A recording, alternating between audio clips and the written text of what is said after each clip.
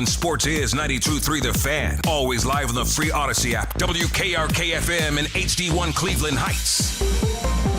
An Odyssey sports station. 92.3 The Fan, 2020 Sports. This 2020 Sports brought to you by Weather Seal. Get 25% off siding, including a free Polar wrap with 5 years, 0% interest. Call 330-920-4494. Visit WeatherSealHomeservices.com. Big question mark for the Browns this offseason. Who's going to be the starting quarterback? It's believed to be a two-man race between Shedeur Sanders and Deshaun Watson. Head coach Todd Monken likes what he's seen this week from the guys, including the other one, Dillon Gabriel. What we got into for sure. I mean, each day they're going to gain more and more information of what we do and what we expect. I was fired up. I mean, I thought all three guys were bright-eyed, wanting to learn. I mean, you couldn't ask for a better start in that QB room. Browns continue their first week of voluntary offseason workouts. Myles Garrett not in Berea, but Coach Monken not worried. Expects the defensive player of the year to be ready when the time comes. Cavaliers off tonight. Going to have a rematch with the Hawks tomorrow night, this time in Atlanta. Cavs beat the Hawks last night, 122-116. Donovan Mitchell had 31 points. Evan Mobley had double-double, 22 points, 19 rebounds. The Cavs won 4 in a row and 6 of the last 7. Cavs off tonight, but could move closer to being the number 3 seed in the Eastern Conference this evening. The Knicks play host to the Celtics. New York currently leads the Cavs by half game. Helping the Knicks out is they own the tiebreaker of the Cavs for Boston to win tonight, and the Celtics secure the number 2 seed in the East. Guardians off tonight before they start a series down in Atlanta against the Braves tomorrow night. Guardians come off a 10-2 win against Kansas City. Angel Martinez, 4 hits, including a grand slam. Guardians yet to lose a series this season, starting with a split in Seattle and then 3 series wins afterwards. The Masters first round underway in Augusta this morning. Turn back the clock day as two-time Masters winner Jose Maria Olazabal leads the way. 200 par. He's played 7 holes. He's now sharing the lead with Sam Burns, who got an eagle on number 2, so he's a 200 through 2. Defending champion Rory McIlroy tees off later on this hour at 10:31. Can now find 92.3 The Fan on YouTube. Subscribe to our YouTube channel. Get the best content from our shows each and every weekday. That's 92.3 The Fan on YouTube. Headline sports news every 20 minutes right here on 92.3 The Fan. From the University Hospital Sports Desk, I'm Jeff Thomas. Up next, time for Baskin and Phelps here on 92.3 The Fan.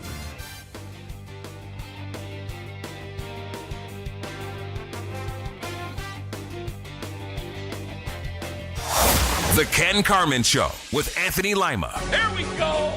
Now it's the Masters. How great would it be with that music if instead in a parallel universe, they're just showing the guys that are getting kicked off the course, getting their cameras out? We go to 16, where Damian, he took a bet that he thought he could get the camera past security and take a bunch of pictures with the sound on. He got tossed immediately, and he has no way to get home. Oh, God. There's Frankie, who said Baba Booey.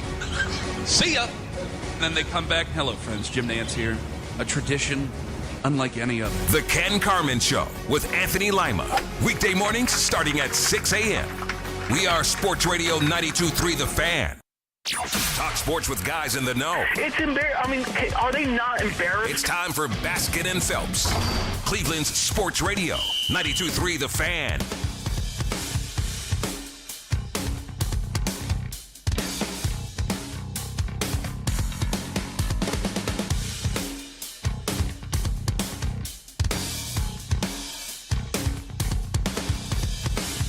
Here we go. We are counting down the games till the Cavaliers get set to play in the playoffs. We know who they played last night.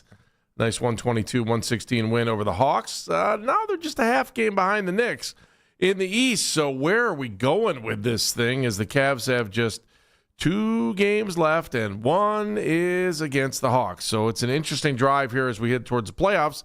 I'm just curious if you're even interested at this point as we watch the end of the season and where we're going with this thing, and it's a little bit all over the place. What's your confidence level? What do they need to do when they get there? All kinds of stuff going on with the Cavaliers. So we're going to get into that. We're going to talk to Notre Dame's play-by-play guy, talk about Jeremiah Love coming up at 11, Daryl Ryder at high noon, and Don Bailey Jr. He is the Miami Hurricanes color analyst too. As we get down and dirty trying to learn about these players in the NFL draft, it will be here before you know it.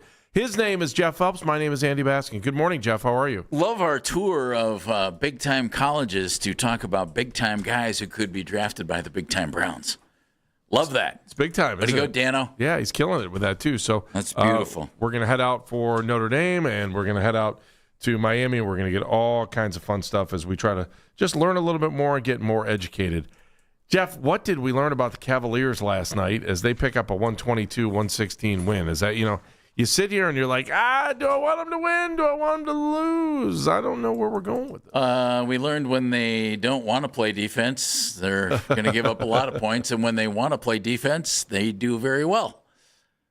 How's that? Gave up 67 points in the first half. The Atlanta Hawks. 38 in the second quarter. Wow. Yeah, but look at the Cavs' third quarter. Yeah. Cavs put up 44 points. And only gave up 20. There you go. So you go back and forth on this thing. I said going into these two games here, I'm really curious on if they're trying to control their destiny, if they're not trying to control their destiny. Do you just go with what the basketball gods give you?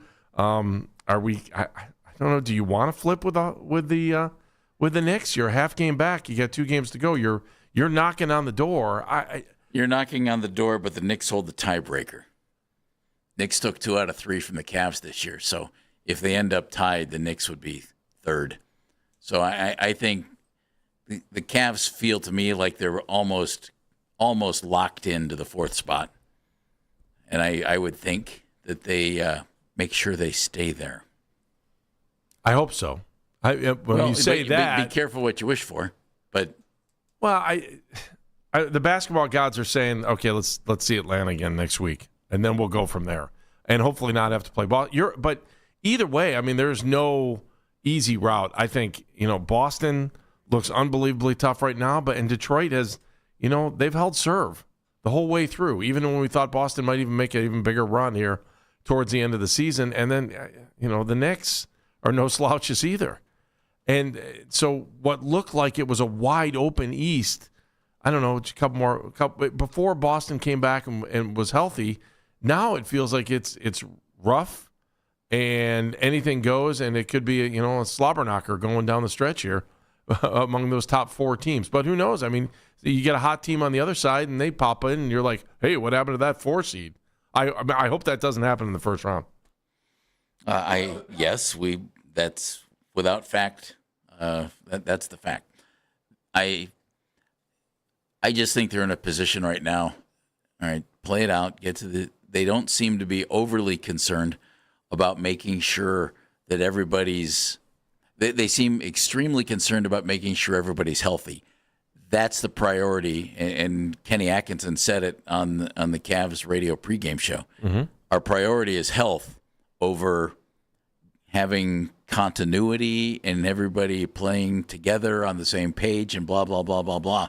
You want that, but health is the big concern. I get that. And you see it the way they've been sitting guys, Andy, on and off, and then last night, hey, everybody's good to go. So it's okay. I don't think there's anything negative you can say about them as they get ready for the playoffs. I think there are some positive things you can say, but I do think that there are just some real question marks, and not in a bad way, but question marks as to, okay, have they played enough together? Is everybody healthy? Last night you had your starting 5. You had your normal group out there. Dean Wade was back. That's all good, and we'll see how it goes. I think this team is very, very capable of a deep, deep playoff run, and they're also capable of getting knocked out in the first round. It is weird. I'd err on the side of deep run as opposed to getting knocked out in the first round. Then what is getting knocked out in the second round? Failure. I think you're right. Yeah, for them, because that's what they've been doing. And that's not the plan, Stan. I look at the numbers from last night, Jeff. They played 9? 3 guys got over 30 minutes. Andy, they played a playoff game last night.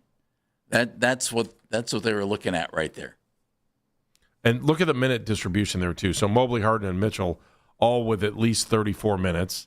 Jared Allen's right there too. I mean, he played 29. And then Dean Wade had 21. Merrill off the bench had 27. Ellis had 22. Strus with 21, and Schroeder with 15.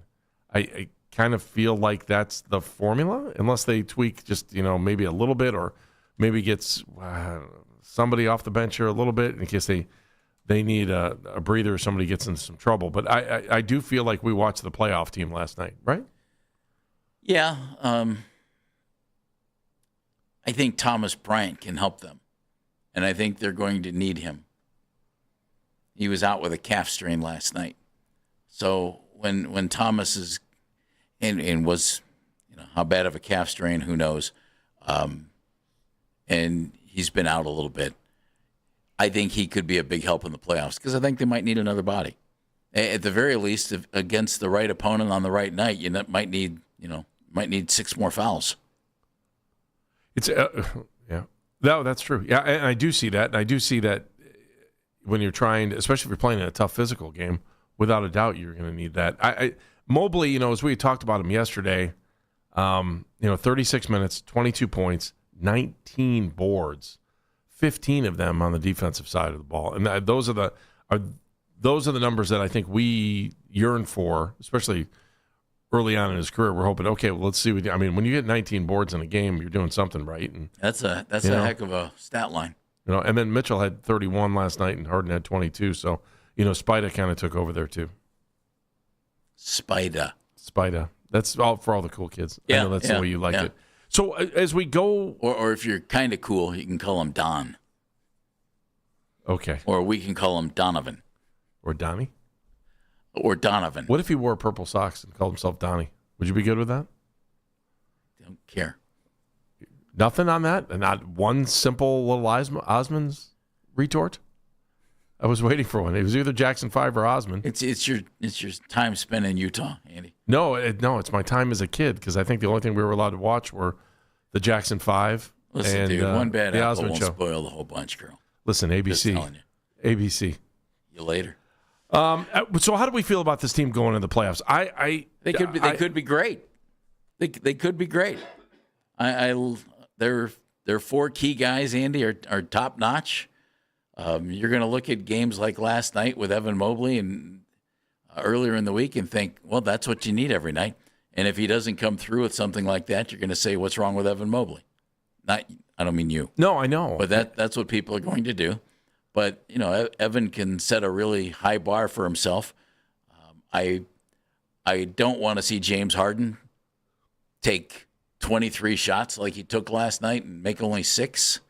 That's a Mennigan closing game James Harden scenario just screaming right there. True. And there were a couple of possessions last night where James had the ball and he just dribbled the whole time and looked for his own shot. Maybe that was a play call. I don't know. But that's not the way to win basketball games, I don't think, even with a guy as great as James Harden. So just keep that ball moving, fellas. Share it.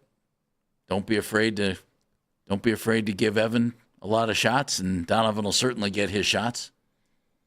So here we are. We're 80 games in, right? 2 games to go. And if you remember the quote at the beginning of the season, we can win 82. We go 82-0. It's not going to matter when we get to the playoffs, which was correct, absolutely truthful.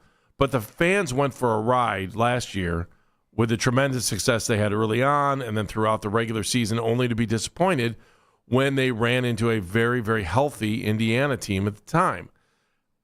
I don't know what this ride has been. I don't have a title or a headline for the ride that we've seen this season. Injured often. How about there is no headline. Instilling something with Harden, because when they brought Harden in, man, it was so different than what we were watching before. The ball was moving, and that's not to say it still moves with Harden there, but the ball was moving way more than it was in the beginning of the year. They got healthy. They continued to play basketball rather than just jack up threes at the end of the game. We saw a number of little changes when Harden got here. I think a lot of people got excited when he was here. I'm still excited about him being here. I'm excited about him, shaking off the demons of the playoffs as we go into the playoffs. And I want this for him too. I want to believe, Jeff, like when you say, I think they can go deep, I want to believe it. I can't. And maybe I just need to see a couple playoff games to get back on board with that. Right now, why don't you think they can go deep? I'm hesitant. They're really good. They are really good, but I'm also concerned about the teams they're about to play. Well, but they're really good. That's the idea of the playoffs. I mean, last year the Cavs had the best record. They looked like the best team. They didn't get it done. This year, they look like one of the good teams in the Eastern Conference. Is Detroit a much better team than the Cavs? I don't know. Is Boston a better team than the Cavs? I don't know. Are the Knicks a better team? I don't know. That's why you play. And I honestly think that there are 4 teams there who are pretty much on equal footing, and any of the four could emerge as the Eastern Conference champs. I really believe that. I don't think it'll be anybody but those 4, but I couldn't rule any of those out, and I couldn't tell you that one's has a huge advantage over the others. I'm going to ask you this plain out and simple. We're 2 games away from the playoffs, and as they get there, are you scared of Boston? Are you afraid of the Knicks? Is there anybody else that's like, oh, boy, Detroit? I don't know how Detroit can't be. Are you afraid of these other teams that are in the top 4 with the Cavaliers sitting at 4 as we get closer and closer to the playoffs with another game against Atlanta coming up? 216-474-0092. It's Baskin and Phelps, 92.3 The Fan. Here for Northeast Factory Direct. All right, if you went to the home show and thought, you know what, I should have bought that hot tub. Well, now here's your sign. Northeast Factory Direct.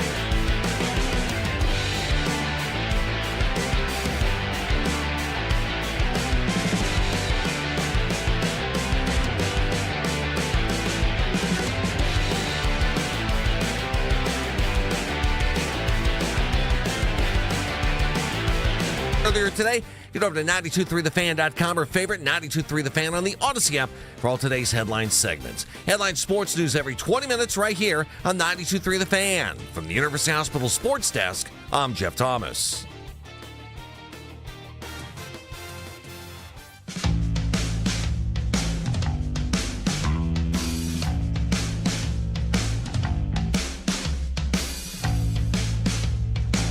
Cavs fans, 2 games to go in the regular season. You're 51-29. Right now, you're playing Atlanta, not only in the regular season, but in the playoffs as well. Cavaliers sitting with the 4th seed. Atlanta, with a 45-35 record, sitting with the 5th seed. When you take a look at the way the Eastern Conference shakes out, Detroit is atop at 58-22, Boston at 54-24.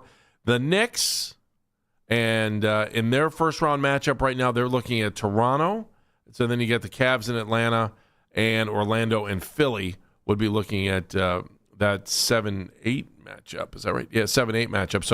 So you've got that, and then you've got, the way we're looking at 9-10, then is Charlotte and Miami. You got the play-in games, which are the 10-9 and the 7-8. Jeff, I mean, I hate to ask it like this, and I know you think that they can go deep.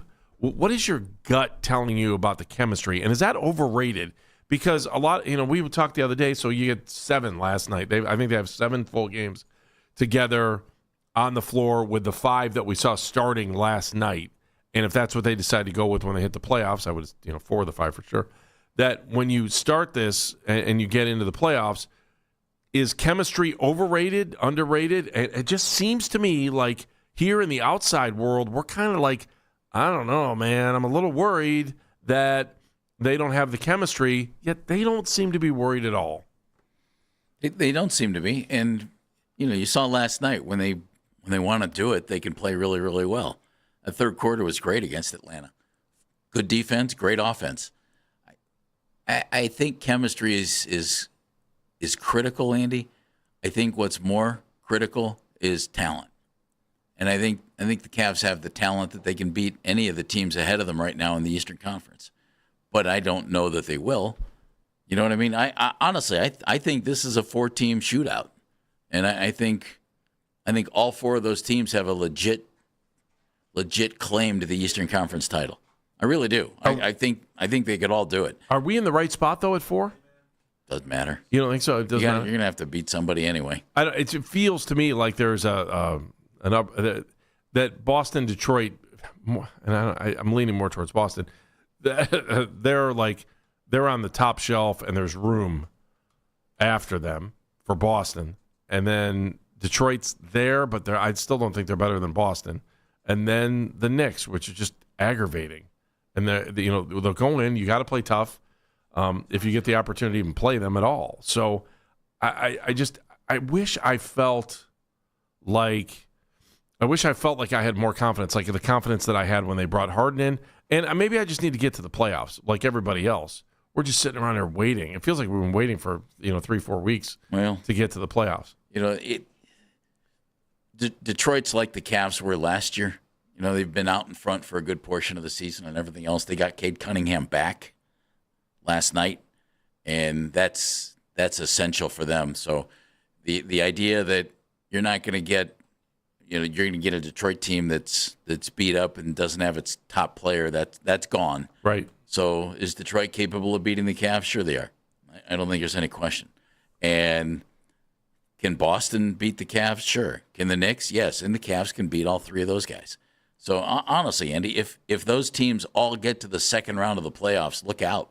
And that's going to be fun. Ken, the mayor, is in Brooklyn. Hello, Ken. How are you? Good morning, everybody. Good morning to you. Listen, guys, here's where we're at. I think the best scenario would be if we finished with the same record as the Knicks. Because they still own the tiebreaker. Yep. Right. Okay, so we get Atlanta or whoever. You saw what happened last night, and I've been talking, Jeff, about this all year. The bigs matter. They've got size on Atlanta. That's why you saw the bigs play so well. Even Dean Wade had 8 last night, okay? And you mentioned, Jeff, about Thomas Bryant, I think he's going to be important too, but we still need that other big. And I don't want anybody to forget about that, okay? And Well, you're not going to find him this year, right, Ken? No, obviously, but, let's see what happens when the season ends, okay, and see if we could pick one up someplace. I like that idea. Okay? Now, can anybody tell us, because the Cavs have a tendency to not let people know what's happening with their players, what is going on with Jalen Tyson? You played the other day. When did he play? You played 2 days ago? No, he hasn't played. Jalen Tyson has not been on the court for a month, I think. But I look at this, and you mentioned something. I think Andy brought this up, or maybe you did, about Detroit. I stand corrected. Okay, about Detroit. I was thinking of Proctor. My apologies, Ken. Yeah, that's right. Everybody was back besides him, and I think and Wade, I think. But we talked about Wade. He's a better player than he thinks he is. I just wish he would play like that all the time. But he's a nice compliment to everybody else that starts. Yeah, I think that this team, everybody has said, well, Cleveland's got to do this, Cleveland's got to do that. But I like where we're at, considering the year that we've had with 19 million lineups and whatever. I hear you. Hey, Mayor, how far do they go? Give me quick. How far do they go? I think they have a very good possibility of at least getting to the conference championship. All right. Thank you very much, Ken. I would agree with that. I think they have a fine chance. They have a chance. I just don't have the intestinal fortitude right now to believe it. I don't. I can't. You sound like you're really negative about this. I'm not negative. Remember, Jeff, I was like all about, especially when Harden got here, I'm like, yeah, I don't think there's anything stopping them from getting to the Eastern Conference Finals. Then Boston got healthy, and then Detroit didn't go away. Like, I thought, Detroit's going to kind of fade away here a little bit. I didn't think they would. And there was talk that Tatum was coming back all year and would be okay for the playoffs, and that appears to be the situation. But there was a little bit of a miracle feeling that he'd be able to. I mean, he did come back compared to normal guys. How many weeks early? 4? 6? He was expected to be back for the playoffs if they got there, and he got back a little early. And these guys are good. NBA teams are good. Yeah, I respect that. And so that's why you have the playoffs. I mean, nobody expected Indiana to be hot last year. They were. And, if a team gets hot in the playoffs, whether it be the Cavs or the Knicks, look out. It'll be the team to beat. Dan, do you get that read too? Like, I'm trying to not only like have that media kind of feel for it, but I'm like, where, like, the fans on this thing, like, I mean, obviously we've got a lot of hardcore diehard Cavalier fans, right? And they're into it. They're going to be into it no matter what. I keep going back to that. It doesn't really matter what we do during the regular season. The only thing that's going to matter is where we are when they hit the playoffs. And when they hit the playoffs, like when you make a move like bringing Harden in, Jeff was right about what he said. Like, if they get bounced in the first round, here we go again. We're looking at who knows what they're going to do with this team. I think it's an NBA problem. I don't think it's just a Cavs problem. Okay. I think it's the fact that you've got half the league making the playoffs, if not more, if you count the play-in tournament. You have more. And especially this season where there is a clear line between the tankers and the contenders. I mean, you can draw that thing. 2/3 of the teams make the postseason. Right. So the fact that you even have that makes everybody look at your regular season and go, okay, we're just going to kind of use this as background noise, because we know which teams are going to find their way into the playoffs, especially this year, and which teams are vying to get into the lottery, to get one of the boozers, or get the Bonza, or get the kid from Arkansas, whose name I can never remember, who's awesome. Like, I think that's the problem. It's not just a Cavs problem, it's a league problem. What fixes that then?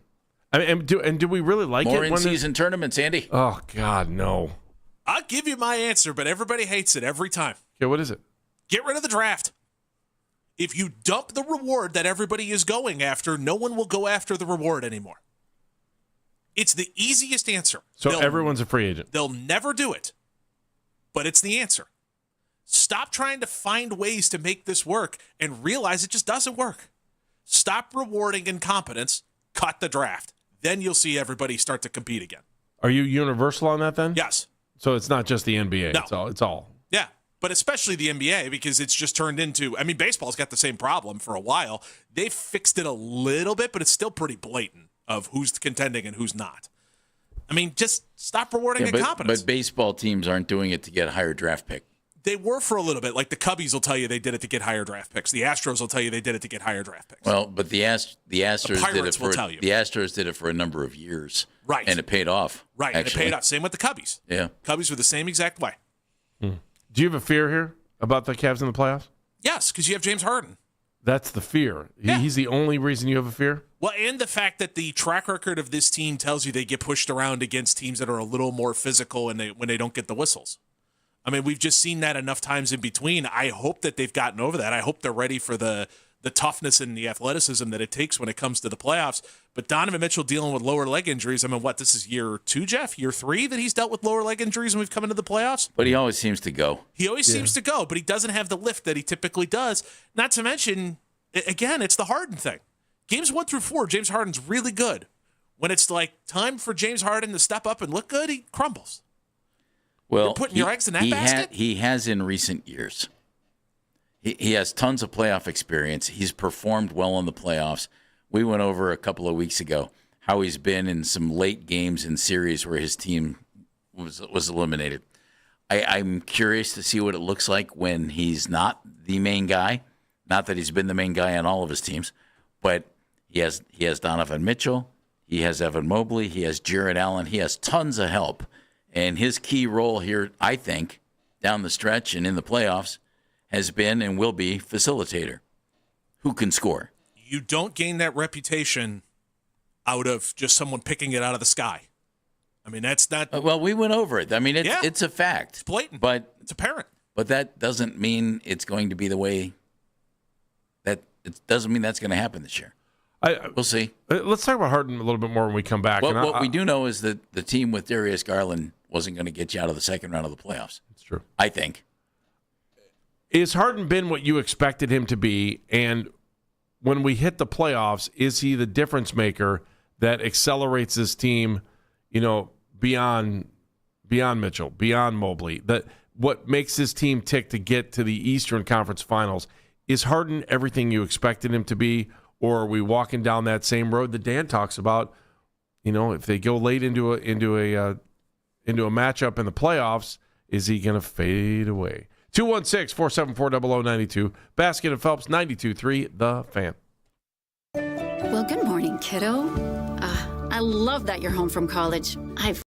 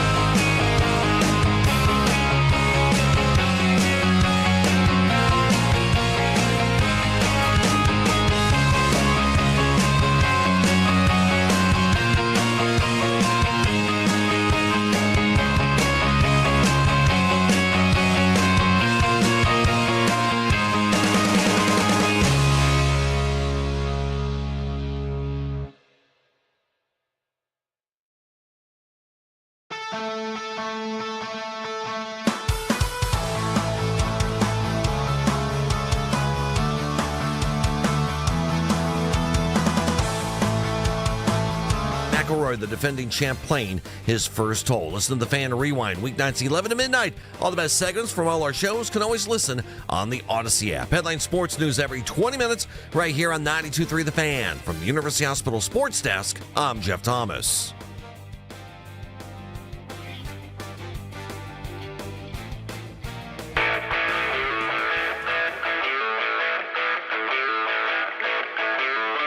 You can listen to The Fan anytime, anywhere on the free Odyssey app or by telling your smart speaker to play 92.3 The Fan.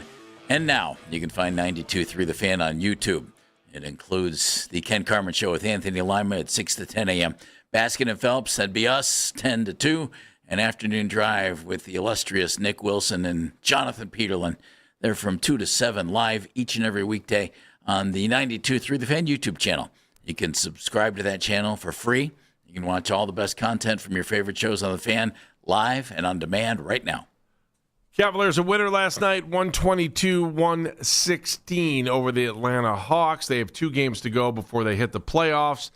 You know, a number of questions as we drive into this. They're a half game behind the Knicks. The Knicks have the tiebreaker, so you do the math on that. The Cavs pretty much have to win both, and the Knicks still have 3 games left, and they play Boston. So they're in a little bit of a different story, but Boston's also won 4 straight games in a row. 2 questions I have just kind of talking about the Cavs right now. One, since James Harden got here, are you happy with where he's taken this team? Do you feel still, at least I do, like with more confidence about this team and the chance for success in the playoffs? Has Harden lived up to expectations, Jeff? I think James has made them a better basketball team and a better playoff caliber basketball team. So the answer is yes. Dan, you in? Out? I think their ceiling is higher with James Harden. I think their floor is about the same as it was. Yeah, I do too. I think the ceiling is higher. I like the way he plays. I like the way he controls the game. I like the fact that Mitchell doesn't have to carry the entire team on his back for everything. When he moves the basketball, it's a different game. It's fun to watch. And so he has still lived up to the expectations the Cavaliers, at least fans, have had for him since he got here. And, he's got to be a leader. He's got to be dynamic along with the rest of the starters. But he has a special place on this team to be able to be the guy that gets the ball to guys and, when they need him to take that big shot. My concern is what we've said before about his, the history of him in the playoffs. And I'm not even going to be concerned about that. I think this is a fresh start for him.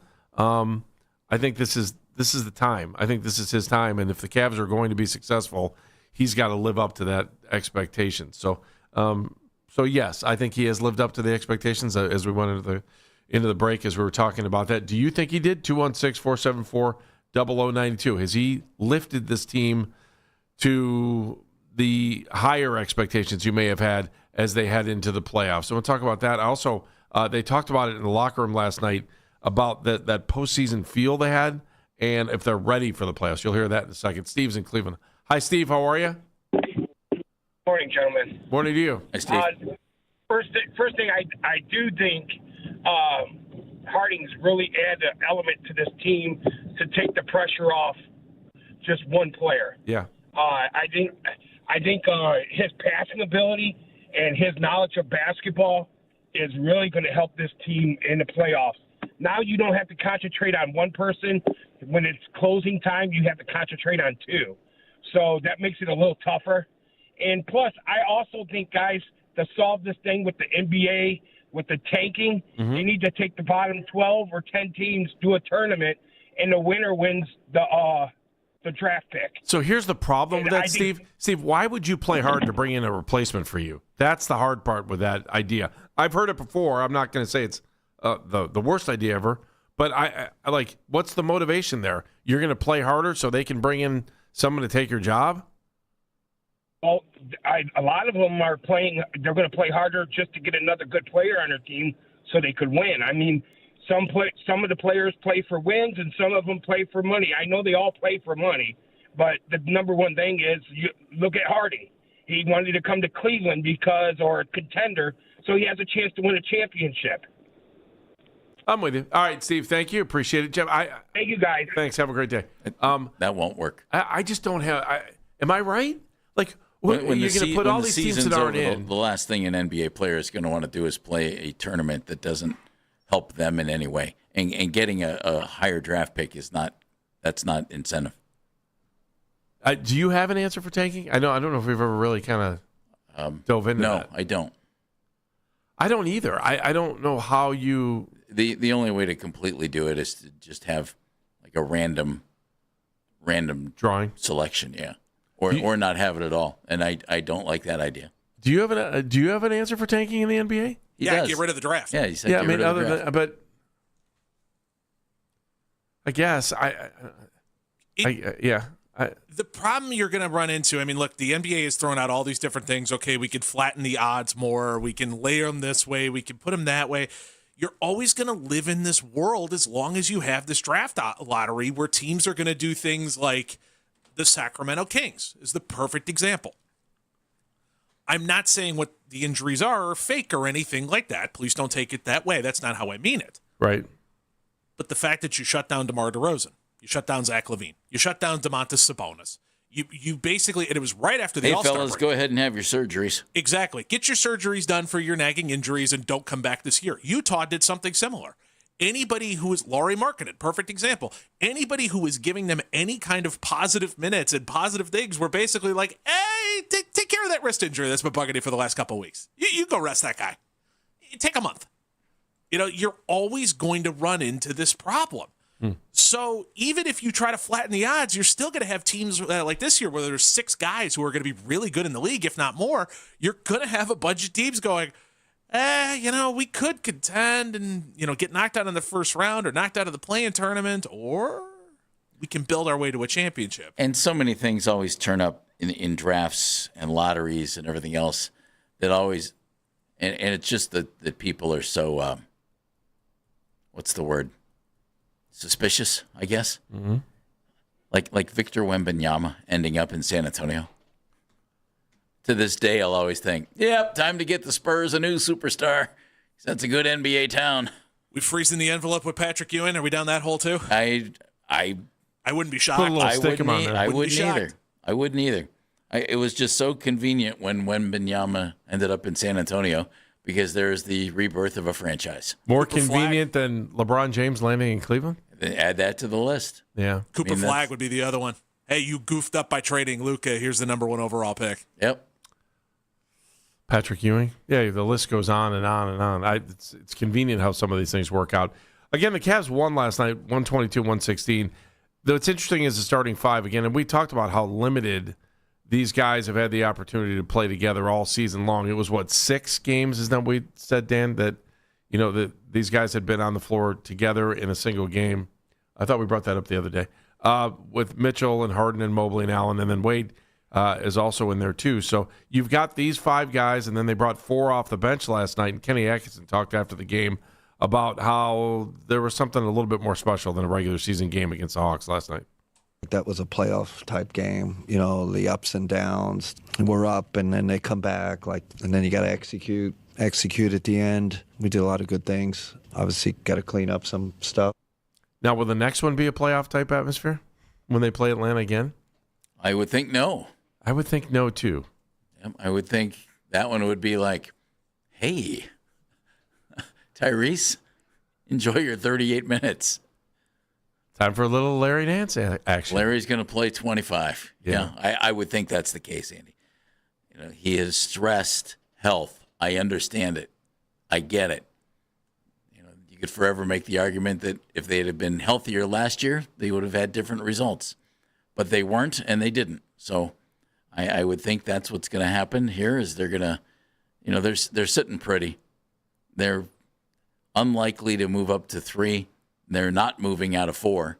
So I would think health gets stressed here in these final 2 games, and we don't see a lot of the guys that we think we're going to see. Now, that doesn't mean they might not play. Right. But they might not play much. All right, so this goes back to the chemistry question then for a Cavs fan. Do you believe this team is ready for the playoffs? Evan Mobley chimed in on that after the game last night.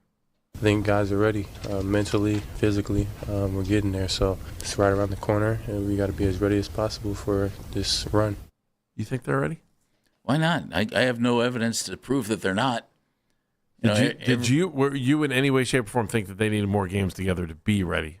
Yeah, in a perfect world, yes. And I thought that going down the stretch here, it would be nice to get those guys out and play together. That was not their priority. Kenny Atkinson said it himself, our priority is health. And they think if they're healthy, they'll be good to go. Hard to argue with them after you saw the third quarter last night. 44-20 was the scoring difference. Hard to argue. Yeah, no, you're right. Isn't it? No, it is. It is hard to argue if you watch a quarter like that from last night. So the Cavs have 2 games left. Atlanta on Friday night. That's back-to-back with those guys. They played them here last night. Now they get the Hawks on Friday. That's a 7:00 tip. And then on Sunday, many of the teams tipping off at 6:00. On Sunday night, they will take on Washington for the final game of the season. So, you could end up, I don't know, it's a 53-win team when this thing's all said and done if they take down Atlanta in Atlanta. And then Washington, it was weird, is Guardians are in Atlanta. So remember last week we had the Atlanta trip? Or I'm sorry, the Los Angeles trip? Yeah, and then this year, it's weird. That rarely happens, I think, that you get both teams in the same city. Buy one ticket, get 2 teams. Oh, fabulous. I don't think it works that way, Jeff. All right, well, apparently they must be ready because I think you think they're ready right now. I am just ready for the playoffs to start. I don't know if the team's ready or not. We will find out very quickly. They'll take on Atlanta, and then we'll see what happens. And maybe they take on Atlanta. You're still got a half game behind New York. You could creep up into the 3 spot, but then again, the Knicks have the tiebreaker in that one. So we'll see how it all shakes out. Tony Simeone, do you know him?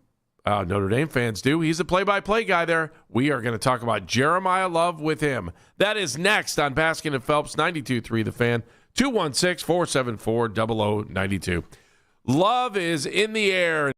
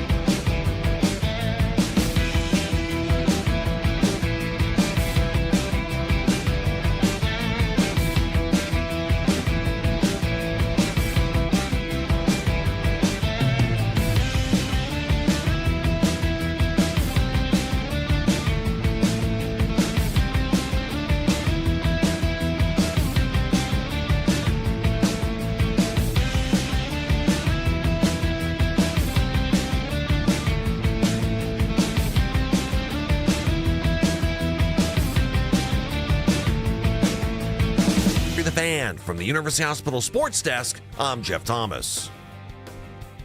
Want to talk Cavs at 6 a.m.? There's only one place to go. The Ken Carman Show with Anthony Lima. Weekday mornings starting at 6 a.m. 92.3 The Fan.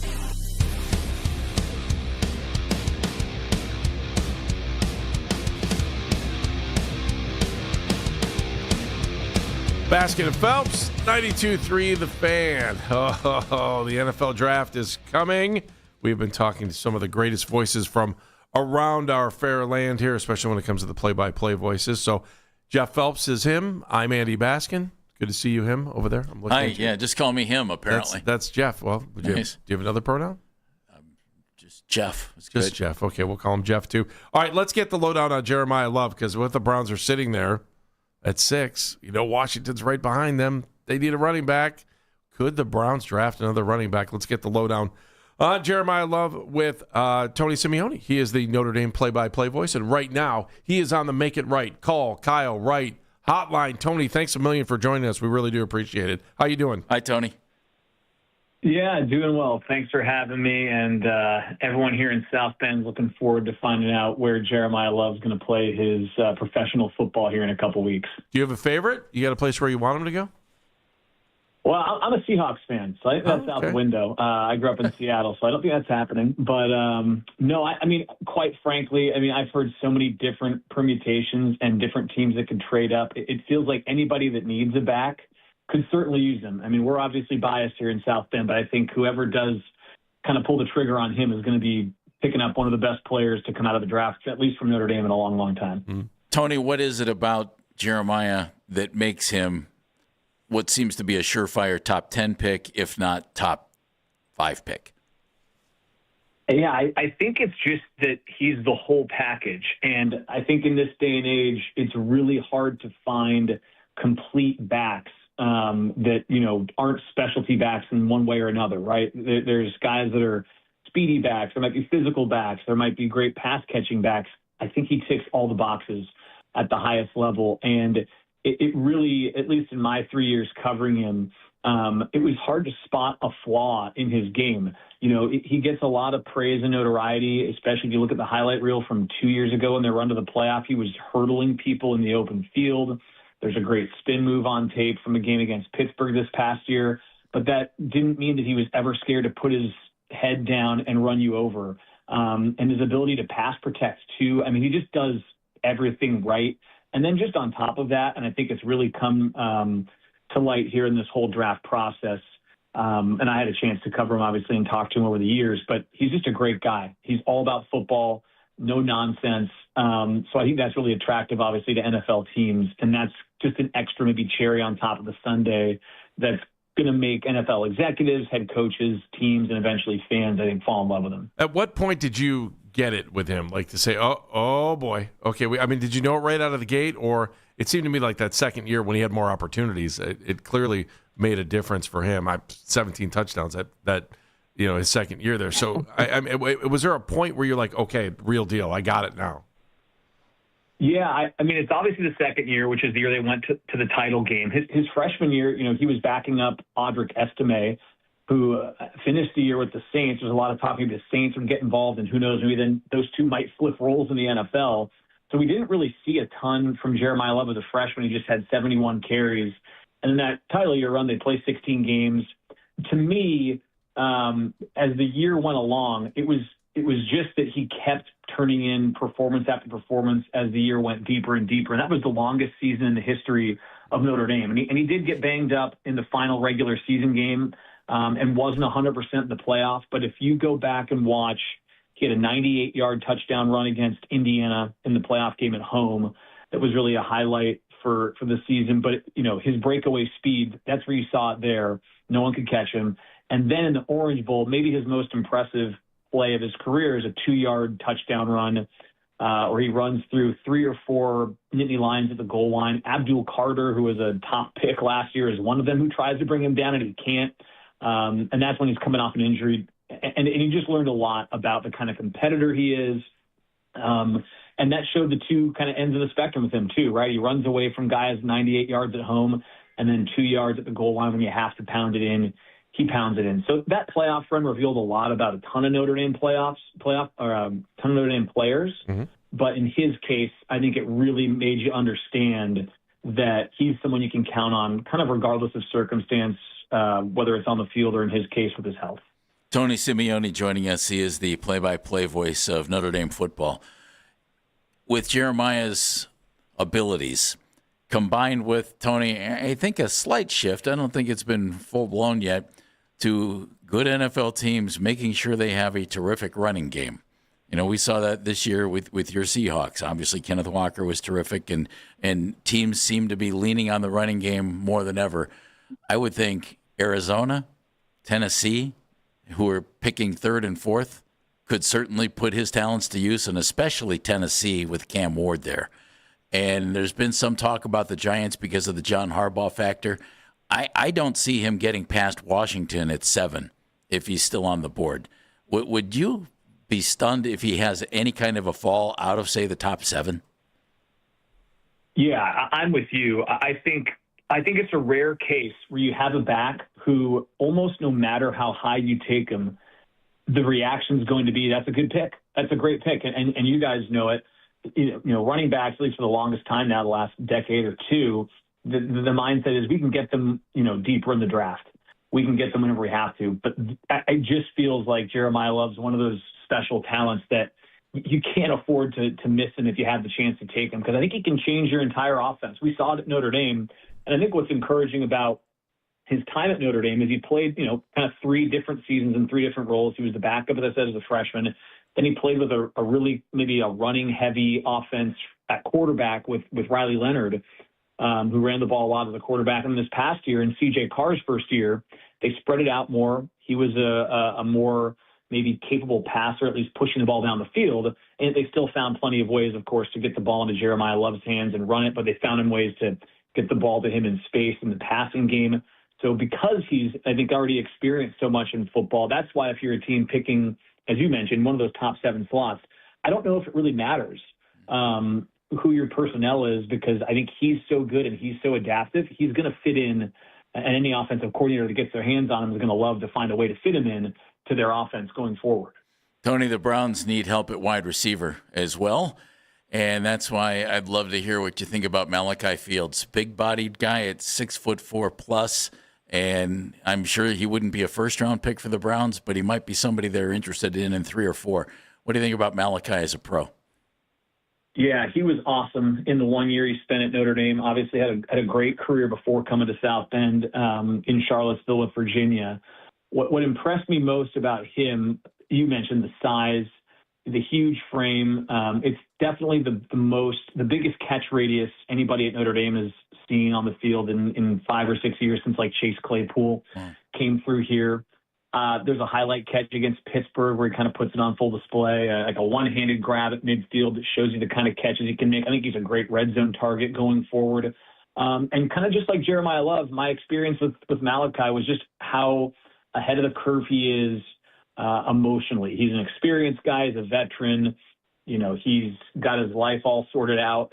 Football is, he takes care of his business. So I think whoever ends up with him, you're going to get someone that's ready to start day one and make an impact. He's played a ton of football, and I think that he's somebody that you can kind of slot him into your offense and work the same way that we were talking about with Jeremiah. You're just not going to have any questions about him anywhere else. And, in talking with Mike Denbrock, the offensive coordinator, both he and Will Pauling, when they came in, the 2 transfers, you could just tell they wish they had another year with them, because once they kind of understood what they were capable of and got them in the offense, you're just like, gosh, can we get them back for one more year? And that's, of course, not how it works this day and age in the new landscape of college football. But he made a great impact here in South Bend. I think everyone here is also really intrigued to see where he fits in best at the next level. I always find it interesting when you get a Notre Dame guy on your team, that the quality characters they have, and they need help on the offensive line. And was it Billy Scharoth, the offensive lineman, the captain? Thoughts on him? I mean, I know he might be like a day 2 guy, but the Browns need help on that offensive line. Is he NFL ready, I think, or what do you think? Yeah, I think he's definitely a pro. He's going to be a really good player. He had a game against USC. It's a good one. If you want to go back and just watch the highlights of that, you get a chance to see a really good performance from Jeremiah Love. Jadarian Price, who's a back that's going to go maybe at the end of the first round, early second, has a kickoff return in that game. But Billy Strauss, he was actually the Outland Watch National Player of the Week, best offensive lineman.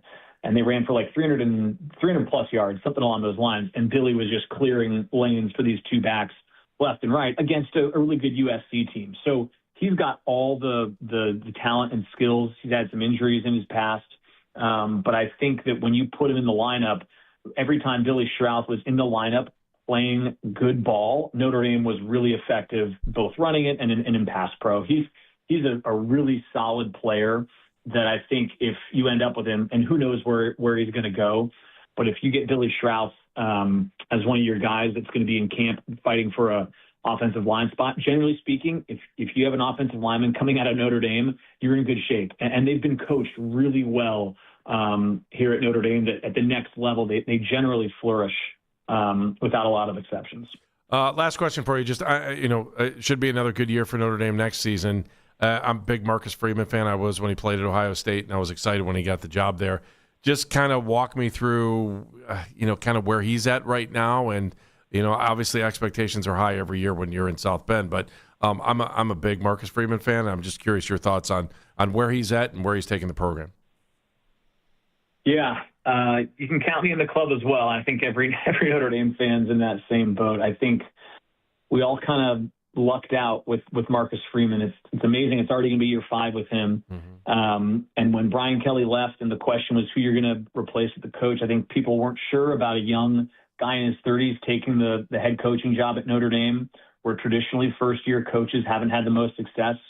And he's done an incredible job. And I think it's been really fun to watch him go from a first-time inexperienced head coach to now be a true veteran as a head coach. And you can just see how comfortable he is in his own skin. He's got the program headed in the direction he wants. Now it's pretty much a team compiled of all guys he's recruited or brought in. And, the run to the title game a couple of years ago, I think really validated a lot of fans' hopes with Marcus Freeman. And now the question is, can you get the first title since 1988? They were really close. The schedule this year shapes up really well. They've got the best quarterback they've had in a long time, I think, in C.J. Carr. It's the first time they've had a quarterback coming back to play as a starter for 2 straight years since 2021. So it's all shaping up to, I think, be a really good year here in South Bend. And Marcus Freeman, I think, has just done an awesome job of navigating this ship through, you guys know how it goes at Notre Dame or any big-time program. They've lost a couple games they shouldn't have. And to his credit, they've stopped the bleeding every time. That's been the most impressive thing with him, is that they've hit adversity all 4 years, and they've managed to really rally in the most impressive way pretty much every time. So the hope is they don't hit that early season adversity this year, and I think the schedule should help them out a little bit in that regard. But everyone is a huge Marcus Freeman fan here, and I think we're all just counting down the days until season number 5 with him at the helm. Very cool. Tony, hey, we really appreciate your time. Thanks for giving us a lowdown and a lot of insight on what's going on in South Bend and Notre Dame. Thanks, Tone. Thank you, Tony. Yeah.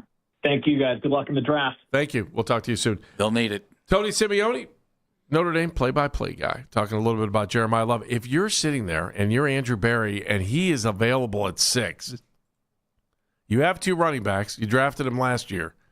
Is he the guy you're going to grab because he could be the best player in the draft at that point? Or are you praying, especially Washington, that maybe they think you're going to take him and now you're talking about a trade? We'll talk about that when we come back. 216-474-0092. Baskin and Phelps, 92.3 The Fan.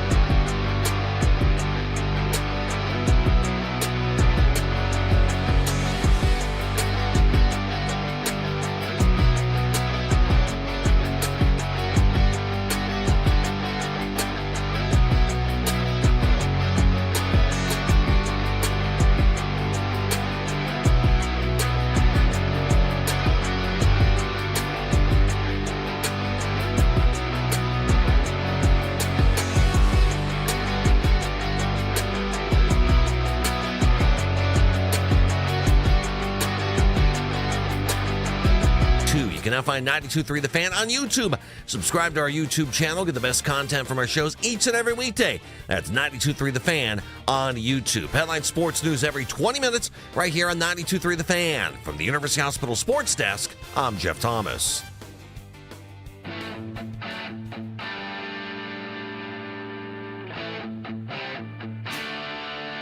Hey, as always, you can listen to this show. You can listen to all of our local shows on The Fan on Apple Podcasts, on Spotify, or wherever you get your podcasts. All right, Jeff. Man, really good interview that we just had a couple moments ago that I enjoyed. I was talking about Notre Dame with Tony Simeone, who's the play-by-play guy there. And we talk about Jeremiah Love. Like, I mean, nice job, by the way, not throwing out, I hang out at Notre Dame events with A-Rod. Nice job by you. You know how many years ago that was, Jeff? Seriously. Dan, wasn't that a nice job by Andy? How many years ago? Hey, hang out at Notre Dame events with A-Rod. I mean, put it this way, it's recent enough that we remember. Yeah, Jeff's never going to let it go. Like, I can't even remember it. And the only reason I can remember it, I got to look it up the year, is just to look up A-Rod suspended. Because that's the only reason he was over there. So hang out with A-Rod. 2014, Jeff, 2014. I mean, either that or we 12 years ago that happened. We can start turning this into a fishing story on you if you want. Okay. All right, rubbing elbows with A-Rod. I was hanging out with J-Lo at the same exact time. There's Travis Kelce. Hi, Trav. Yeah, Trav. J-Lo wasn't there. I mean, again, but if we're treating this like a fishing story, she could be. Yeah, she should have been. I caught a fish. It was this big. And then in 3 weeks, then you tell it again, and all of a sudden the fish has grown another 6 inches. And you tell it again, the fish just grown a foot. I'm not putting weights in the fish. I'm just telling you. We're not doing that. Or filet of fish sandwiches. It was A-Rod. Who else was there? A-Rod's cousin, I think, was there. Sure. A couple other people there. It doesn't matter. He was only A-Rod's cousin. He wasn't A-Rod. Well, I'm just saying. And then he had a nephew that was there. Was a really good ball player. Sure. Are you going to let that go or no? Apparently not. I'm just trying to think of, I mean, Jeff will give us one of those, well, I was interviewing so-and-so in Los Angeles, baseline. And here I was sitting in a suite with A-Rod and J-Lo, and sure enough, Derek Jeter walked right on in. Said, hi, Andy. Nope. None of this is true. None of this is true. What, should we put out the pictures of me and A-Rod, though? Then all of a sudden, George Steinbrenner walked in as well and said, I'll get a round of drinks for everybody. All my Cleveland guys. That dang George, boy, I'll tell you what. And then Larry David came in and imitated his voice. Yes. Are we done? Are we ever? Never. No. All right, Jeff. You're sitting there. You're Andrew Berry. You're at 6. Yeah. Jeremiah Love is on the board. He's on the board. Are you taking him? I am not. Jeff Phelps doesn't like Jeremiah Love. Not the case at all. Okay, I just want to make sure. Here's why. You just drafted 2 running backs. Okay, that just happened. Okay. One of them's coming back from major injury in Quinshon Judkins, and the other one, Dylan Sampson. Mm-hmm. I can't imagine a team with so many needs on the offensive side of the ball and guys ranked in the same vicinity as Jeremiah Love, Carnell Tate, at a position of need, and passing that guy up to take Jeremiah Love. Just did a little checking. Top 10 rushers in the NFL last year. Okay. Wild guess, boys. How many of the top 10 rushers were first-round draft choices how many of the top 10 rushers last year were first-round draft choices? Oh, boy. Just a guess. 2? Might be more than you think. 3? It's 4. Okay. Bijan Robinson, Jameer Gibbs, Christian McCaffrey, and Saquon Barkley. However, you had the first 3 rushers in the league were all second-round picks. James Cook, Derrick Henry, Jonathan Taylor. Achane was a 3rd-rounder. Kyron Williams from Notre Dame was a 5th. And Javonte Williams was a 2nd. Well, the Browns just invested heavily at running back. Yeah, they did. They used a 2nd-round pick on a really good running back. Now he's injured, but he's a really good running back. I think they're solid at running back and weak at wide receiver. And if my top wide receiver is on the board at 6, I'm taking that guy and passing on Jeremiah Love. However, if I can convince Washington that somebody else is trying to trade up to draft Jeremiah Love at 6, that's my ideal scenario. And I pick up some other draft asset, drop down one spot, still get my guy because Washington's coming up to get Jeremiah Love, who would be phenomenal with Jaden Daniels. Phenomenal. Be a great fit. Former Browns quarterback David Blau. David was in camp with him as their new offensive coordinator. Right. He came from Detroit. What they have in Detroit? Jahmyr Gibbs, along with David Montgomery. So I would think Washington really wants him badly, and they might be willing to part with something to move up one spot to take the running back, just to make sure. So basically, though, I think if you look at it, if he gets by the Titans at 4, right? Which, man, if I'm Tennessee, I'm really tempted to take him. Okay. I've seen a ton of mock drafts taking him. I've seen him going to the Giants at 5, and I don't get that one because they have Tyrone Tracy, who's okay, but Tyrone's a great compliment to Cam Scatterbo, who is coming back from a major injury. And Cam was really good as a rookie, and then he hurt his ankle. But he's been cleared. He's good to go for voluntary OTA stuff and everything else. So he should be fine. I'd be surprised to see the Giants take him. However, it's the John Harbaugh factor that I think is playing into that, where he had great success with Derrick Henry. And maybe that's the guy that they're thinking he's the next Derrick Henry. Let me go back to this, though. If the Browns are at 6 and he's there, let's just say that for some reason he was able to get by Titans, he was able to get by the Giants, and the Browns have got to be thinking in the back of the head, like, man, Washington, there's no way Washington's going to let him go past them. He's going to take him. I wouldn't think so, Andy. But if I'm Washington, I don't know that I'm making a deal with Cleveland. I mean, everybody, the whole you're world going to call knows, their bluff? Yeah. I'll wait. If a guy is that vital to what it is you want to do, and Jaden Daniels needs a running game, they need running backs. I'd be tempted to make a preemptive strike if I was Washington, and I'd be calling Andrew Berry and saying, how about a 5th to drop down one spot? And Andrew Berry will say, you know what, make it a 4th and you have a deal. And Washington will say, fine, let's do it. Because I think he's vital to their success. But the key, though, is the Browns have to be on the clock. That can't, how can you breathe not thinking that Tennessee might not take him? I could probably breathe a little easier on the Giants. You mean for Washington to make a move? Why Washington has to make sure he's there. So they have to wait for the Browns to get on the clock to make that deal. And by the way, otherwise, if he goes to Tennessee, there's no deal, obviously. Yeah, I would think, Jeff, you're right, and they probably would be able to pick up a 4th rounder just to drop back one spot. Something like that. Yeah. Or and would it be great to get a 3rd if you're rounder? the Browns and you're still going to get your guy, why wouldn't you? It's exactly right. But of course you would.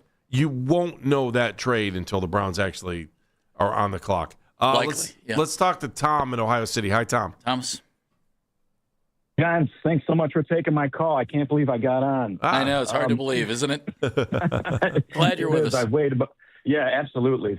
First-time caller, long-time listener. All that good stuff. Awesome.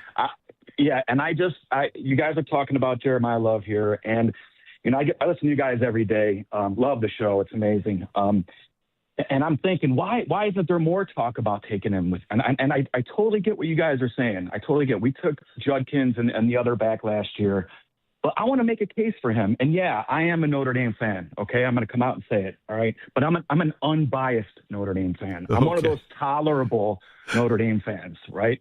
And I'm honest about it, right? We haven't been Ohio State. We're not that good, all that good stuff. I get in debates with all of my Buckeye friends here. So I'm not an obnoxious bias. You sound like fan. an early 90s Buckeye fan. Congratulations. That's that. Yeah, right, exactly. And that's, I was in college during that time, so it's funny. But I'm just thinking, what's the Browns' biggest need? Offensive line. Offensive playmakers. Thank you. Mm-hmm. Offensive playmakers. And who is arguably the best offensive playmaker in this draft?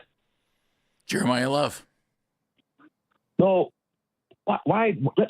Let's not complicate things. Is Judkins gonna for sure come back 100% and be that same back that he was last year?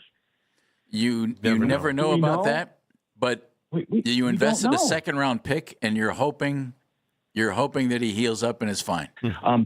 I was happy that they took him, but there's no guarantee he's going to be there, and I think Love is a step above him. I really do. I mean, I agree with you on that one, Tom. I do. I think Love is better, but I think the team would be better served if they have them rated similarly. Okay, and that's the key here.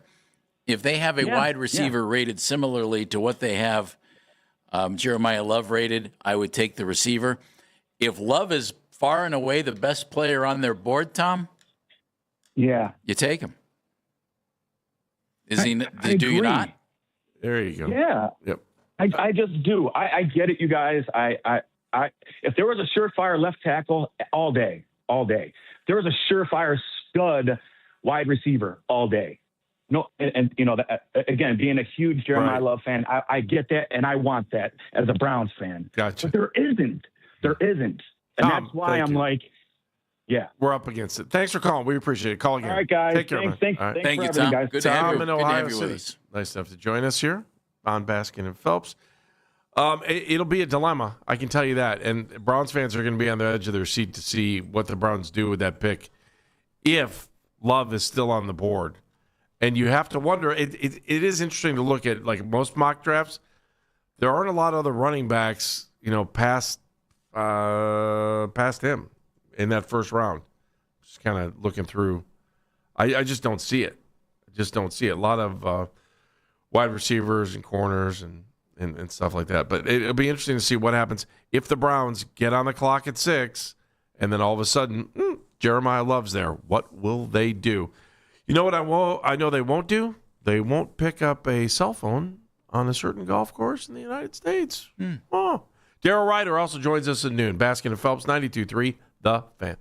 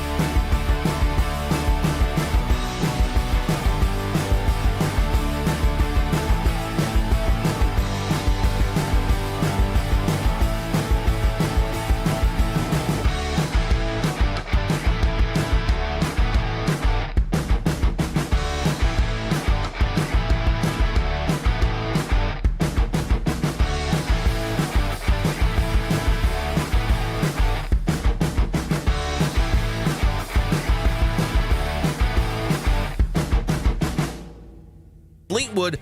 2 players, including 2-time Masters winner Jose Maria Olazabal at 2 under par. The defending champion Rory McIlroy just got a bogey. He's at even par through 3. Listen to the Fan Rewind weeknights 11 to midnight. All the best segments from all our shows. You can always listen on the Odyssey app. Headline sports news every 20 minutes right here on 92.3 The Fan. From the University Hospital Sports Desk, I'm Jeff Thomas.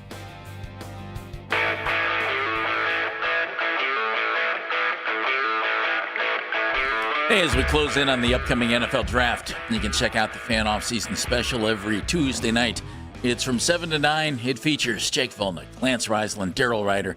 They recap all the latest Browns news, all the moves this offseason in free agency, and, of course, with the draft coming up.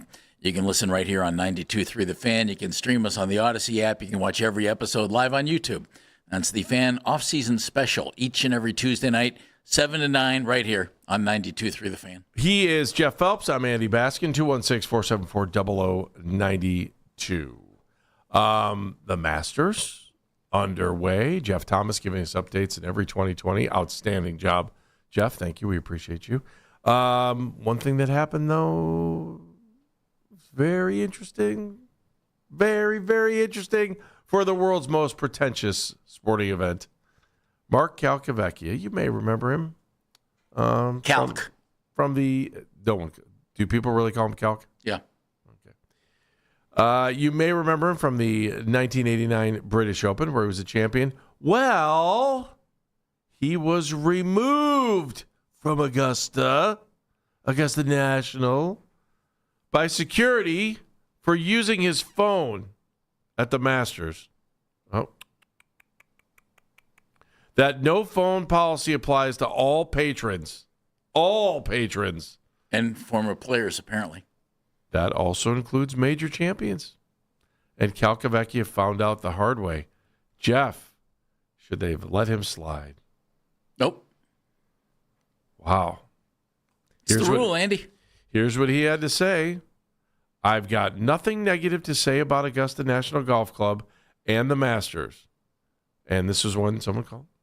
So I think we should literally hang up right now, he said, before another word could be uttered. He proceeded to do so as he got a phone call about, his reaction to what was going on here. It is interesting, though, that the Masters champion partner is, I'm sure it's a cell phone company. That's right. It's AT&T.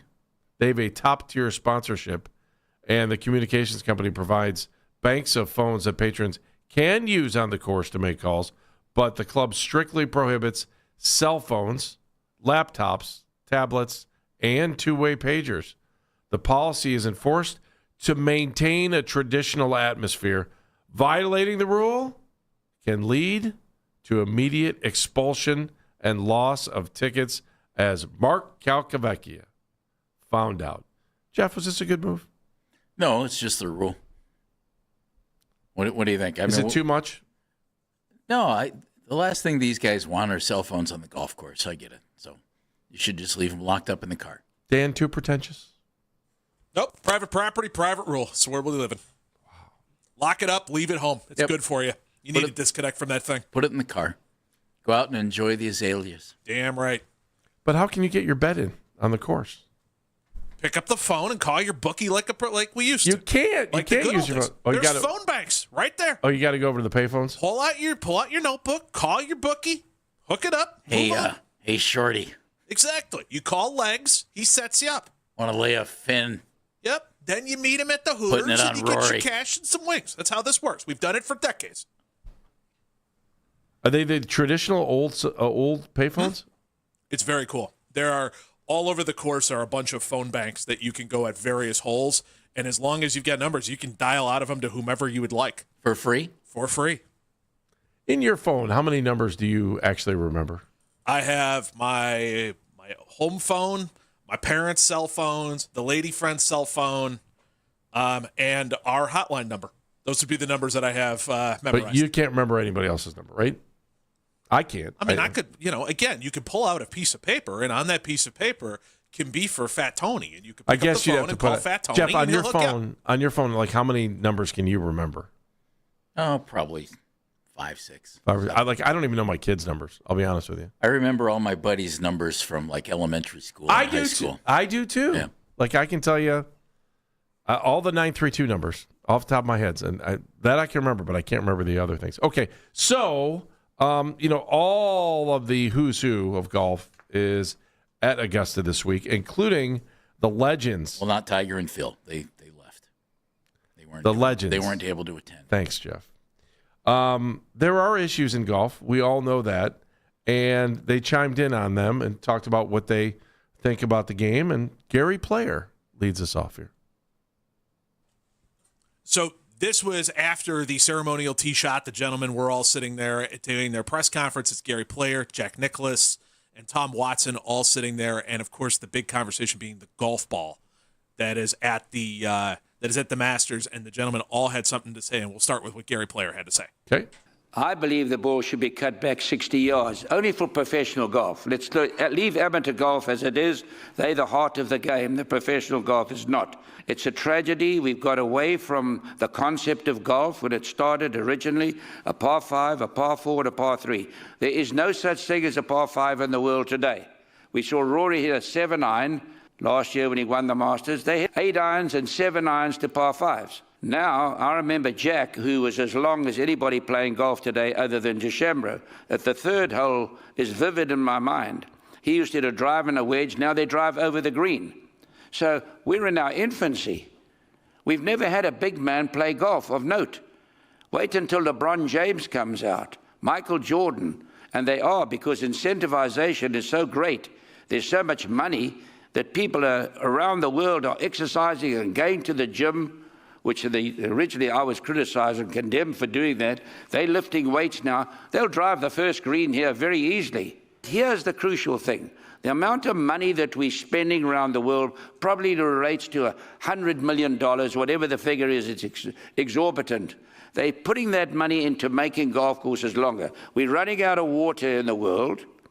It's fertilization. Machinery is so expensive. Labor, oil, whatever you want to put in there. Where are we going? That money is being wasted. Or if they cut the ball back, we don't have to make these changes. Huh. So you're going to cut the ball back, and that way in other words, reduce the flight. Yeah. Gary Player is a very smart man. Very smart man. The golf courses of today are going to become obsolete as technology continues to evolve. And we see it with drivers. Right. And we see it with irons as well.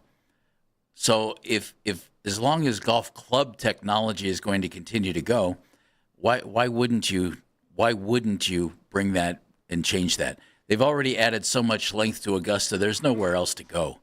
And what Gary Player said, I think, is brilliant about the reduced flight ball. And it's this. I don't like seeing pros hit 5-iron, hit 6-iron, 7-iron to a par 5 on their second shot. I mean, that's anybody who played golf, you're hitting driver and long iron or driver and fairway wood or a hybrid to a par 5. I mean, that's the way the game's supposed to be played. And I would, as in Major League Baseball, hey, our pitching is not very good right now. Let's deaden up the ball a little bit. That happens all the time. The hitters aren't hitting very well. Let's put a little juice in the ball. It's been tinkered with over the years. Sure. And I think in golf, they could easily have a professional ball that forces the players to use every club in their bag. I think it would be a much more entertaining game. I mean, these guys are so good. They're hitting, 7, 8 iron into par 5s. That's silly. That's not the way the game is supposed to be played. Even though that's how I play the game. But it's because I can't hit my woods. Yeah, but it takes you 4 shots to get there with an 8 iron. Well, if I get there in 4 and putt. I've seen you putt. And then I putt, that's par, baby. That's okay, but you're not a pro. That's true. These guys, I agree with you on that these too. guys So are Jeff, pros. You know what could happen, Andy? Huh. If there's one tournament that has the juice to say, sorry, you can play a ball with this type of build to it. Yeah. You couldn't just say you must play this ball. I don't think, because guys have all the endorsement. No, you would let all the. So it would have to be a specific, meet the right specifications. The Masters could actually say, "Hi, would you like to play in our tournament?" Okay, then you're using a ball with this compression, and that's all there is to it. Okay, so let me ask you. And if you don't want to use the ball that fits our course, so that you have to play the kind of shots this course was designed for, then that's okay. Good luck to you. You can go to the next event. Could you? The Masters is the only one that really gets away with that. I think the Masters is the only one that has the juice to do that, but the PGA could certainly do it as a whole. Sure. And why wouldn't you? Could you just have a driving ball? So a ball that you just it'd be a dead ball is probably the best way, that you can only use in the tee box. Do you understand what I'm saying? So it would have to be the same ball all the way down. Right, because otherwise you're changing one of the fundamental things about the game. You don't change the ball unless you lose it. Yeah. And then again, they're pros. You lose it, you kind of have to. Yeah, I'm just trying to think about and do you think the players would like it? And it's not just driving that he's talking about. No, I know. It's 8 irons hitting an 8 iron 195 yards. I mean, that's silly. Again, I see it silly. I see it from the pro perspective, the way you're saying it. I don't know that the guy who's you and I don't need a ball that flies less. Right. Yes, I need a ball that flies. Most guys who go out and play don't need that kind of a golf ball, but the pros do. It's like the talk in tennis for years about mandatory wooden rackets on the pro tennis circuit. Well, do you like serve and maybe a return volley, and that's about it? That's what the men's game has evolved to in many instances. The great volleys from back in the day, Borg against McEnroe, they don't exist anymore. It's the wood bat principle too. Yeah. Same thing. I mean, Major League Baseball could let them use aluminum bats. They want to kill pitchers and infielders? Go ahead. Let them do it. And you'd be hitting the parking lot, but too. But they don't want to. And that's why they use wooden bats. Interesting. I don't know if I'm a long drive guy, I don't know. You'd still be a long drive guy. Do you think they'll ever do it? Yes or no? Yes, they're going to have to. Dan, yes or no? We're running out of land. Yes, they have to. I mean, you've played at Firestone. Oh. It's a long course. But guess what? Not for them. But played is a loose word I used. I chased the ball around. You've chased the ball around Firestone. Interesting. I can't wait to see it, to be honest, because these guys are so good. I want to see them make shots. And those guys hitting wedge, 9 iron, 8 iron, those are rarely shots. Those are just like, how close to the hole can I put it? Yeah. Many have gathered in Berea, one man to cover it. He's our friend. He's Daryl Ryder. He will join us next. Daryl Ryder, our Browns beat reporter, right here on Baskin Phelps, 92.3 The Fan.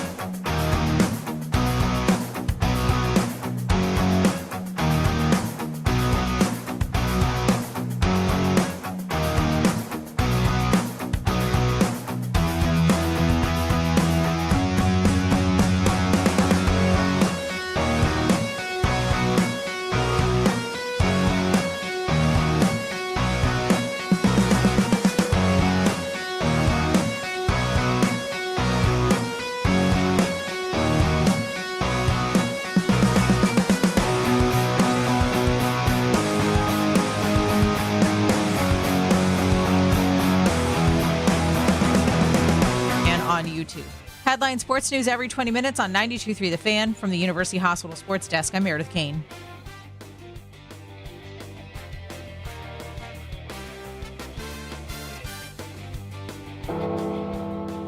No, the podcast isn't dead. It's just moved to the Ken Carman Show with Anthony Lima feed on the free Odyssey app. Of course, the emerging podcast scene is also brought to you by Extend Technologies. 92.3 The Fan is looking for a winner. Here we go, folks. Be caller number 3. Be caller number 3 right now. 216-474-0092. 216-474-0092.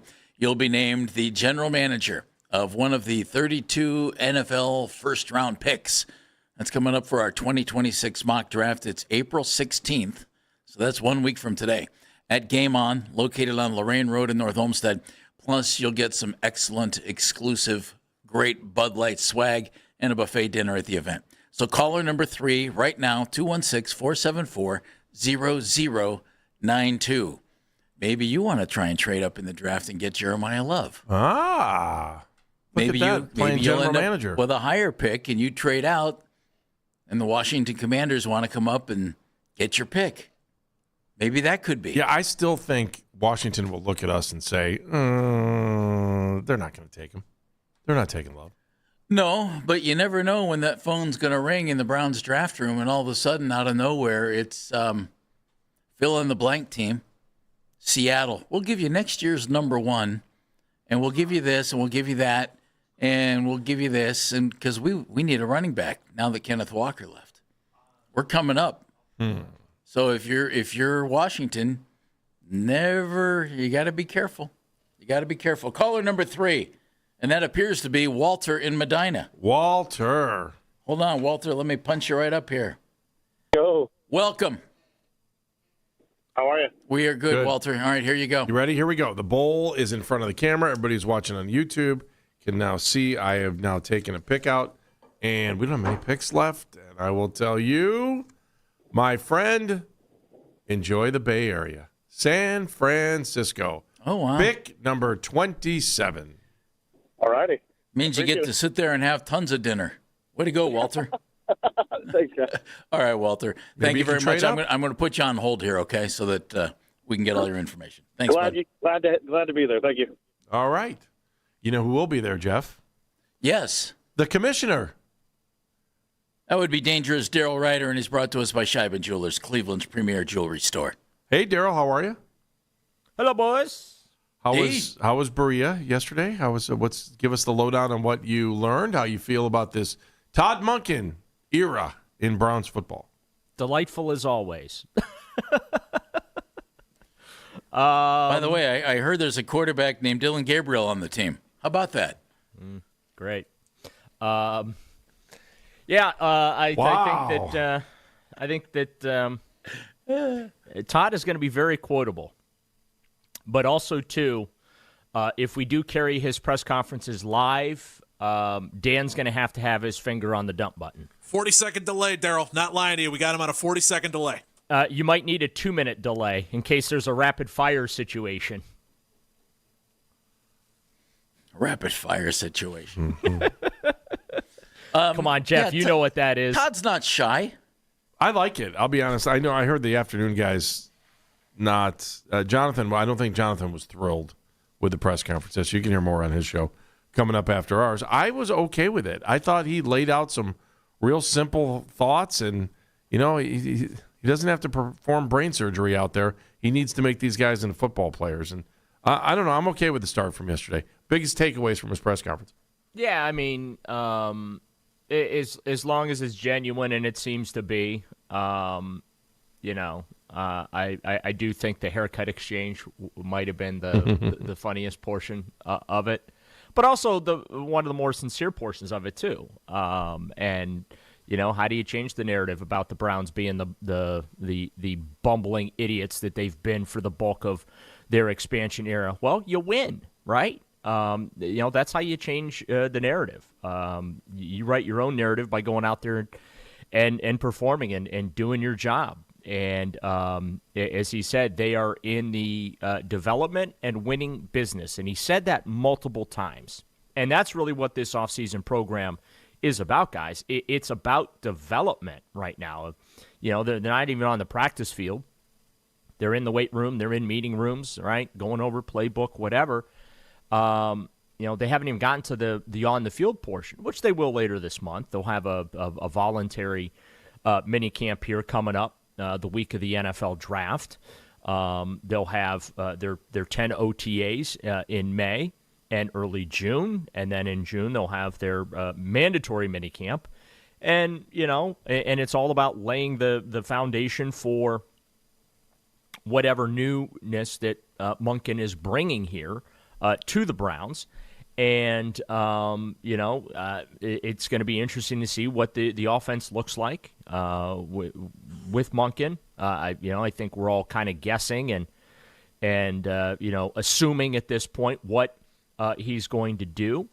The quarterback battle, if you want to call it that is now officially underway because you know, they're already being evaluated, and so it's we got a long way to go to the regular season, but it's also going to be here before we know it.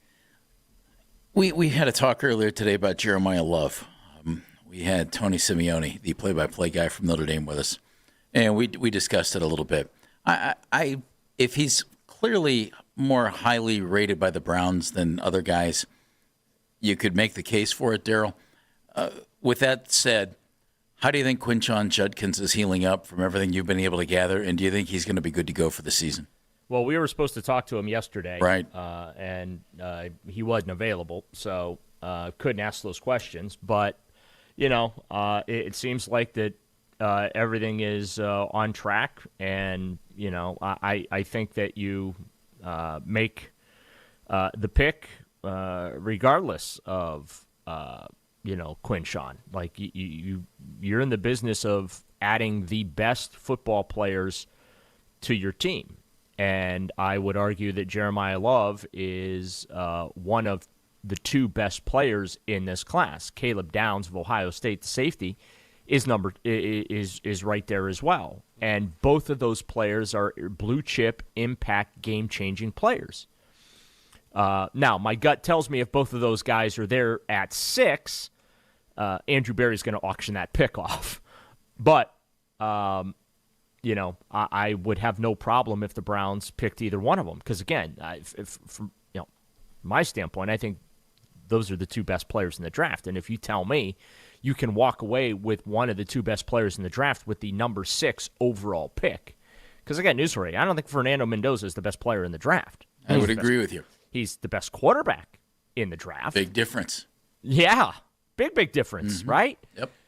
And we all know how well Heisman Trophy winners do in the National Football League that are quarterbacks as well. So good luck with that, Vegas. But, yeah, if it's Love or Downs at 6, I think that would be a smart move by Andrew Berry. But, again, I think if both those guys are there, Berry's going to trade the pick. I 100% agree with you. Let me go back to the first thing that Jeff said to you. Did Todd Monken just put Dillon Gabriel back on the radar yesterday? Or are we making too much out of what he said? No, I think he's just trying to treat all three of them equally right now. Okay. Honestly, as he should, Daryl, maybe? Just as coach? I don't know what good he actually saw on tape from Dillon Gabriel last year. Maybe he was watching kind. Oregon tape. That would be the previous year then, because I didn't see anything good on tape from Dillon Gabriel last year in practice or during games. So I don't know, but I think that was just him being a diplomat, putting all three guys on equal footing. But for me, this is coming down to Shedeur v. Deshaun.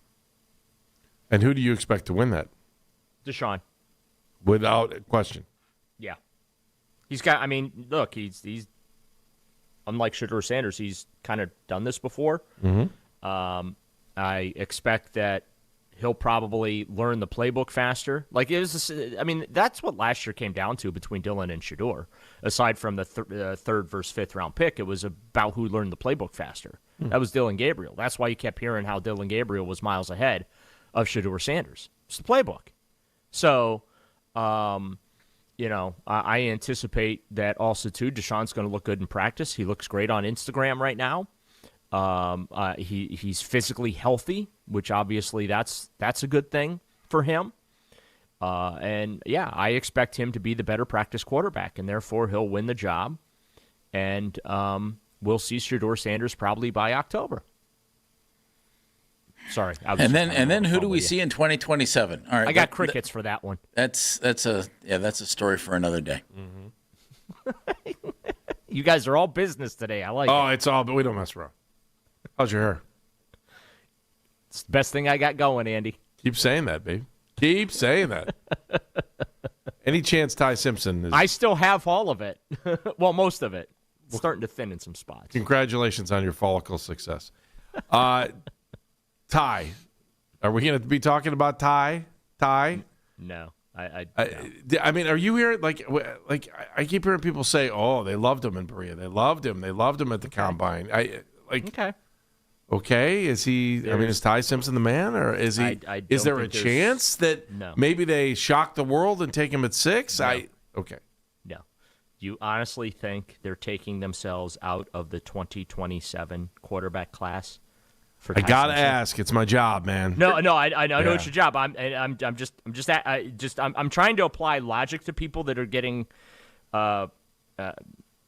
either excited or worked up or whatever. Quarterback FOMO is what it is, I think. And but either way, like you said about Mendoza. That's the question. That's the question you have to ask yourself, right?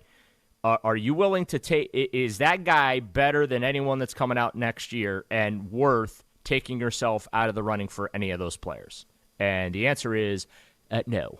So I think that the Ty Simpson stuff is all smoke and mirrors. So when Andrew Berry talks to us a week from today, I expect that Berry is going to say glowing things about Ty Simpson, which will then be clue number 1, the Browns have no interest.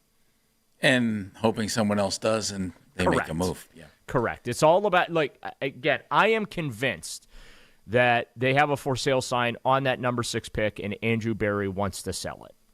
And now, I don't think he's going to be able to make another trade like he did last year with Jacksonville. You don't have the number 2 pick in the draft. I don't think he's getting a 2027 first-round pick. He might get a 2027 second-round pick, but not a first-round pick. I don't think that teams want to gamble those picks right now. And again, with what that draft class is projected to be, and that's the key word, projected, because we thought the same thing about this one, and it never materialized. So there's a chance this may never even materialize next year, right? But although everybody stuck around, Daryl, I know, but so that's it. They got to come out eventually. Yeah, well, and I think it was smart that they all stuck around, too. They needed more seasoning in college. So, no, I do think that he's going to do his absolute best to try and trade that pick. Daryl, do you believe that he will have his number 1 quarterback when they walk out of this minicamp, knowing that, and I say that rep-wise, I don't know that I'm saying that for opening day, that he knows who's that guy who's going to get the most reps? No. You don't think so? I think that he is – I think these first couple weeks of the offseason program is going to inform who gets the first number 1 reps. But as he said yesterday, it's not about who gets the first number 1 reps in April and May. It's, who's getting them in September, and there's a lot of time between those, 2 points. So I just hope it's not Dylan Gabriel. Like they did last year during OTAs and minicamp when they were giving Dylan Gabriel the first crack at the 11-on-11s. We shall see. D, you were fabulous, but you knew those that. Those were good times, weren't they? Good times. Good times. even better during the months of September and October and November. All right, Daryl, go get a haircut. No, we Never. can't. We got no. I'm trying to compete with you. You've got. I would say you've got the best hair at the station. Oh well, thank you. I have one thing going for me, which is nice, right? Goodbye, Daryl.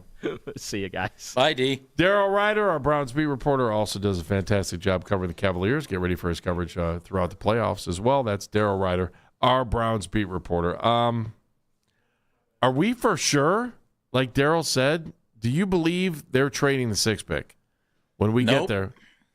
I got to tell you, I think Daryl's right on the money. I don't think they're going to take a card to the podium when 6 comes up. History will tell you that. We'll talk more about that. What do you think? 216-474-0092 basketball.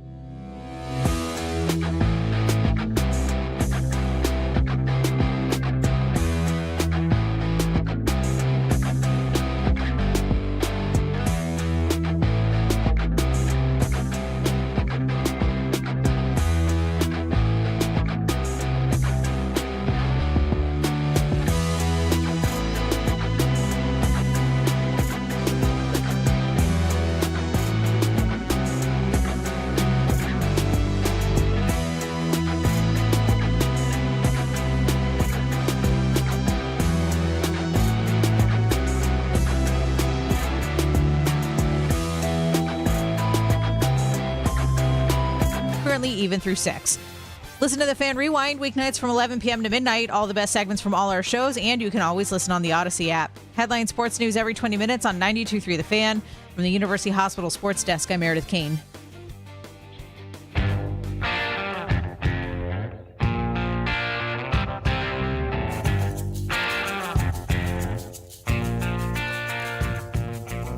I am convinced that they have a for sale sign on that number 6 pick, and Andrew Berry wants to sell it. And now, I don't think he's going to be able to make another trade like he did last year with Jacksonville. You don't have the number 2 pick in the draft. I don't think he's getting a 2027 first round pick.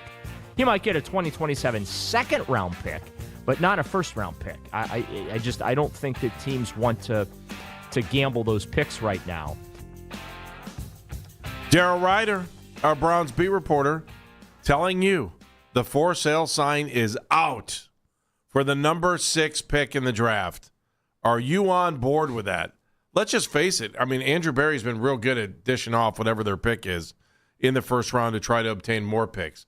I guess if there was ever a year where the for sale sign should be out, this is it, Jeff. I think that this is the year they trade for sure. Like going into this, you could, and I think Daryl's right, and it'll be the year they actually take a pick. This is the right. Their needs align with the draft, Andy. In other words, they need offensive linemen. There seem to be a number of them who are going to be first-round picks, and if they drop down a couple of spots, even 6 to 10 spots, they could still probably get a really good offensive lineman and/or wide receiver. So I think their situation aligns with a trade down. The key word, though, that Daryl said there is wants. He said, I think Andrew Berry wants to trade down from 6. Doesn't mean he will. You know, I mean, another team has to be willing to give you something. I mean, why would you drop down 10 spots to get a 4th-round pick? You wouldn't do that. I don't think I would drop down 10 spots to get a 3rd. I would do what Daryl said, though. I'll drop down 10 spots to get a 2nd. Especially this year. And then maybe you pick up something for next year. One or the other. If I'm Andrew Berry, I'm certainly listening, and I'm certainly thinking this draft aligns with my needs if I can trade down a little bit. I'm still not walking out of this draft without 3 picks in the top 40, though. So I'm hoping that if they do get rid of 6, that they're still dropping back into the first round. See what I'm saying? Yeah, yeah. They're not. I don't see them dropping down into the 20s, trading from 6. I don't think that would be a prudent move, unless somebody who's way down there wants to gamble on a 2027 first rounder, and to drop, let's say to drop 20 spots. That's worth a first-round pick. You know, you might have to throw in something else. Yeah. But if you picked up a first-rounder in 2027 and you gave up 6 and, say, a 3rd, and you ended up with a later first-round pick this year and a first-round pick in 2027, I think you could make that work. I think he's right. I mean, I just think Daryl's right. Do you think that number 6 pick is for sale? And is that just easy because it's the Browns? I think it is, though. I don't think there's any questions for sale. But it doesn't mean he's going to trade it, though, Andy. I mean, hey, we want to trade this pick. Well, why? To get more picks to lean towards next year? But are you going to get those? You know, that's all well and good. Hey, I have a car. It's worth $20,000. Really? How much is somebody offering you for it? 12? Well, then how much is it worth? 12? Maybe you can get 2 cars. Right? You come back in and get an $8,000 car and a $12,000 car. Now you've got 2 cars. But nobody's offering you 20. That's my point. I don't know what they're going to get offered. I do think that dilemma about Jeremiah Love is going to be a recurring headline storyline. I don't. It's going to go away fast. Because he's going to get picked early, or because he's going to be gone by 8. He'll be gone by 8, and the Browns pick at 6. So here's the problem I have with my feelings and thoughts on this is that I can't fall in love with any player with the 6th pick. Do you have a player that you're in love with? Nope. That you think is going to be there at 6? I don't. If you and I'm looking at it right now. If you look at the NFL.com draft prospect list, their top 6 guys: Arvell Reese, David Bailey. Dan, how do you pronounce Mansour? Is it Delaney or is it Delon? Mansour Delane. Delane, the corner from LSU. Jeremiah Love, Fernando Mendoza, Carnell Tate. That's 6 guys. 3 of them are on defense. I would assume the Browns aren't taking a defensive guy, but if Reese or Bailey's there, why wouldn't you? That personally, I kind of think that. You're taking another edge rusher then. Okay. Well, if I can get the best player available, I agree with that. If I can get not even the best player available, if you can get like a top 2 or 3 guy on your draft board at 6, I'm sorry, man, you got to take him. If Arvell Reese is sitting there at 6 for some reason, why wouldn't you take him? Why wouldn't you take him? I can't argue against that. Of course I would take him. Same with David Bailey, the edge rusher from Texas Tech. Now, I don't know that you need a corner. Are you going to take Sonny Styles? You need a linebacker? I don't know. Do you want a linebacker? I wouldn't. Sonny can play. I'm sure he can. I wouldn't take Sonny. I don't know that I'd take Caleb Downs. Maybe. I would think. You would take Carnell Tate? Everybody keeps telling us he's the best wide receiver in this draft. So I'd sure think about it. It is weird to think that he's the best wide receiver in the draft, but wasn't the best wide receiver at Ohio State. Well, does that bother you? Ohio State keeps churning out great talent, Andy. So I'm not worried about it. If I could put Jeremiah Smith in Carnell Tate's body and transform them, yeah, would definitely take that guy. I think you're right. But that's not going to happen. John is in North Ridgeville. Hey, John, how are you? Good, guys. How are you? Good. Hello, John. I don't think they should trade the pick. I think if, the best you can get is maybe a second rounder for next year, this doesn't make any sense. I think what they should do, it's pretty simple. It's real easy. You take Carnell Tate at 6, and then you trade up and get Freeling and go trade up to like 15 or 16. And you get John, both you your might not guys. have to do that. You may not, but I don't think you risk it. You don't need to. You have so many picks. You could trade up with somebody like Tampa Bay, and you get both guys. Well, if Freeling's the guy they want, it might be Lomu from Utah. Who knows who it is they want? Most draft boards, most mocks, Freeling's sitting there at 6 for them. They can take him. That seems like a reach. Why, when you could get him later, right? If you can get him later down the road and get Tate, you're good. I'm not arguing with you on that. I would take Tate there and wait for Freeling too. I'm totally on board. If you're going to, Jeff, you said this the other day, and thank you, John. I appreciate your phone call. John. You said this the other day, and it didn't hit me until you did. If you're going to pick an offensive lineman with a 6th pick, you're taking a left tackle, right? You're not. I can't imagine taking a guard or a center with the 6th pick. If you're the Browns, especially when you brought in guys who can play guard and center. You already signed free agents and made a trade for guys who can do that. So I would think the only way you're taking a lineman there is if you think he's your left tackle. I mean, there are some. Yeah, I agree with that. There are some great linemen who have been interior linemen who are picked high, but I just don't. If I'm the Browns, I'm not taking a guard over Carnell Tate. With the talent that this offense so drastically needs, I don't think I'm going to take a guy who I think is primarily a guard or a center at 6 and pass up the top wide receiver. You want to throw a wrinkle in this? What if they just love Gabriel? Would you take a right tackle? What Gabriel? Your quarterback. Would you take a right tackle at 6? What'd you drink for lunch? I don't know, but it hit me here, and I was eating a piece of candy, and then all of a sudden, boom, I can't stop coughing. Yeah, everybody heard. Not everyone can hear. Can everybody hear? You can. I'm sure you are. You're all like, oh, Baskin's coughing in the background. It's just it got stuck in there, and it was like a little piece of candy, and then... Was it one of the butterscotch? No, I went with a strawberry one. Yeah. That's why. That's your problem. Yeah, maybe butterscotch is soothing. Maybe you think I'm allergic to strawberry? Or artificial strawberry? No, you're just like choking. Oh, well, that's good. Coughing. Story of my life, isn't it? Did you like my little theory there on a right tackle? No. Because I don't think any team They're would not. do that. They're not basing anything around Dylan Gabriel. Chuck is in Vermilion. Hey, Chuck. Hey, gang, what's up? What's up, Chuck? Yo, it's something I want to say about Carnell Tate at 6. I don't know if you guys was aware. You know, he was redshirted his first year there. Yeah. He had those guys in front of him that was pretty good. Yeah. He chose to leave and get into the portal in this day and age, and he did. He stayed the course. He worked hard and still is rated top in this draft. I mean, yeah, you got to get this guy if he's right there at 6. His offense is the problem that we have the most. You know, what do you guys think about that? Well, I think if you have the chance to take a top-notch wide receiver and you're the Browns at 6. Yeah, because that's not going to happen again. You know, not just sitting right there for you. As far as the offensive line, I think we're pretty good. I mean, you look for offensive linemen at 24 or early in the second. Man, we have no depth on the offensive line. I'm sorry.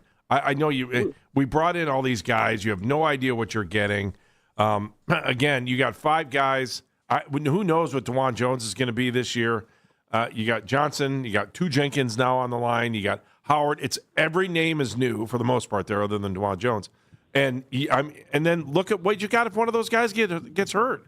Are you banking on Zinter? Are you banking on Luke Whippler? I just don't see it. They're not drafting guys they signed as depth, or maybe move them to a different position. I would think that all 3 of the guys that they brought in are going to be starters at some place on the offensive line. And Thanks, I would think DeJuan Jones, if he's healthy, is going to be a starter somewhere on the offensive line. And if not, he's your number 1 fill-in. But they said they view him as a tackle. That would mean that he's probably playing, well, until further notice, he's playing left tackle. Correct. Which means then you're not taking a lineman at 6. Andrew Berry said the other day, we view DeJuan at the meetings, he said we view him as a tackle. He didn't say left or right, but he said tackle. He didn't say inside. So he's playing tackle. Means you could move Howard inside if you had to. I don't know. Maybe do you move one of the guys you brought in to depth and then bring somebody else in? I don't know. That's the only way you would do that. You have a starting offensive line right now.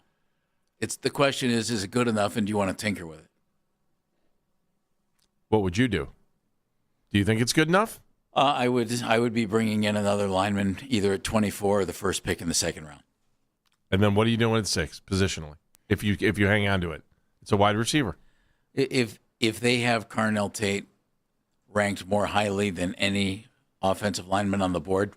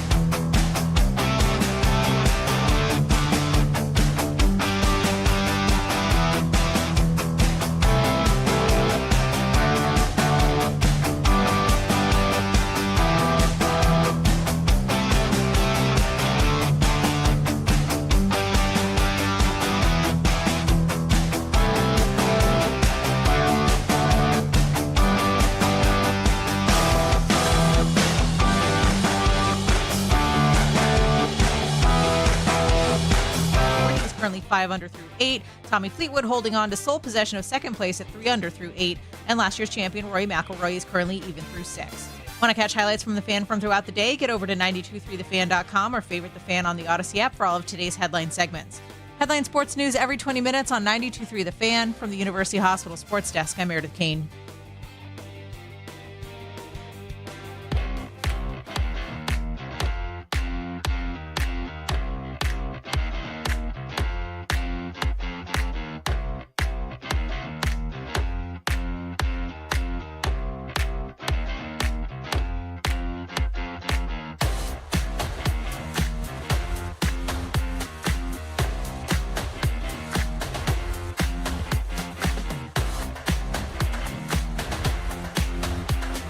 Basket and Phelps, 92.3 The Fan, 216-474-0092. Sometimes these days just fly by and you forget what time it is, but I know what time it is when it's really important. And that's time for headlines.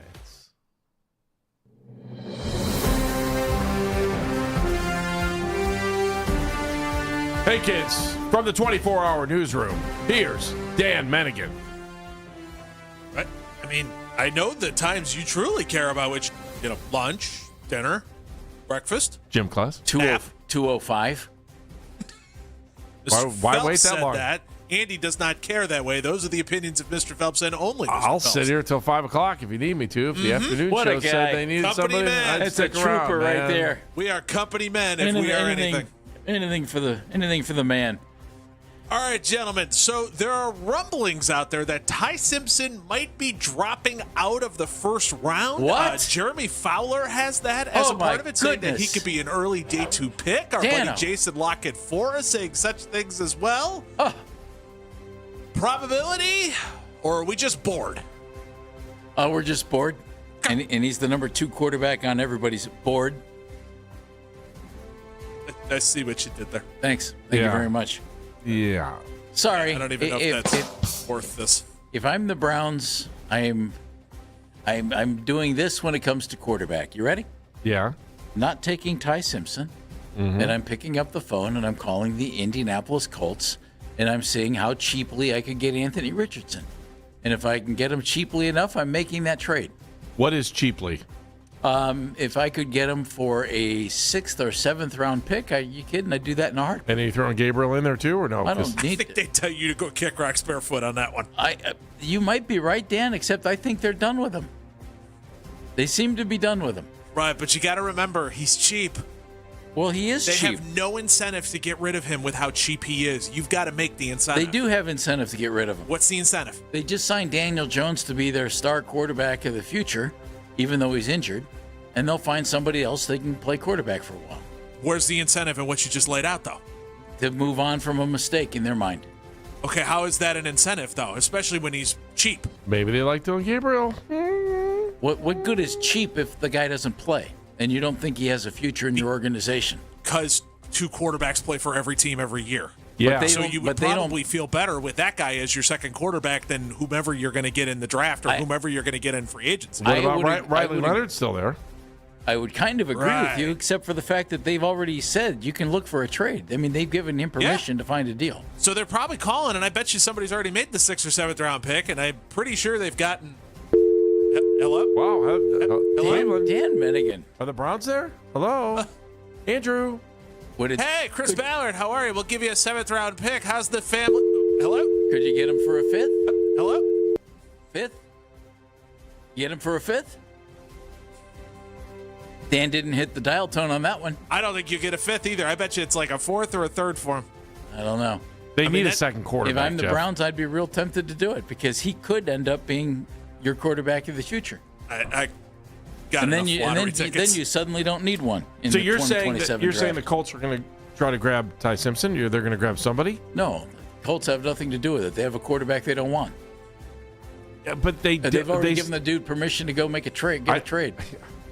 If I'm Andrew Berry, I'm trying to get him. So are they comfortable? Are they comfortable with Riley Leonard? Never be in a fantasy football league with you. I think Anthony Richardson is much more intriguing than Deshaun Watson or Shedeur Sanders or Dylan Gabriel.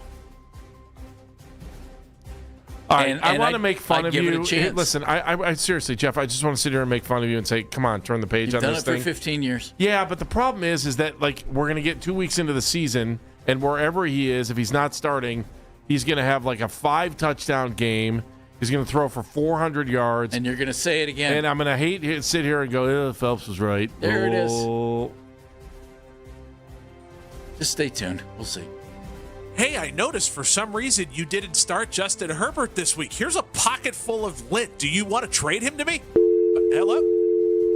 Hello? Wow. You are in my fantasy league.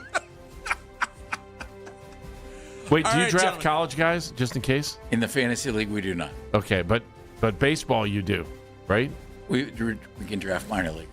You can sign. Kate Cunningham made his return yesterday, though, from the punctured lungs. Yes, so good he for did. him. He had a double-double yesterday against the Milwaukee Bucks. So looking like the Detroit Pistons are getting a little bit healthier as the playoffs are rolling around. Does that sound so painful? Extremely. Like, you want to talk about, I mean, there's other things I can think of that are probably more painful. But they heal really well. Yeah. And it's somebody here at the station who, when I went out into the lobby a couple of hours ago, who will go unnamed, Anthony Lima, said, hey, if Cade Cunningham's back, but, give him a shot to the ribs because that thing's got to be sore. I said, dude, they heal up very well. They heal. And then you move on from there. So he's fine. They're like a starfish. If you cut off one of the arms, that it grows back. Yeah. Yeah. The collapsed lung heals up. So there's a study out there, according to the Associated Press, that the average salary for Major League Baseball has hit $5.34 million. Yikes. Up from the previous years. So good for those guys. Absolutely. Good for them. Absolutely. Wait, are we not going to play the game? Yeah, but let's shut down the game. No. It's 5 point what? 5.1. And how many? 5.34. How many Guardians are above the? Oh, criminy. We got enough. We got a lot of other things to cover right now. Let's keep her moving. Thank you. 5 point what again? Sorry. 3-4. Davey Lopes also passed away yesterday. He was announced age of 80. Member of the Dodgers record-setting infield for the 70s and the 80s, longtime manager around the league as well, and one of the fastest guys I think that ever played baseball. Fun to watch. Steve Garvey, Davey Lopes, Bill Russell, Ron Say around the infield. Mm-hmm. That was a nice infield. Joe Ferguson at catcher. It was memorable, even for Clevelanders who didn't see the National League that much. It was a memorable. That was a good team. How many? Tommy Lasorda running the show. If I'm reading this right, how many Guardians are making more than? Yeah, going rest back in one peace. story? Nothing but love to the Lopes family. All right, gentlemen. You don't want to go back to that story? Nope, we already moved on. One of them's not even here. Moved on. And he's still technically. So I'm still trying to get some of the information from this, but according to the Wall Street Journal, Mm-hmm. the NFL is being investigated by the U.S. Department of Justice over anti-competitive practices when it comes to the viewership of their games. The Department of Justice launching an inquiry into them over potential antitrust concerns, according to a report from the Wall Street Journal, basically saying it is too hard for people to be able to watch all of their games, and it costs way too much money to keep an eye on your local team. Again, we don't have all of the information at this point to this, but boy, oh boy, Jeff, when the government comes a-calling, it's never good. Your local team is still on free TV. And they got rid of the sellout rule, right? Remember, you have to go up on the roof of the house? The stock market is up 292 points today after a record yesterday for a real big climb. I'm Jeff Phelps for CNBC. We have troops that are dealing with things in the Middle East. We have a lot of folks in our country who could use some help. And where are you our going? government's worried about what the NFL's doing. Paid $4 a gallon for gas the other day. Hey. And our government's worried about what the NFL's doing. All right, do we want to just go to Augusta? No, I'm just... Seems like everybody's grumpy. But here's the thing. I'm talk about serious. happy things. Doesn't our government have better things to worry about than the NFL making money? Well, here's what I'm saying. If the NFL provides you your home team on over-the-air television, isn't that enough? Well, So For free? I'm still getting the information from this as the lawsuit is coming So maybe out. they're just saying the But streaming games during the week, although they offer them on free TV too. Somebody can pay for the local key details rights. of the scope of the probe have Okay. not yet been disclosed, according to the Wall Street Journal, but attention appears to be centered on how the league distributes its media rights. In particular, officials could review whether the NFL's growing presence across multiple broadcast and streaming platforms have created financial strain for fans trying to follow the sport. That's what we know as of now. I don't know. I think out-of-market games, I think it's fair game to charge more money for out-of-market games. I think, I think it's awesome to watch free games, but I think the only thing the NFL should really have to guarantee you anything here is to be able to watch the Browns on over-the-air for free. That's it. For free. You're already paying for cable most places. If you cut the cord, you're watching somewhere over there. I do yourself a favor. Go buy an antenna. Telling you. Jeff, do you have an antenna? No. Telling you. Go buy yourself an antenna. There's like 50 channels out there now for free. For free. Cool moment this morning at Augusta Country Club. Or I should say Augusta National Golf Club. I should put it correctly so that they don't come yelling at me and throwing things. And they will. Of course, the honorary tee shot, Jack Nicklaus, Tom Watson, Gary Player hit their honorary tee shots on the bag for Jack for the honorary tee shot. His son, Jackie, to honor the 40-year anniversary of the 86 Masters. Oh, that's cool. Which was very cool. Yeah, Yes, sir. Now going by Jack the Second, instead of Jackie, but had all of his kids there as well. The family was all there. It was very, very cool to see the tee off this morning with that. That's very nice. Yeah. Yeah, that's very nice. Jack's 86 years old, right? 86 years old. And do you remember what a big deal it was? And this goes back to the Gary Player and Nicholas and Tom Watson had the comments about it too, about the technology in the game. We're seeing guys in their 40s compete now. Right? We're seeing that because why? Because the ball can travel like crazy. When Jack won the Masters at 46, it was a big deal that a guy who was 46 years old was competing with the younger guys. And even though it was Jack, it was still a big deal. And now we see that. We see it on a much more regular basis, and it's because of the technology. Is that a good thing? Yeah, that aspect of it might be good. But I don't. We had this conversation before, and I don't know that I'm. I guess you're right. It just seems weird to go backwards, but if the courses can't handle them, then I guess you guys are right. Don Bailey Jr., Miami Hurricanes color analyst. We have talk about what 1, 2, 3. We talk at least about 4 guys coming out from Miami, and could they be a good fit for the Browns? We are about to find out. Baskin and Phelps, 92.3 The Fan.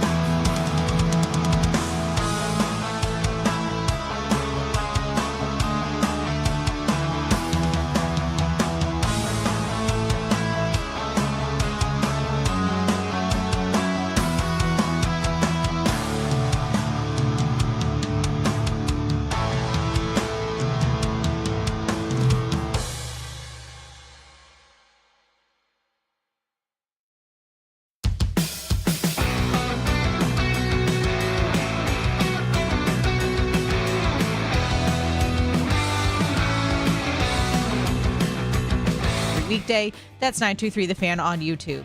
Headline Sports News every 20 minutes on 92.3 The Fan. From the University Hospital Sports Desk, I'm Meredith Kane.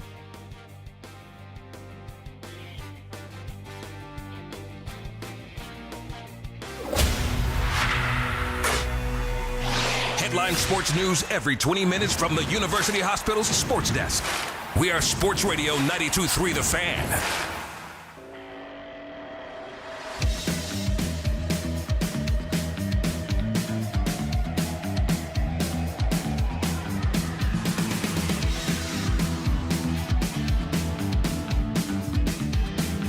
Baskin and Phelps, 92.3 The Fan. We're going to talk a little more who's who in the draft, Miami Hurricane style, coming up here in a second. But we're looking for a winner right now. Enter the code word FANS, F-A-N-S, FANS.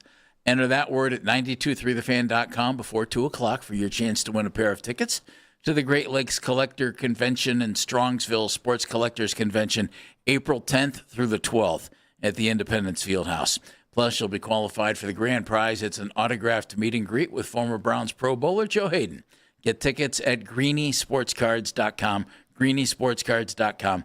It's all from Greenie Sports Cards and 92.3 The Fan. All right, let's talk about those Miami Hurricanes who could be sitting there when the Browns go to make a selection in the NFL draft coming up. Let's get an insider on the Miami Hurricanes. He is Don Bailey Jr., Miami Hurricanes color analyst. And, of course, he is on the Make It Right Call Kyle Wright hotline. Hey, Don, how are you?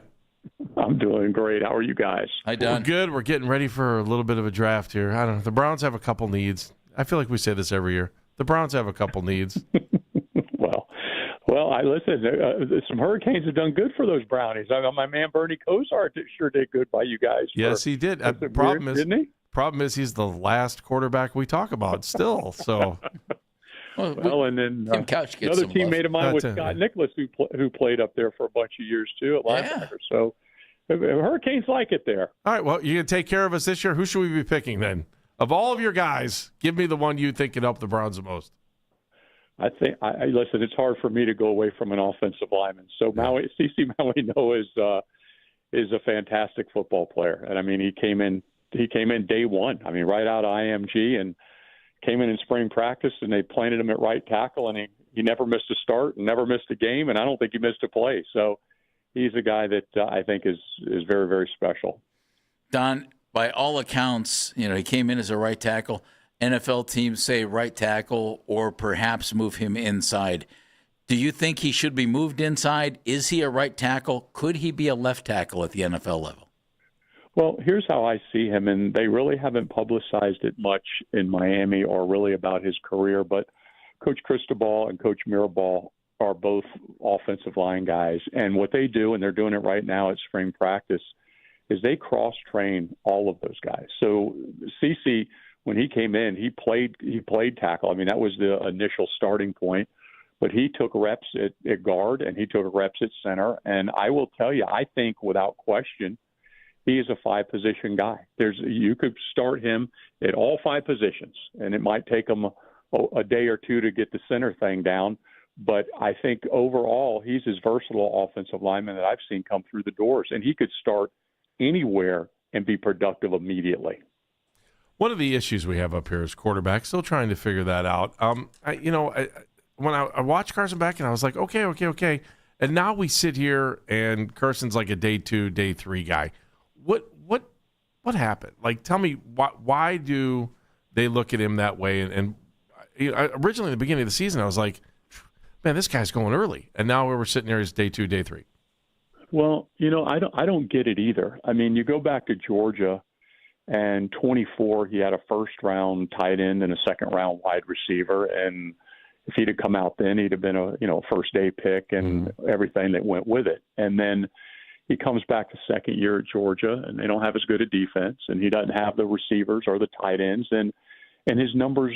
But he gets them to where he gets them all the way to the championship game. So, SEC championship game, and has success. But all of a sudden, he starts throwing more interceptions than people are comfortable with, and he gets hurt, and he comes to Miami, and no spring, limited fall. And really goes out day one and beats Notre Dame as starting pitcher.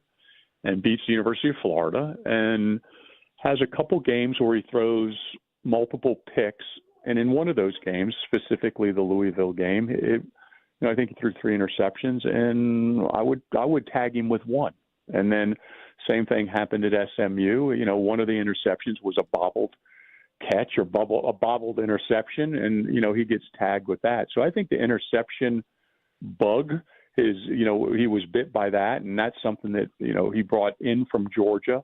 But at the end of the day, he's played 6 years of football. He's a 3-to-1 touchdown to interception ratio. He's all a 6'4" and 6'5", and I don't see how you can be hurt by drafting him on the second or third day. Is he a bona fide first-round pick?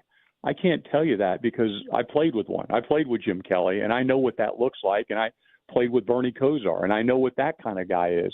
And Vinny Testaverde, and I've seen that, and I've seen, Cam Ward 2 years ago. And is he in that group? No, he's not. But can he help a football team, and can he continue to develop into being something pretty darn good in the NFL? I think he can because he's got a great football IQ.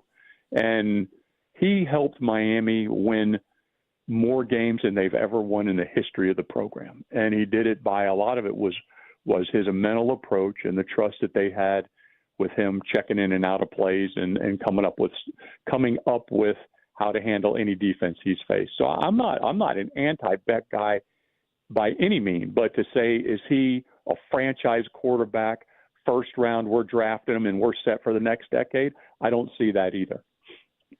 Don Bailey Jr. joining us. He's the color analyst for the Miami Hurricanes. Ruben Bain, edge rusher, terrific. Most folks have him listed in the top 10. Don, we're the Browns. You need wide receivers. You need offensive linemen. But if Ruben Bain is there, how tempted would you be to take a guy who could be impactful on the defensive side of the ball for a very long time? It seems to me that position, defensive line, if you feel comfortable that Ruben Bain can change the whole personality of the defense, because the great ones can. When there's a great defensive lineman on a defense, it changes everything. And Ruben Bain has done every single thing that he's been asked to do since he got to Miami. He's a guy that was the first one in the building, last one out, extra workouts, extra training, and I mean every single day. Committed, graduated, did everything wrong. He's a poster child for what you want as your first-round pick. I take him. I have no problem with him because he's 270 now, had a very good pro day here.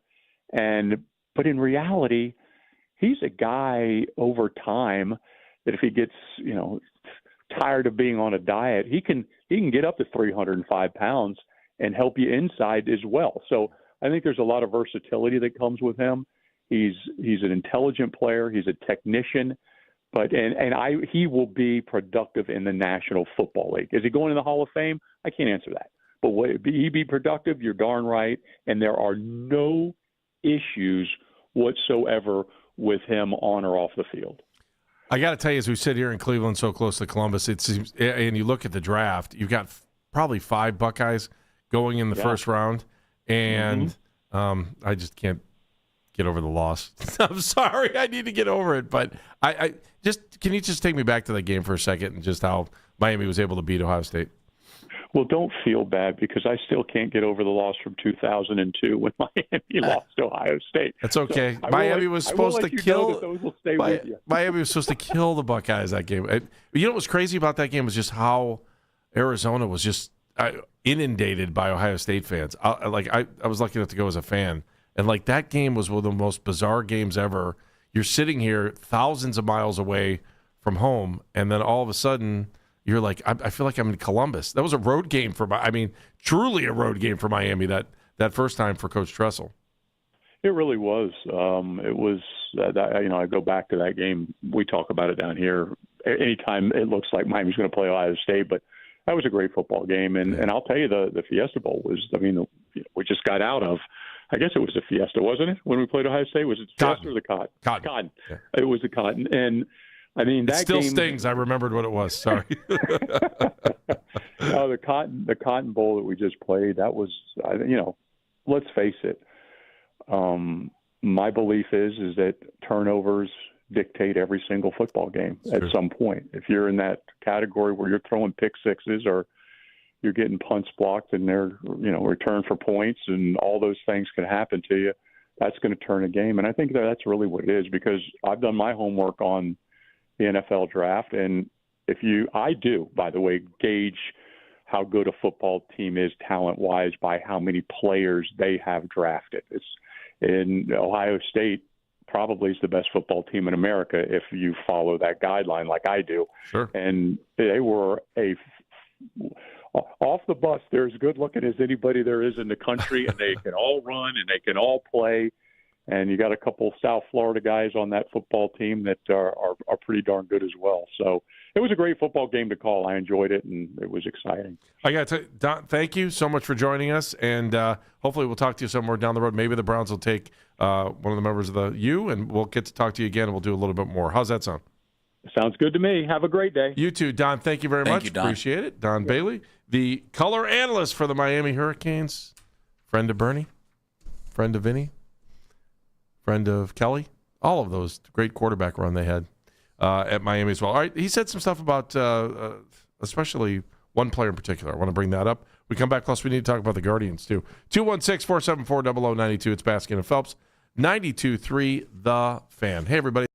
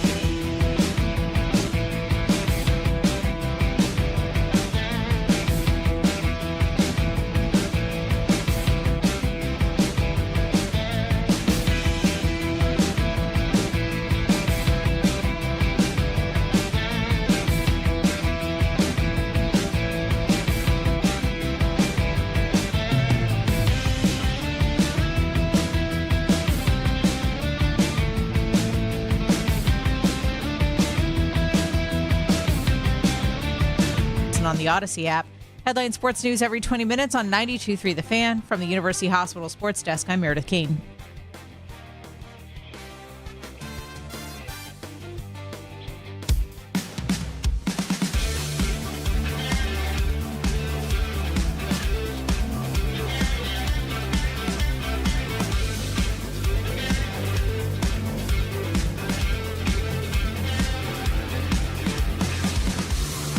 Don Bailey Jr. from the Miami Hurricanes, color analyst, just joined us. He was outstanding. Daryl Ryder was with us at noon. And Tony Simeone, the Notre Dame play-by-play voice, as we kind of take a tour around college football to see what is available for your Cleveland Browns and trying to find a player here, a player there, and trying to figure out what they're made of and getting just good content from a lot of these play-by-play guys and color guys across the nation. What was your big takeaway from Don Bailey Jr.?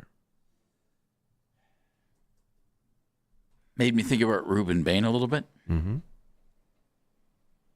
Made me think about Reuben Bain. Maui Noah is supposed to be just an absolute beast. And he said that, yeah. I worry about guys who I think this team has a blatant need at left tackle. And I don't know that I'm drafting any offensive lineman who doesn't specialize in left tackle, hoping to create a left tackle. I think those are hard to create. If there's anybody who might be able to do it, it's Maui Noah, because he's just, his measurables are off the charts, his attitude, everything else. He's supposed to be a phenomenal NFL offensive lineman. And that's great, but I just keep thinking, all right, well, do you use the 6th pick in the draft on a lineman who's not a left tackle? I can't. You totally flipped me on that, too, because I was ready to take any offensive lineman, the best offensive lineman in the draft, and the more you started talking about it and you see what they brought in, yeah, it does sound like left tackle would be the way to go, but I'm okay with a wide receiver at 6'2", so I'm totally okay with that. But they'll trade it whenever you want something from the Browns. They will not deliver when it comes to the draft. I can't tell you how many times I've sat there and said, look at that, it's available. Oh my God, I can't believe they didn't take it. Who'd they take? What? And you sit around and you're like, all right, I got to go look and see exactly what they just did, and then try to figure out why. And a lot of times the why just doesn't fit. I also thought, talking to him, I think he drew a pretty good picture of why Carson Beck is a 2nd or 3rd day pick in this draft. And I think he'll be a good backup quarterback somewhere. Maybe get a chance a couple years down the road. I don't know. There are things about him I do like, but I don't know that he's ready to lead an NFL team today. The one thing to remember about Carson Beck, Todd Monken had him for 3 years at Georgia. Yep. So if the Browns draft Carson Beck, it's because Todd Monken said, we should draft this guy, I can use him. And whether that means starting quarterback eventually or not, I don't know. But Todd Monken knows him. He also knew him as a backup quarterback because they started Stetson Bennett the 3 years that Monken was at Georgia, and Beck was his backup. So when Beck finally took over at Georgia, Todd was the offensive coordinator of the Ravens. So he, the whole time he was with Carson Beck, Beck was the backup quarterback. All right, we'll have more in-depth analysis as we get closer to the draft here for the Browns, and we'll be talking to other folks from around the country. I do want to switch over to the Guardians, who have the day off today. Jeff, Andy, pinch me. Did they have a field goal and a touchdown yesterday, or a touchdown and a field goal? They scored 10 runs. They put up 10 runs, my friend. Everybody who started had a hit yesterday. What a day. What a day. It's not bad, is it? No, it's not. And, Dan said in the break, we were going through all the series that they've gone through, and, they took 2 out of 3 from, was it Seattle? Then they took 2 out of 3 from L.A. Then they split. They split with Seattle. Yeah, split with Seattle. In the first series. Took 2 out of 3 from the Cubs, and then just took 2 out of 3 from Kansas City after losing the first game. Win those series, Andy. And that's exactly why. So Dan's like, why do I remember this stuff all off the top of my head? Because we're sitting here, and Dan, the reason you're remembering it is because they haven't lost the series yet. They're 3-0-1. And to be successful in this league, that's exactly what you have to do. And you got to win series. And so far, so good. They haven't lost 1 in 4. And now they're off to Atlanta, another good team. Man, this seems like a really hard schedule right out of the gate when you look at the teams that they had to play. Cubs, Seattle. Now you got Atlanta. Atlanta's in first place. Your thoughts on this weekend going in the series? We'll see. It's just another series. You've got to play them. Atlanta's a good team. They'll get tested. I look at what's going on right now, and I'm wondering if Stephen Vogt is going to. I wonder if he's going to channel his inner Todd Monken. What do I mean by that? Sure. I don't decide who plays. The players decide who plays. Todd Monken, circa 2026. Okay. Angel Martinez had 4 hits yesterday, including a grand slam. Rhys Hoskins had 3 doubles yesterday. I wonder at some point here, and Martinez has had a really nice start, and I like Martinez. I've always liked him. I don't know that I want him as my starting center fielder, but maybe I want him as my starting left fielder. Or if they think he'd be better in center long term, maybe. But he's a switch hitter, Andy. If that guy keeps hitting, at what point do you just say, hey, we have a starting outfield, and it's in no particular order? Chase DeLauter, Angel Martinez, and Stephen Kwan. What are you saying? Stick with 3 guys in the outfield? I'm thinking. Dare you? I know.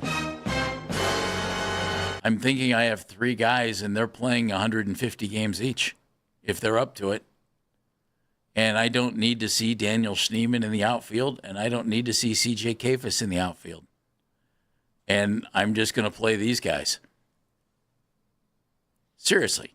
I mean, I think we kind of had this conversation about Brito, too, the other day. I mean, Brito had, 2 hits yesterday? And so, some of these guys are making it very hard. Well, yes. Good.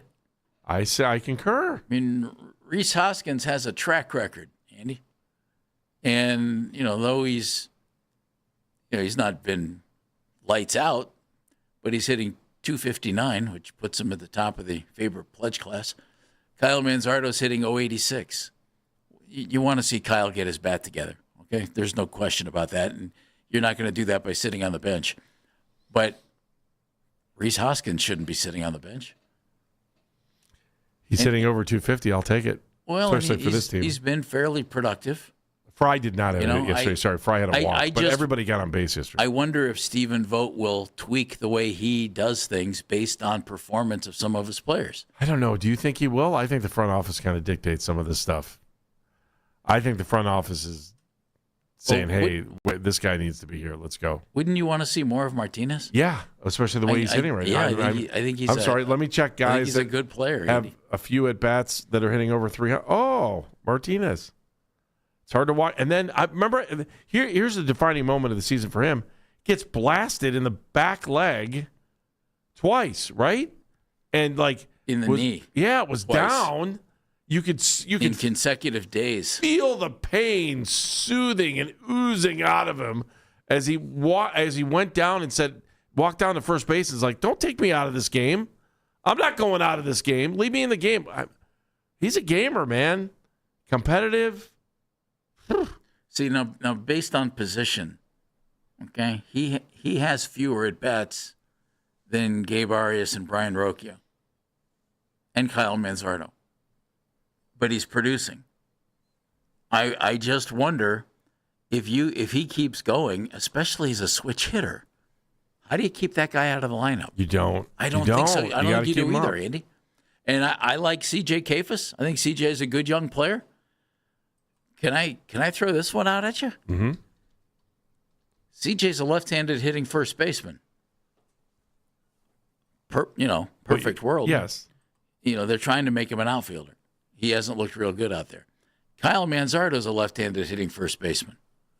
Yeah, you don't need both of those guys on the roster right now. No, and Carl's not turning very many heads right now. And Manzardo's. And Rhys Hoskins has a track record of producing big numbers at the major league level when he's healthy and gets at bats. So I'm eventually looking here at Manzardo and Kefis and thinking, I need one of you, but I don't need both. And to me, that would, if whoever you choose there, whatever you do with the other guy, that frees up at bats for Martinez if he keeps going. It certainly cleans up more at bats for Hoskins.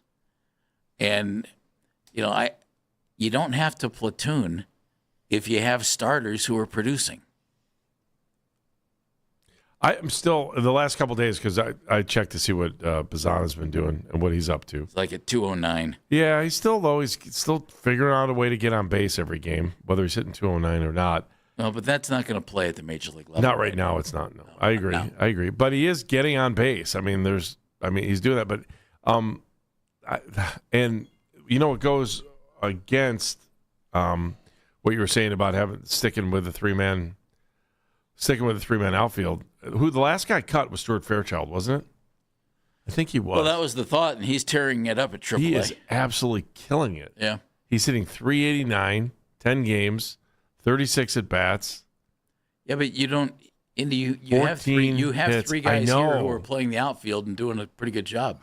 Martinez is really athletic, and I like him. I would like to see him continue to do this. I'm not saying right now that he's absolutely earned a starting job and everything that goes along with it, and by that I mean at bats out the wazoo. But if he continues to play, why would you keep him on the bench? You don't need to platoon a switch hitter. No, I'm leaving him out there too. I am not disagreeing. I agree with you, Jeff. Let's just leave three guys in the outfield and let it go for a week or two here before we start platooning everything. His splits aren't bad either. Against lefties, he's hitting .273, and he's .333 against righties. So that works. Yeah. Well, again, early. Should I stop looking at stats from Columbus? For now, I mean, Nolan Jones is hitting .313. Yeah, well, Nolan's not coming up anytime soon. Unless they need, you got an injury. Well, Andy, there's another left-handed hitting first baseman outfielder. And Brito was hitting .314 before they brought him up. If Manzardo could play a little more outfield, I mean, they tried to make him an outfielder. That didn't seem to go real well. I don't know. Kyle has to get his act together. I mean, if he doesn't, he's not going to be here. They're gonna ship him out, and they should. It feels that way, doesn't it? Well, it doesn't do him any good to sit here. He'll end up back in Columbus. Yeah, but it doesn't do him any good to sit here and hit 100. That doesn't help him. Jeff, he's got to get to 100. He's struggling. Yeah, I mean, he's not getting there. But you know my point. If you can get the Kyle Manzardo you had last year, and hopefully get a little improvement, and since it's early April, that's certainly more than a possibility. Good, but I just think they have a little bit of a duplication there with Kefis and Manzardo, even though CJ can play a little outfield. And I would think that decision might come down to one or the other. Dan, are you good with a solid outfield? Would you stick with this? I mean, Jeff and I were talking about this morning, too. I don't think I'd know what to do with myself. If they had three outfielders that they rolled out there for 500 at-bats, I would need help. I wouldn't know what to do. I hate to tell you, dude. I would need to, I would be hyperventilating into a bag. I mean, this team has DeLauder and Quan are no-brainers as long as Chase can stay healthy. I mean, again, this team's been platooning right field since Moses Cleveland. I mean, good gravy. The idea of having three guys are going to be out there on any given day is insane. I wonder, who do they think? I mean, Quan is phenomenal in left because he has 4 straight Gold Gloves. Mm-hmm. And he's been more than solid in center field. Oh, yeah. But I wonder if they think eventually Martinez is a left fielder or a center fielder, because it seems that they've made the determination that he's not an infielder, even though he came up as a middle infielder. Or maybe they're just trying to find a place for him. Or is he one of those who's keeping the seat warm for Ralphie Velasquez?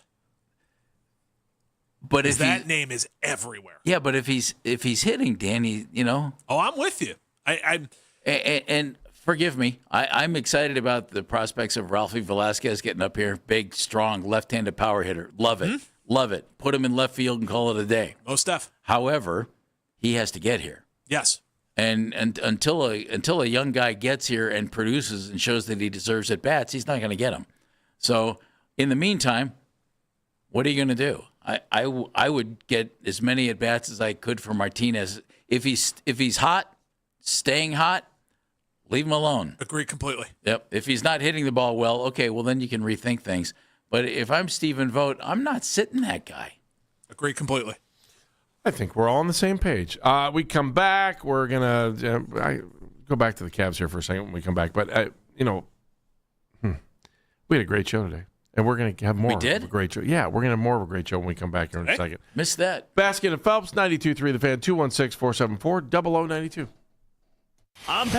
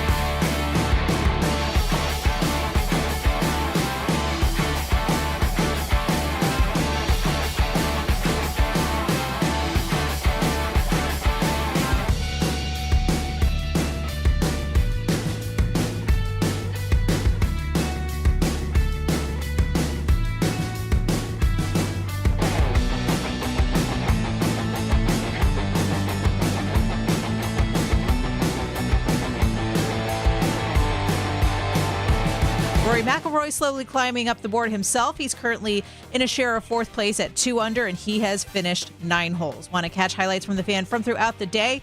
Get over to 923thefan.com or favorite the Fan on the Odyssey app for all of today's headline segments.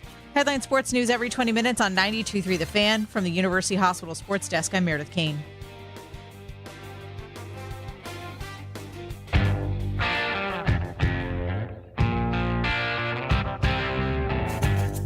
If you missed a minute in our show today, you can use the Rewind feature on the Odyssey app. It's powered by Integrated Restoration, the local experts in water, fire, and storm disaster restoration.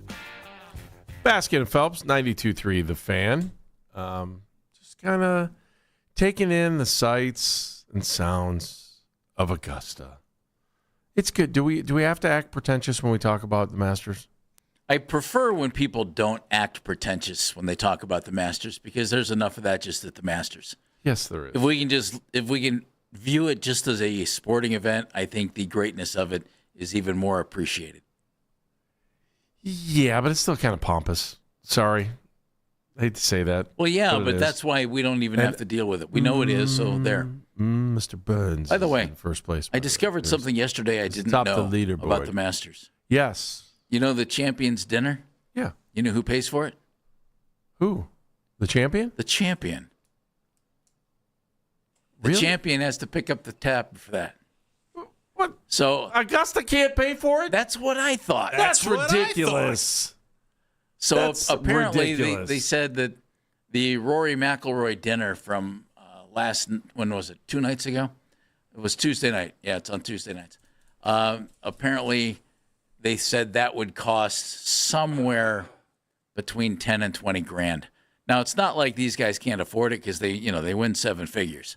But still, it's the idea of the champ having to pick up the tab that I think, really? That's ridiculous. It's like the rookie having to pick up the tab for the offensive lineman. I think the past champion should have to pay for it. If anybody has to pay, but Augusta should pay for it. It's what's their TV contract worth? There's enough dough floating around that joint. Come on, They could pony up for that one. That's ridiculous. And by the way, if we ever want to be chicken wings and beer, looked like there were 34 I was just going to say, guys. now you're understanding Scotty Scheffler's Chili's menu. Now I get it. Yeah. Guess what? Hey, the first ever potluck champions dinner. It looked like there were 34 guys at the Bernhard dinner. Lager coming with the macaroni salad. Thank you. Apparently, like 34 guys at the dinner. It's past champs, and then the guy who's the president of the club. And the menu estimates were more than 10 and maybe around 20. Freddie Couples walking in with 2 bags of potato chips for the potluck dinner at the Masters. Jeff, the Masters TV contract, do you know what's weird? Apparently went over well. It was a good dinner. Did you bring the Jell-O with fruit in it again?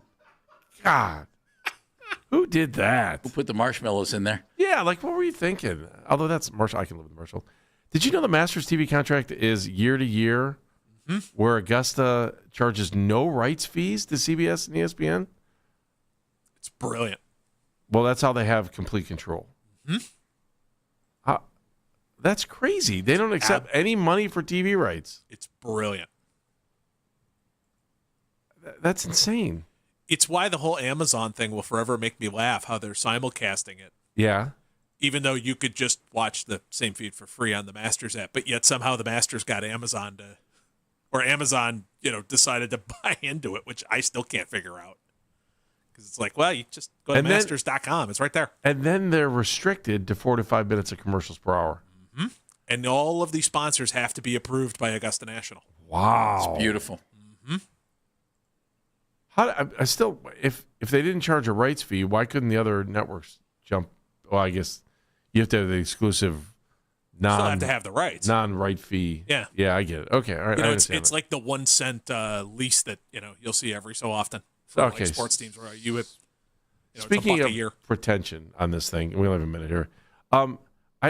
I didn't know this until today. I mean, like I always knew about Amen Corner, right? Everyone knows about that. Right? That's right. 11, 12, and 13. Right. So I did not know that every hole has its own name. Oh, yeah. But Amen Corner is just a part of the course. That is so... These names are great, too. You ready? Yeah. This is the... Will you get kicked off the course if you don't call them by their name? Dan has been there. I asked Dan, did they say, hey, we're cutting over to 14, or did they say we're cutting over to Chinese fur? So on the...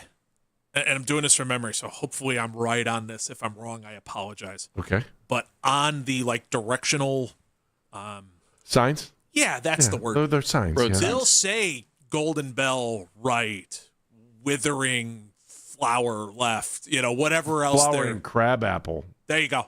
They'll kind of be labeled like that, and you've got to.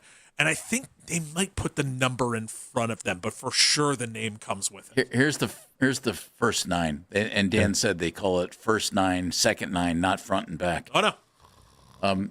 Patrons. Going 1 back through would 9. Be lesser. We can't have that. The holes are tea olive, pink dogwood, flowering peach. Oh, flowering peach. Flowering crabapple, magnolia, juniper, pampas, yellow jasmine, and Carolina cherry. Those are your holes at Augusta on the first 9. Wow. The second 9, camellia, white dogwood, golden bell, azalea, Chinese fir, firethorn, red bud, nandina, and you finish up on holly.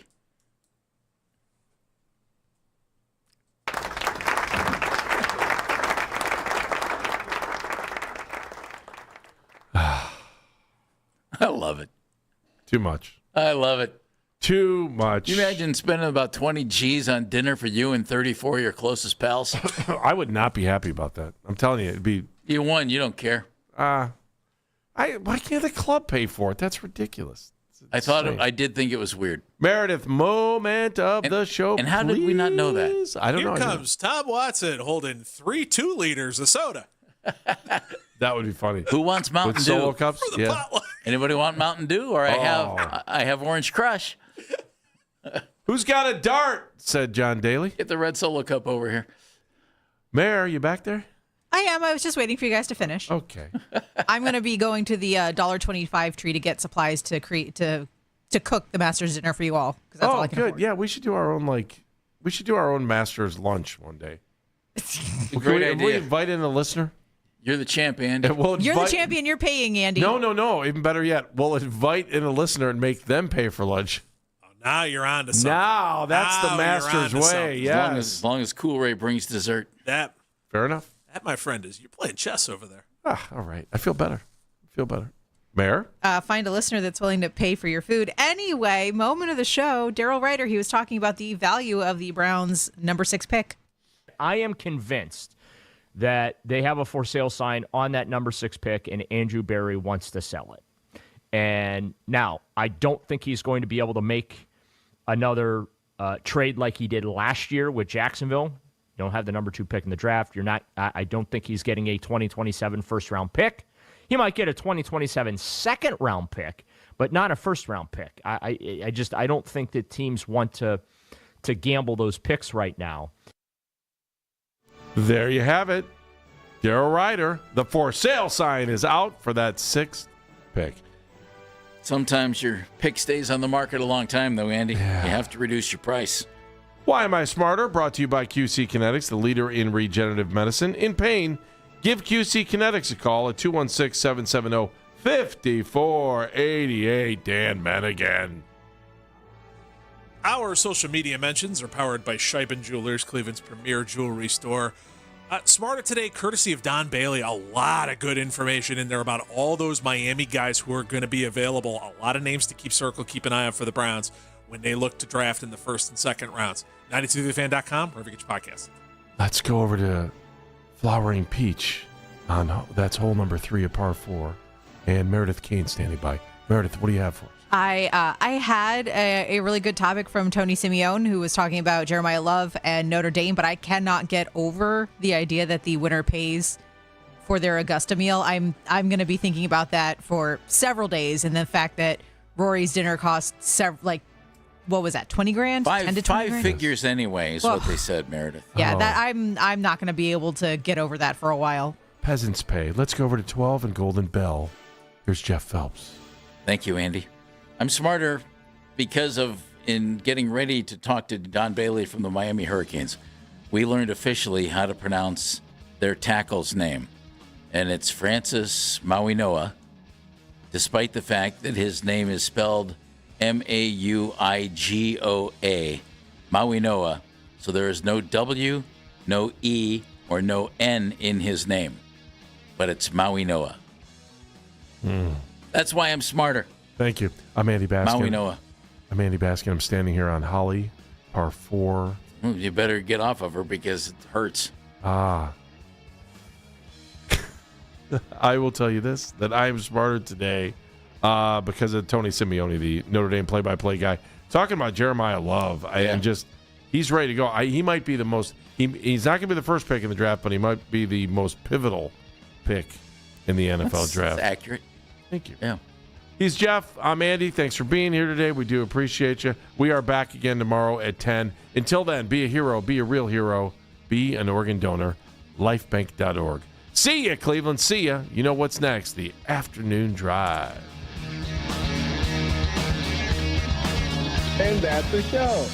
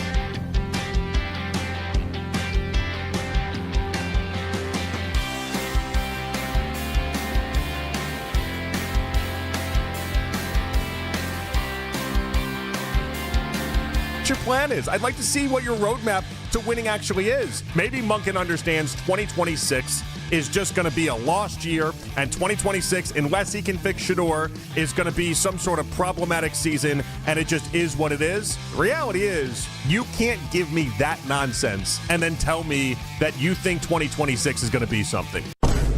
It's the Afternoon Drive with Nick Wilson and Jonathan Peterlin on Cleveland Sports Radio, 92.3 The Fan. The show is back. Nick Wilson, Jonathan Peterlin. We are Afternoon Drive. We got Gardos versus Bravos. That's right, a rematch of the 95 World Series starting tonight. We got Cavs winning too many damn games. Monken just wanted to get a sweet haircut.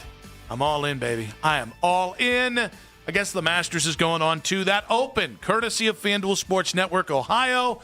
And Mac Robinson on the board. Yes. We say hello to the Supreme Leader. We salute him because if we didn't, there'd be consequences. We've got Jake Murren, man in the 92.3 The Fan YouTube channel, and producing. As always, you guys can watch all 5 hours live on our YouTube channel. Make sure to subscribe to it. It is free, after all. Like the videos. We like to be liked. We got Matt Corrali, the Asman, on the 2020s today. Hi, JP. Hello. How's it going today? Going all right. Going all right. Yeah. Okay. Not falling down steps and almost just breaking your whole body? Yeah. So we're one day clean of that. We're not. Yeah. What about all the times they didn't get hurt? Yeah, no, your rate is like, this is why I'm just like driving a car, right? It's why everyone thinks they're good at it. If you have one accident in a year, it's like, I was 364 for 365. Yeah. That's a pretty high number. Imagine, it's like 99.9%. I'm awesome. And I would like to say, it was Doug's fault.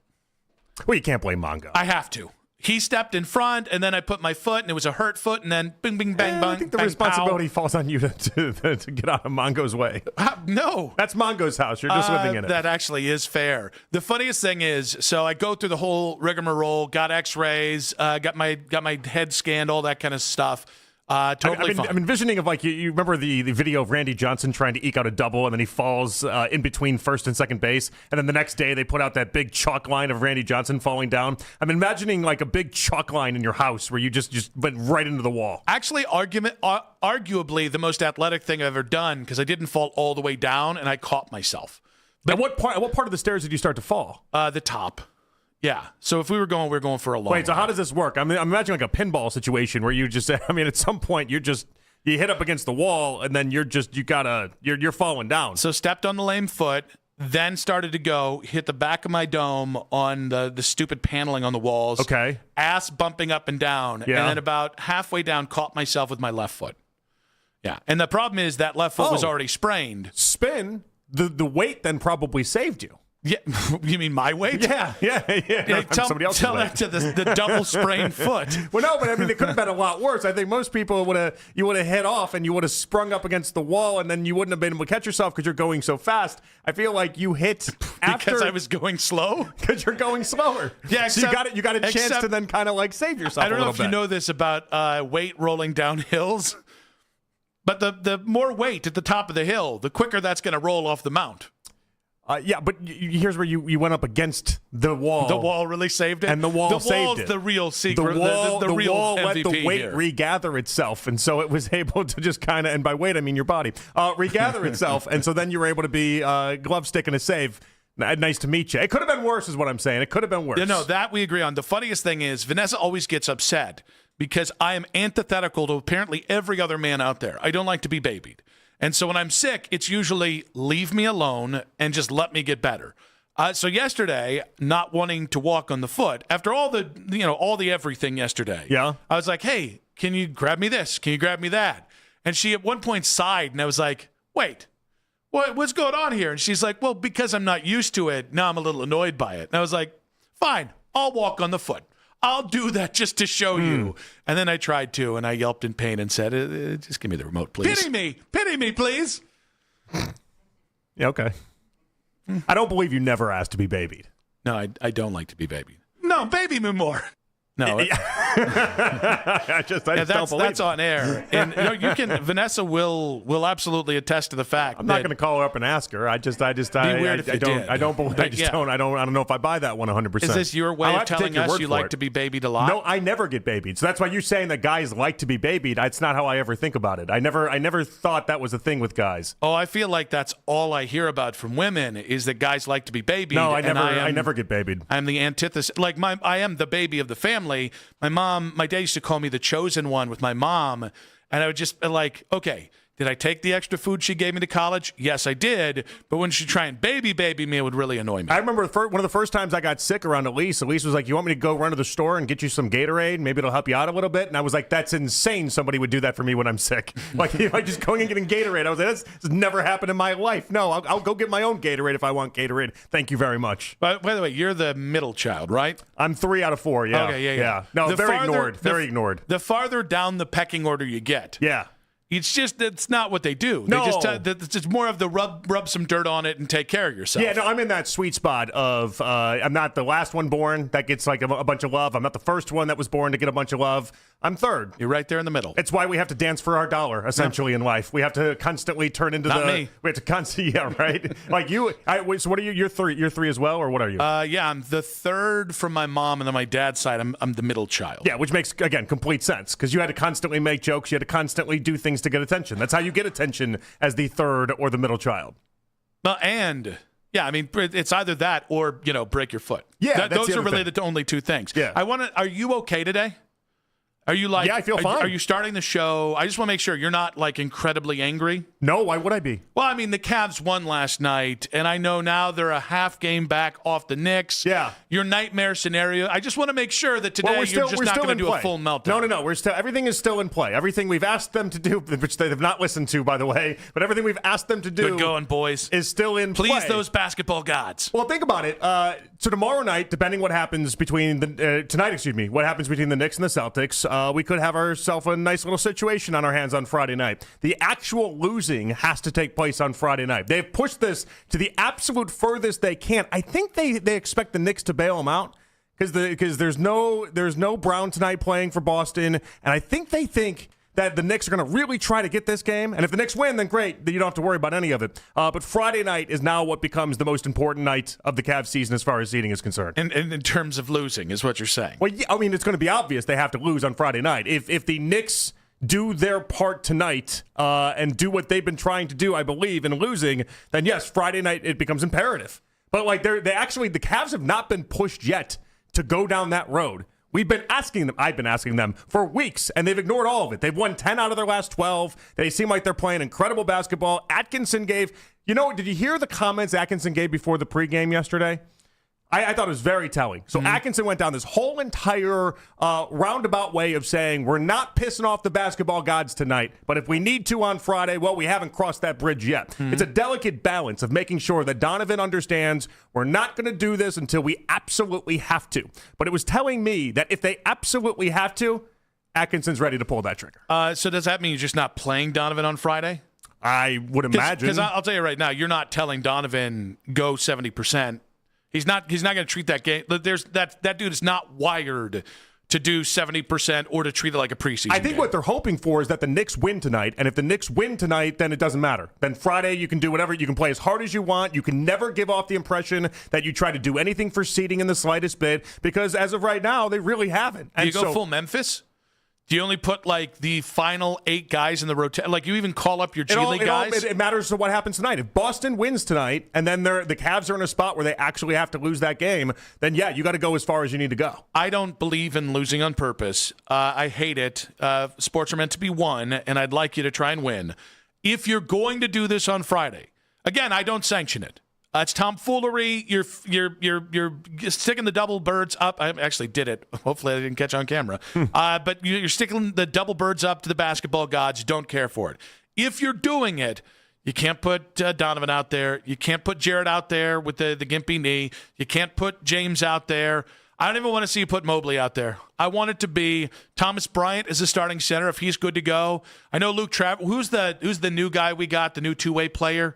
I almost said Trey McKitty, but that's an NFL tight end. It's some guy I literally never heard of until I looked at the box score like 4 weeks ago. Oh, is that our guy number 12? Is it a Luke? Riley Minix. Riley Minix, number 12. Minix. Yeah. Jeff Mannix is, it's a different last name. Yeah, they had a really good Dallas game. That's when they won by 30. That was a Riley Minix performance. Yep. Who could forget it? Obviously not me. But no, it better be Riley Minix. It better be every other schlub you have here, because I don't want them to be tainted by the suck for the playoff seeding stuff. I don't want that in their heads. But I mean, they got a real chance to pull off everything that everyone has been asking for, where you keep the 4 seed, and then in the process of it, you don't piss off the basketball gods. Like this delicate balance, this Walenda size tight roping act that they're trying to do. They're actually doing it and pulling it off. You just need the Knicks now to then live up to their end of the bargain. And I think the Knicks tonight, I think they're going to really try to win. I know I've been accusing them of losing, but like they got a lot of beef with the Celtics. It's like it's a weird game for Brunson in particular. And I feel like tonight's going to be it's a big night, all things considered. So if the Celtics win tonight and the Cavs don't go all out to lose and actually win on Sunday, are you going to be criticizing them? Well, I mean, I would be. Of course, I would be. They would have then opted to take the harder route, and I just don't know why that would be. What level of criticism would that be? I don't know. I have to feel how we get there in the moment. I feel like we've spent so much time talking about this leading up to it that I've kind of exhausted my criticism and exhausted how hard in the paint I want to go for this. So this would be the refueling point on Friday? I yell and I scream for weeks on end. They don't listen. They're not paying attention to what I'm saying at all, clearly as evidenced by winning 10 out of the last 12 and doing nothing to secure themselves in a spot as the 4 seed is concerned. And so, if they blow it, then I guess it really come to head in what happens in the second round and getting ready for the second round. It would be a lot of, you asked for this, go out and do something about it now. I'm ready for it. Come on, boys. Hell, I'm ready for the postseason. Let's win out. What's the most they can win? 52 games now, right? I think that's right. I think they're at 50 wins. Yeah, I think Let's that's right. Let's get to 52 wins. Yeah, they're at 51 right now. 51, so we can get to 53. 29, 53 is better than 52. You just were happy with 52 just a second ago. Well, but now, because I thought that's the best you could do. 52 still on the table. But now you can get to 53. 52 and a loss on Friday is still on the table. It's that's right there. That's got to be 12th best in Cavs history. We're not going to remember. Let's be 12th best. Let's be 12th best. Yeah, by the second round of the postseason, we won't even remember how many wins they had in this regular season. Yeah, but we will remember if they challenge Boston, beat Boston to go to the Eastern Conference Finals. Now, won't we? Well, we'll remember that in round 3 in a very special way. Yes, we will. 216-474-0092. At Nick Wilson says, at Jay Peterlin on social media. Social media reactions on X, powered by Scheibin Jewelers, Cleveland's premier jewelry store, is winning out, going to earn the Cavs criticism. We do have to get to some belief stuff with the Cavaliers as well. Quick hits coming up at 2:40. Garrett Greenlee, football analysis on YouTube. He's going to be joining us at 3 o'clock today. Then at 5:20, Danny Cunningham will talk about whether the Cavs are playoff ready and whether the soft label still applies to this team. And then Cleveland's own Nick Nemeth, TNA star, Kent State grad, St. Edwards grad, big Browns fan, in studio with us at 6 o'clock tonight. We'll see how he's feeling about the Browns. They've got a big event, TNA Rebellion, coming up at the Wolstein Center just 2 days from now. Tickets still available, so great. It's going to be great to talk to Nick Nemeth at 6 o'clock live in studio here. But 216-474-0092. The Cavs didn't lose last night, is winning out, going to earn them criticism from you if they somehow stumble in. I don't like that. If they somehow get into the third spot in the Eastern Conference, and faith in the Cleveland Cavaliers in 5 minutes on 92.3 The Fan.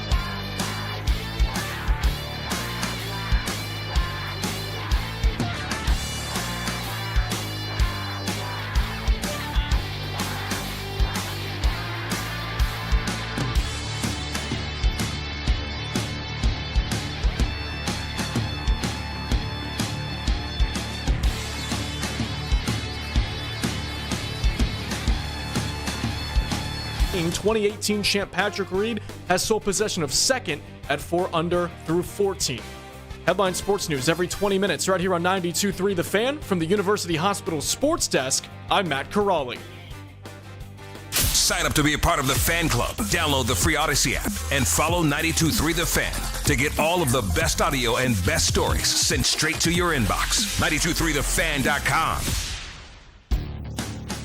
Just see this group play more minutes together. We definitely got to look at our situation, look at everybody's situation, and see what that looks like for these next two games. We have to see. Some guys, they want to play that last game to keep their rhythm. Some guys don't.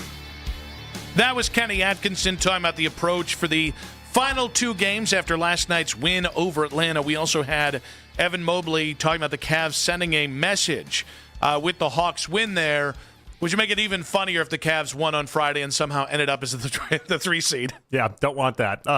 It's weird, between Mobley's comments last night and then Donovan's comments last night, it really kind of felt like last night was their dress rehearsal for the postseason. They just wanted to do it once, and they did. They pulled it off. That was great. But it also then was one of those moments where it's like, you guys really are just thinking you can do this all the time now. And I don't know that they can. I'm not saying they can't. I thought they read a lot into what last night was. Oh, see, it's interesting. I like where they are right now. I do. I like the fact that, Donovan's message, the fact that some people have bought and sold on them a couple times, which is fair. I like that, he talked about the win strengthening, this team and their own resolve and their belief in this. That's why I want them to win out if they can. I want a team I don't want them to be cocky. I don't want them to be falsely confident, which they've been in previous years. But if they're feeling it and they really do believe in what they're doing, let's go do it. I want this to be rubber meets the road for this team, because this has been 4 years in the making, even though you've got 3 guys here who've only been here for 28 games. And it's so funny. I think some people who are the most excited about the Cavs after the trades are now most anxious when it comes to thinking about the playoffs. I'm the opposite. I didn't want at least the Harden trade. And now the closer we get, I'm like, LFG. This is awesome. This is where you find out who's really who's really tough, and who really can back it up and who isn't worth it. And I think the Cavs have a chance to show who they really are on the good sense of that. And so that's maybe where my positivity is coming from as well. No, again, it's not even a bad thing. I'm just pointing out the idea that I think they put a lot into beating a Hawks team last night. It's a good Hawks team, but it did feel like after the game they spoke in a way that we hadn't seen them speak in a couple weeks. And I do wonder if the psychological part of this is what was at play. We've seen Atkinson try to pull the psychological levers a couple times in the past couple weeks. It seems like every time he does it, he pulled it at the wrong time. That was the right time last night to talk about how great you were and to talk about all these different things. But it seemed pretty obvious watching that game that there was multiple moments where it's like, can we turn it on? And if we can, let's see how it goes. And every time they turned it on, it worked. So as we're having the conversation about Friday and whether if the Cavs win out, whether that's going to get criticism, if that ends up taking to the 3 seed, Ryan Russillo on the Russillo Show had Adam Lefkoe on, and they were talking about the belief or lack thereof in the Cavs in the postseason. I think I might trust New York more than Cleveland, though, because Cleveland seems like kind of a trendy pick, although, whatever, it's one game. I'm not trusting James Harden ever. I'm done. I'm not getting sold this anymore. This could be the worst clip ever. I don't care. Hey, I'm picking the James Harden team to go to the finals. I'm not. I'm out. There's always that time, the 3 quarters of the year where James Harden's got 15 assists and he's dropping 15 points. And you're like, man, we might need to give this guy a long-term contract. And then vanish. So I can't ride that ride anymore. I'm done. So the actual biggest bone I have to pick with this entire piece of audio is Russillo calling them a trendy pick. Yeah, I don't think they're a trendy pick at all. One, they're the 4 seed. And 2, I haven't heard anyone jump on the bandwagon at any point. The only thing I've actually heard over the last 28 games is when they were injured and when guys weren't playing, when you heard more people jump off the bandwagon? I've heard more people sound like Lefko than not, and it's kind of frustrating in a way because it's like the idea that and listen, it's almost like when we talk Browns quarterbacks or Browns head coaches, it's like, all right, just keep saying you think it's not going to work out, and for 25 years you've been right if you keep saying that. If that's your one trick on it, you've been right. If your one thing with Harden throughout these years is I just don't think he can win an NBA Finals, you're going to be right. You've been right for 17 years. You've been right. But like it just feels very closed-minded to not look and see what Harden's doing and his role on this team and to turn that around and make it to be like, well, I don't mess with Harden, so I can't mess with the Cavs. And I feel like that's been the tune that I've gotten with a lot of the national guys. I think the interesting thing to me about it, though, is I think if you just want to put this on Harden, that's fine because of history. I think it's okay to put this on the Cavs as well because of their lack of history of deepened postseason success. I do. And, I don't think there's anything wrong with pointing out that it wasn't just Darius Garland that couldn't get past the second round, right? I have no problem with pointing out that James Harden hasn't really he's gotten into the finals. He has gotten to conference finals, but has had as many clunkers late in the series as he has great games. I think it's fine if you don't have or if you lack belief in this Cavs team, because that's what this postseason should be about. Okay, but that clip would have hit way harder for me if that whole thing was about Donovan instead of James Harden. That whole clip is him Lefko going on about I just don't trust Donovan. He's never made it out of the second round. I can't mess with the Donovan-led basketball team. I think that clip goes a million times harder for someone like myself. I'm like, oh, okay, you got some real beef with what the Cavs are doing. When you go to the Harden level of it, it just comes across like you're not paying attention to what this Cavs team is. I mean, I get it, but I think it's all fair. I think it's all fair because it's all based on what they've done. And this is the ultimate you know what or get off the pot. And I know people don't want it to be that, right? Because, what happens this offseason and all that. I'm focused on the now and today. And this is as good of an opportunity. The rest of the Eastern Conference feels, I don't want to say it's weakened because that's, I think, a little overplayed. There's a lot of good teams. There's maybe one great team, and then there's a lot of teams I think are in similar conversations, but none of them are definitively better than the Cavs. They're going to be in the postseason. So this is your next best chance since last year to really make that deep run. Yeah, no, it's all right there. And so that's where mine's at. I said in a Celtics series, I'd give you a 46% chance out of 100 to win a 7-game series against the Celtics. But okay, let's go see. I hope they're playing every bit of Russillo sound. Any of the things that I said 6 weeks ago or 2 weeks ago, I hope they're playing this stuff, just pumping it through that locker room nonstop.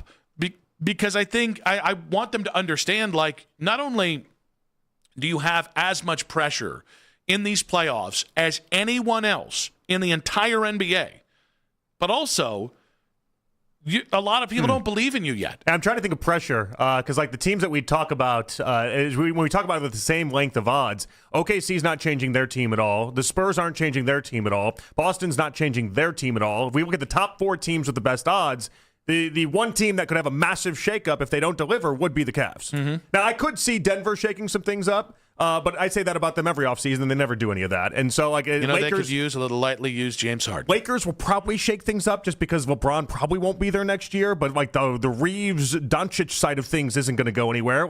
Yeah, you're not wrong. From a pressure standpoint, and who could actually see shakeups if you don't perform in the postseason, the Cavs are at the top of that West. But I think but I do think there is a lack of belief. And when I say lack of belief, I'm talking about compared to other years. And anybody that I talked to, is there excitement about the Cavs? Yes, of course.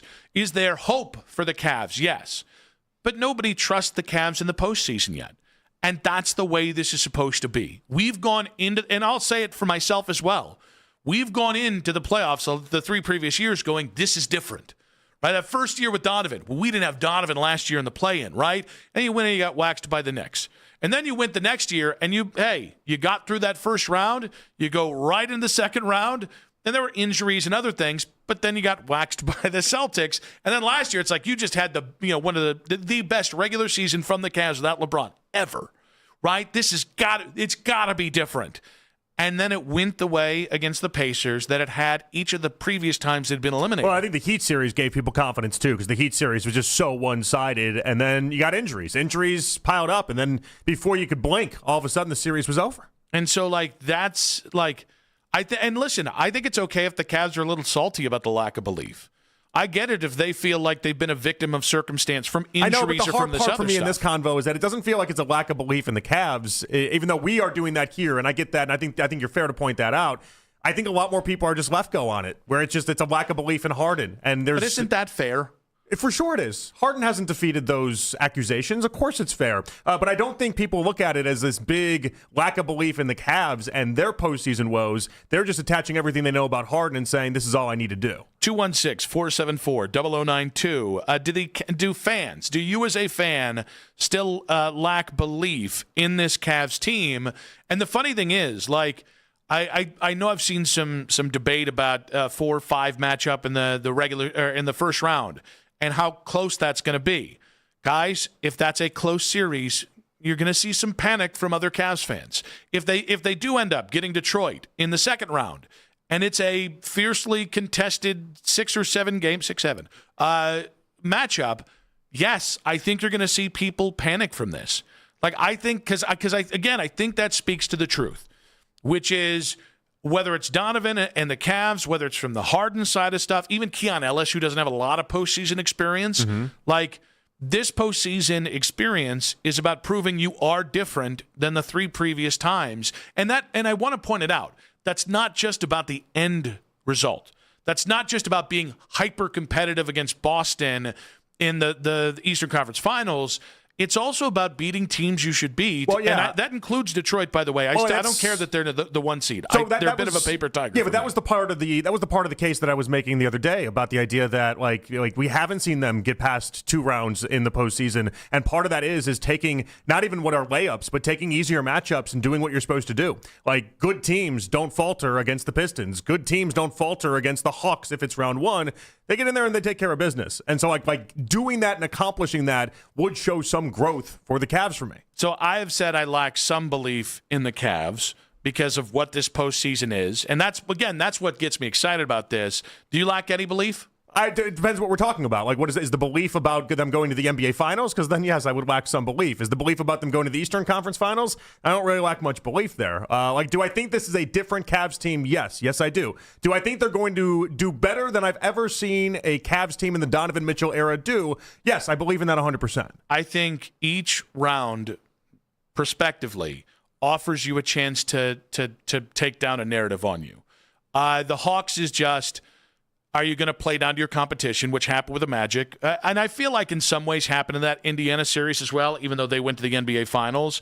That wasn't an NBA Finals-worthy team. They had an incredible ride of luck and incredible three-point shooting. That's why they broke it up not even half a year later. So I think that's one. 2, if you play Detroit in the second round, it offers you the ability to push back on the idea you're soft.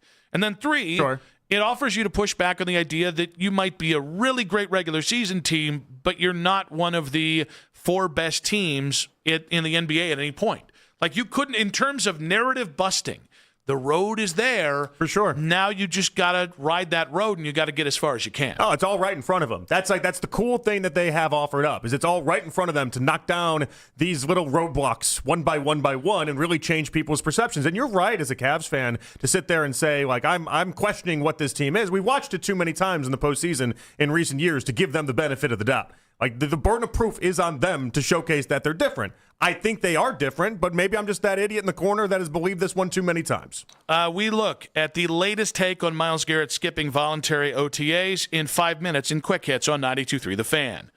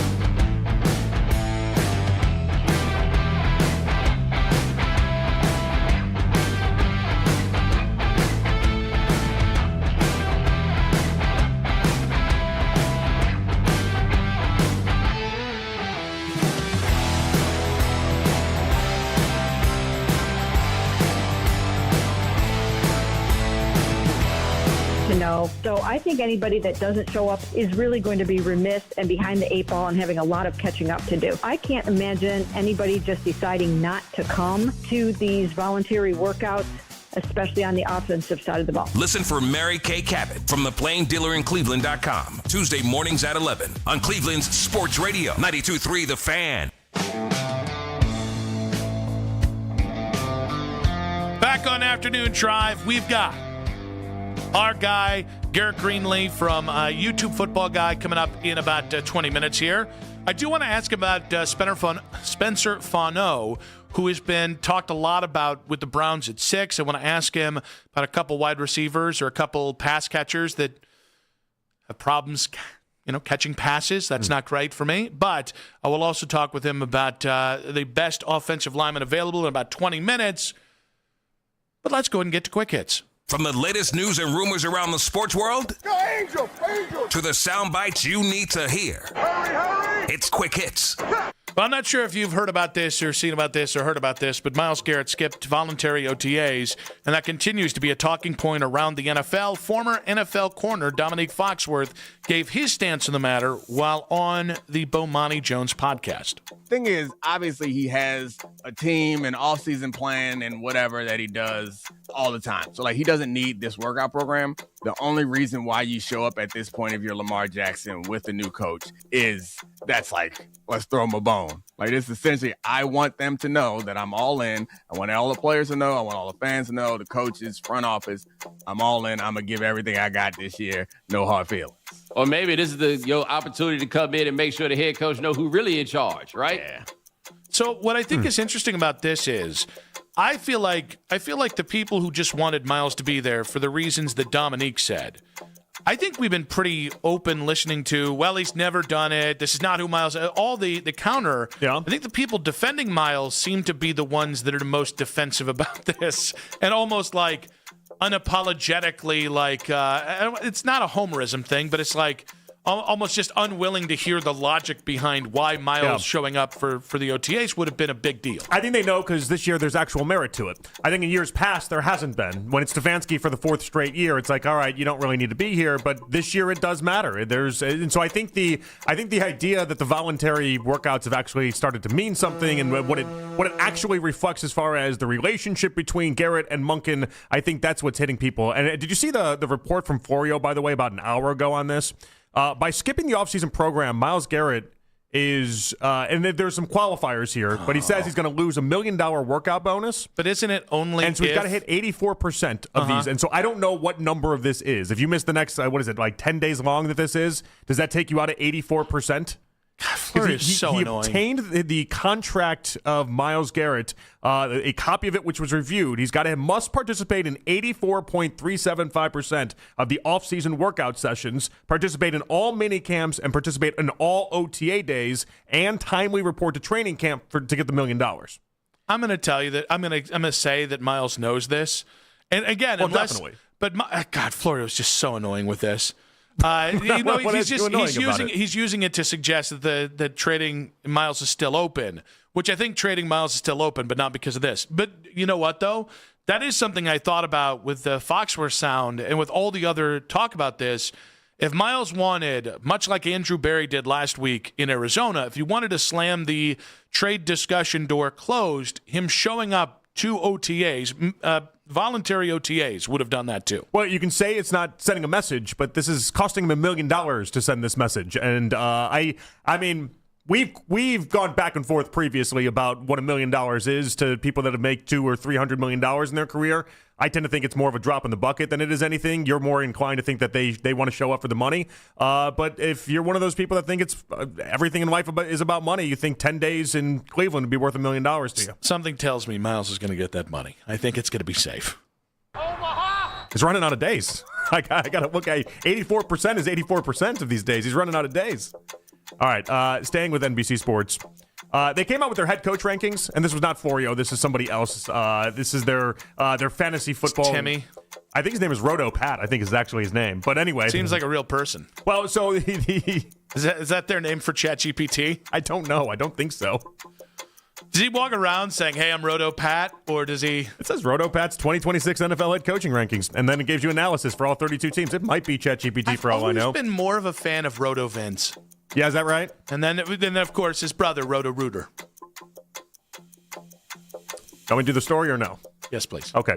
So the takeaway here is that Ben Johnson came in 13th and Kevin O'Connell came in 12th. And listen, we don't have to go through the rankings. The expected people are at the top. Sean McVay was number 1. Andy Reid was number 2. But the idea, and I did not even look to see where Monken ended up settling because it's not important to the conversation. The conversation is the idea that O'Connell, who's very, very well respected, can come in at number 12. And then Ben Johnson can come in at number 13. And if you look at the list, you're like, well, I don't even know where I would place them higher. I feel like the coaching in the NFL, we make a legitimate argument, is as deep as it's ever been. Yeah, I mean, there aren't a lot of guys that you, and this is going to factor into our conversation later about Todd Monken and how he's being treated by the national media. There aren't a lot of guys that you look at and go, like a Hugh Jackson. Yeah. Right? Like, I think Aaron Glenn is a guy that people look at and go, oh boy, we'll talk in a year.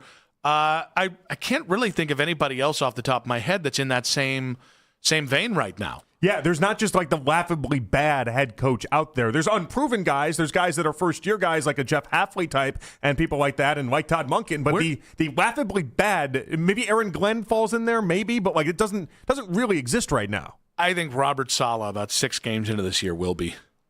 Robert Saleh getting a second head coaching job, and we're just acting like that was all about the Jets.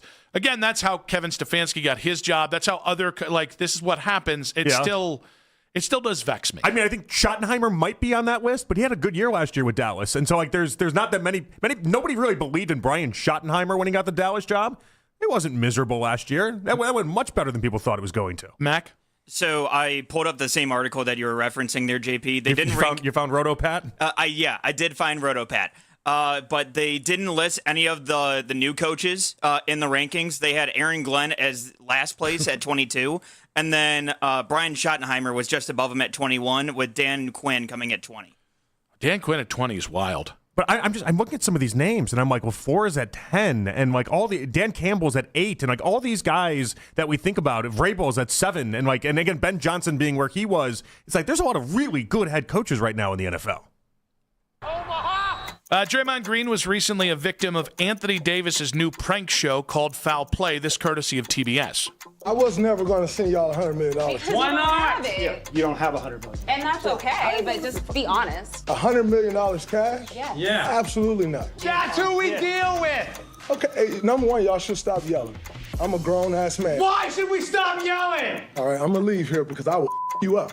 No. Oh, for sure. Wait, you can't punch us all in the... Hold on. How about that? You got the wrong... I hear you. Hey, you just got played, dog. Stop yelling or I'm gonna you up. I said we gotta get in there right now. All right, 2 things. 1, you can't punch us all in the D is a hilarious line to say to Draymond Green. Whoever that improv guy is, extra money to him. 2, does anyone else care that this is obvious ripoff of Punk'd? Even down the line, you just got played. I love it.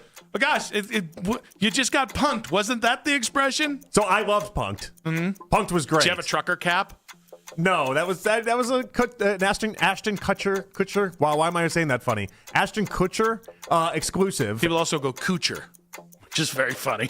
I don't know why. Maybe I've never said his name out loud. That was very hard for me to say for some reason. For someone that I grew up with so much of my childhood, like that 70s show, Punk'd. But Punk'd, when it was on, was like a really big deal. First 2 years. Everyone watched it. It was hysterical. And then you look back at some of the videos that pop up on TikTok, and you're like, oh, I get why the celebrity got really angry. Yeah. That's a really awful spot for you to put that person into. Honestly, knowing how, and athletes are going to be even funnier, knowing how much divas most celebrities, especially actors and actresses, can be, kind of lucky nobody got shanked. So I do think enough time has passed where we could do this and the athletes will not be suspecting of it. And like when Punk'd was going on, the problem that happened is after a couple years, every celebrity was just convinced they were constantly being punked. And so every time they even came close to trying to do a bit, it would just get sussed out by the celebrity. That's gone. We're back in the Wild Wild West. You could easily pull this off. I'd watch a lot of those shows. That was like classic MTV, though. Right before it went downhill. With the Osbournes, oh my gosh. I liked what MTV was doing with their programming back in like the early 2000s. And now I don't even know they exist anymore. I don't know that they do. I don't think they do. Cade Cunningham returned last night, notched a double-double. He had 13 and 10 in a win over the Bucks, 137-111. This is really quick for him to come back from the collapsed lung. He played 26 minutes. He looked pretty good, all things considered, Nick. Yeah, he does, and they're still a paper tiger. I actually think this probably will disrupt what they're trying to do anyway, so I'm even more about it. Because they've been playing, they've been kind of winning basketball without him, so I'm ready. I'm ready for him to come back and somehow disrupt what they're doing. I mean, the reality is that the Cavs just had answers for Cade Cunningham, and they didn't have an answer outside of that. So I'm not too concerned, all things considered. But the idea that he's come back from this collapsed lung and even being able to play 26 last night, it was pretty impressive, all things considered. Yeah, not impressed. I can tell. I'm tell. over the Cade Cunningham. Yeah, okay. A lot of people have collapsed lungs and go back to work like 3 days later. Is that right? How many games? Was it 6, 7, 10? That's right. You fell into a wall and only missed one day. One day. And and could have had a concussion, but didn't. Can you imagine? This is my flu game. One of them. Is that what that is? Yeah. One day a year, I'm coming in, not feeling well. This foot thing might be the best I've done. I hope Mongo laughed only because you said when I fell down the grass on the golf course this weekend because it was wet and it was slippery, and the guy in the golf cart that did not laugh, but I knew wanted to laugh. He didn't laugh, but I knew wanted to laugh. Because you said it's just always a funny moment when people fall. I hope Mongo was really yucking it up. Oh, he was so concerned. He came over and licked in the face. Everybody, Did gets anybody up. else see it? No, but they heard it. You don't hear. So did the neighbors. Oh, jeez. No, I did. I yelled pretty loud. It hurt. It really did. Like the head part got a oof, but the slamming my ankle into the stairs, that one got a audible like Howard Dean-esque shriek. Yeah. And we've survived. Garrett Greenlee, football analyst from YouTube, in 5 minutes on 92.3 The Fan.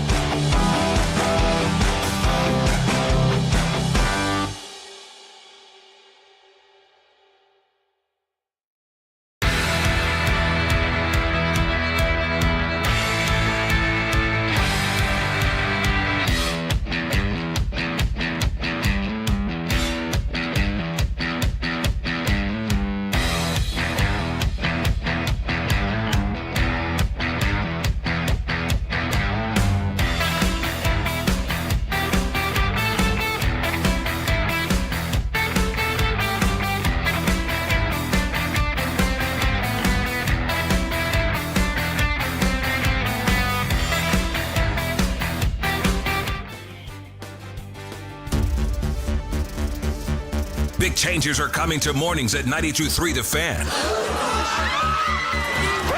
All right, everybody, don't panic. It's not the end of us, but we do have news for you. Stay tuned. More news coming soon, so lock in 92.3 The Fan all week and weekend long. It's the 3 o'clock hour. I'm not wavering. I might be wavering. On Afternoon Drive. Nick and JP back on Afternoon Drive. We got plenty to get to on the show. Of course, we started the show with some Cavaliers. Got some Guardians coming up, some baseball popularity talk. Little Monken Mania coming up as well. Danny Cunningham at 5:20. But if you missed a moment in our show or miss any moments in our show, you can use the rewind feature on the Odyssey app. Powered by Integrated Restoration, your local experts in water, fire, and storm disaster restoration. But it's time to get to some football here. And we're going to head out to the Make It Right Call Kyle Wright hotline. About 2 weeks to the NFL draft. Garrett Greenlee at Football Analysis on YouTube. Does great work on there. If you haven't caught any of his content yet, he joins us now. Garrett, welcome to the show. Appreciate you guys having me on. What an intro, and looking forward to talking football. I will do these things professionally for you. If you just want me to be the intro guy, that I record intros that pump you up for other radio hits, I'm very pricey, but I can be bought. I like it. I mean, that was quality. All right, so let's get big picture here, because I think the O-line at 6 conversation is really interesting. Regardless of position, who is the best offensive lineman in this draft, in your opinion? To me, it's Francis Mauigoa, the offensive lineman from Miami. Now, there is conversation about Mauigoa, who played right tackle for Miami last year, about him kicking inside the guard at the next level. And there's a lot of conversation about arm length. And there's another guard from Penn State named Vega Ioane, who's a really, really good guard prospect. And I think both of those players project at the NFL level to be good long-time starters at the guard position. But then there's a conversation of, with the Browns picking at pick 6, of whether or not we want to draft a guard at pick 6 simply due to the positional value, whenever there's a conversation with the roster and where the receivers are currently on the roster, and do we have a legit wide receiver one at the future as well. So for me, the two best in the draft are Francis Mauigoa and Vega Ioane, both players that I think will be guards at the next level. Oh, so that's interesting. So you're not a Spencer Fano guy? I like Fano. I just don't think he's in the caliber as Mauigoa and Ioane are. Where do you see him in the NFL? Do you see him as a tackle or inside? I would personally prefer Fano inside, and I think there's a conversation. There really isn't a true center one in this class. I mean, not until day 2 of the NFL draft. I think there's an actual conversation to be had if Fano could kick inside to center. There's usually the tackle to guard conversation, but with Fano, there's kind of the tackle to center conversations. What's interesting about, like, when you bring up Ioane is that we just have not done any discussions on him, essentially. It's been a lot of Mauigoa. We've done a lot of Fano recently. We've done a lot of Monroe Freeling. And bringing in somebody that we know is just going to be a guard, I don't know why. Should we be talking more about that for the Browns at 6, or is that just too much of a reach there? In terms of positional value, it would probably be deemed as a reach. But where Cleveland is, there's several avenues they could go down where I think you could justify a couple of picks. Mauigoa would be a good pick to me. I think Ioane would be a fine pick. I think it would be that you'd look at it in a couple of years and say, hey, was it the 6th overall pick? Yes, but is he a really good starter for us? And is he, I don't want to say he's the next, in terms of success, like the next Joel Bitonio guy that's going to be here for as long as Joel Bitonio was or has been in Cleveland. But he's that type of player where he's going to plug and play for the next several years. So in a class that is not as talented as other draft classes, I think if there's ever a year to justify taking a guard at 6th overall, especially with the offensive line concerns that Cleveland had entering this offseason, though I do want to credit Andrew Berry. I think they've done a tremendous job in terms of addressing the offensive line this offseason with the limited resources they had. I think this would be the year. Garrett, is it wide receiver, O-line, or bust for the Browns at 6 and 24? Or are you more wide open to what they could do? I hate to give this answer, but it's going to depend on how the board plays out. Cleveland also has an early second-round pick, so there's maybe if somebody starts to fall, maybe, and not that you would trade 24 and 39 both, but there's a conversation if somebody starts to fall. You mentioned Monroe Freeling. If Monroe Freeling starts to fall maybe to pick 13 or 14 and maybe you took a receiver at pick 6, maybe we look to trade up from 24 to 14, 24 to 15, somewhere in there, because Cleveland's going to have the ammo to be able to do it. And the one thing about Monroe Freeling, I like him as a prospect. What I really did not like was, in the past couple of months, because I think in the media we're certainly overreactionary at times, was we went into the combine where it was Monroe Freeling was almost guaranteed to be available for Cleveland at 24, and he was more of a late first-round pick. There was talks about New England getting him at 31, and then we come out of the combine after and credit to Monroe, he has a really good performance, and all of a sudden we're talking about Monroe Freeling going to Cleveland at 6. So I'm not sold on Monroe at 6. I think there's a chance that he falls into the mid-teens, and then we could have the conversation about Cleveland potentially trading up to go get who would hopefully be their left tackle of the future. All right, so give me your home run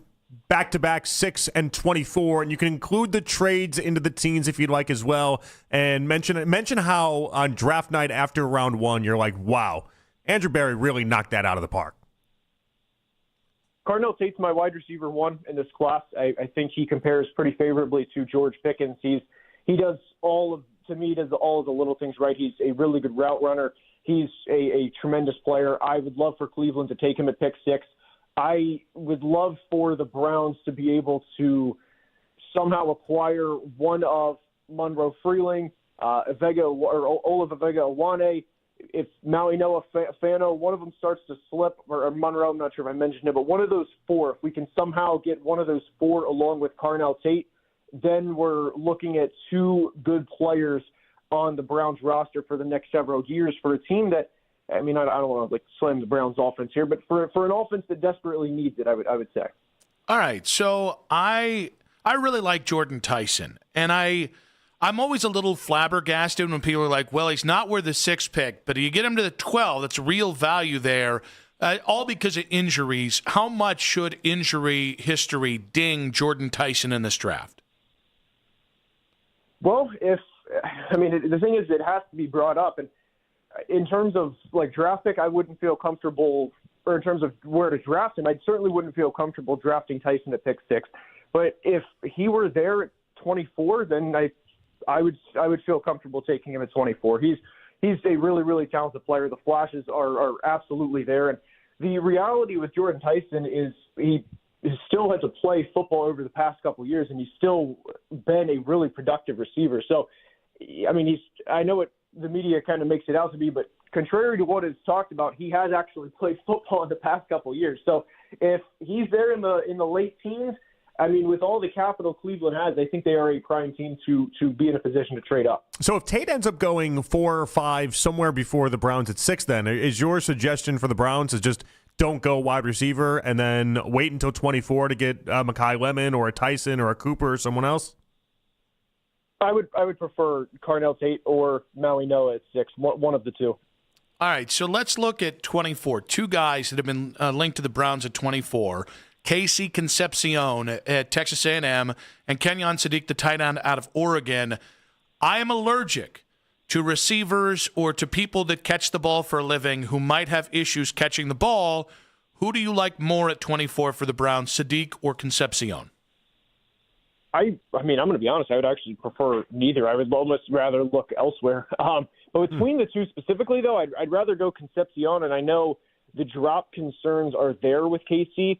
I really love Harold Fannin. I think he's a top – I don't want to get into rankings, but I'll just say that he's a starter for this team for the next several years, and I thought that was a really good pick last year. So if I had to choose there, I would prefer Casey Concepcion. What do you not like about Sadiq so much?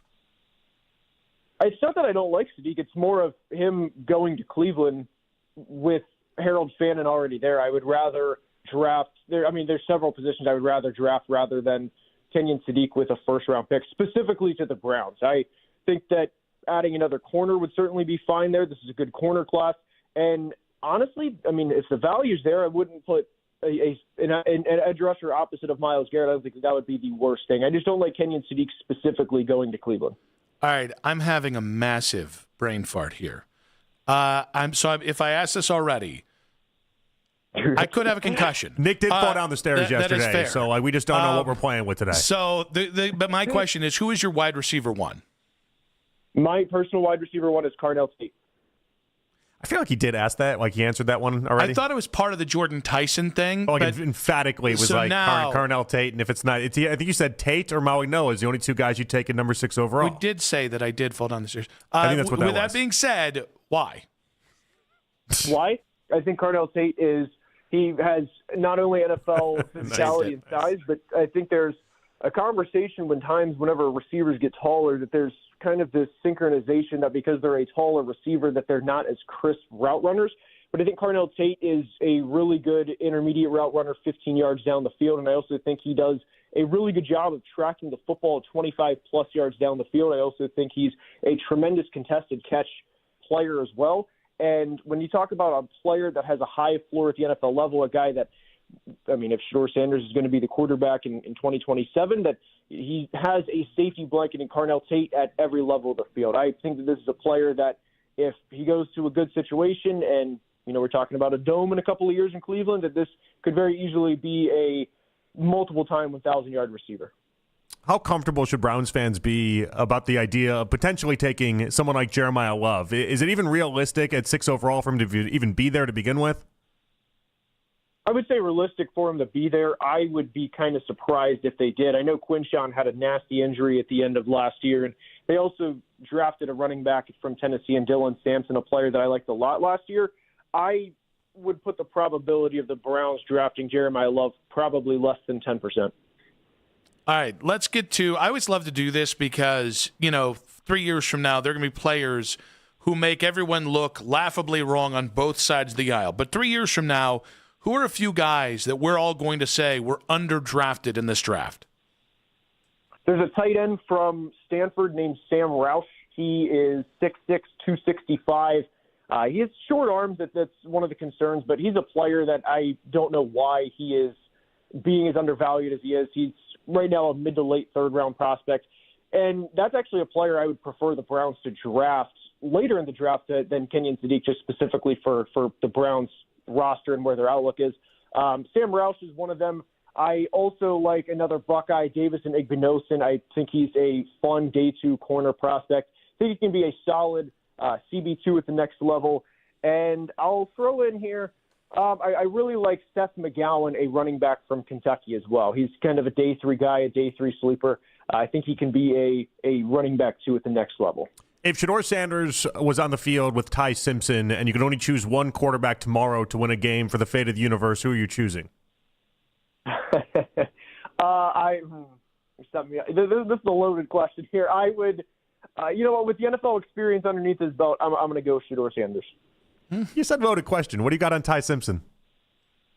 I like Ty. I think he's a better prospect than Shedeur was coming out. I think that he is a bit of a project just because he didn't start many games during his time in Alabama.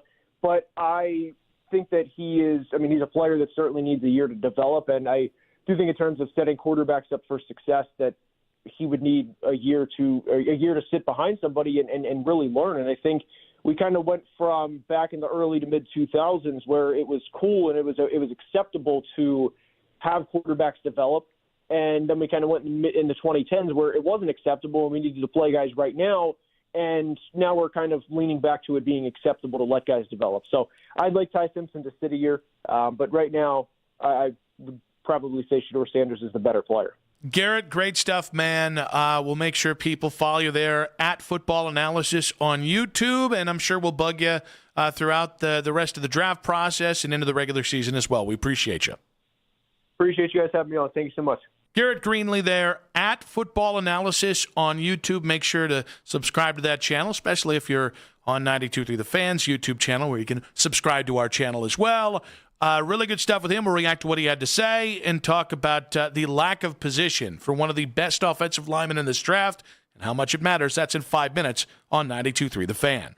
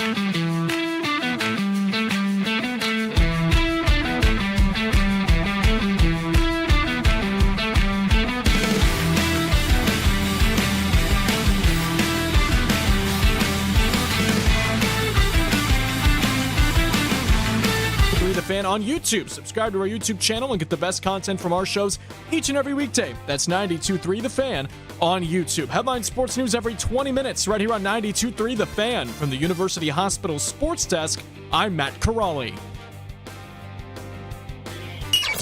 Listen to 92.3 The Fan on the Odyssey, iHeartRadio, and TuneIn app.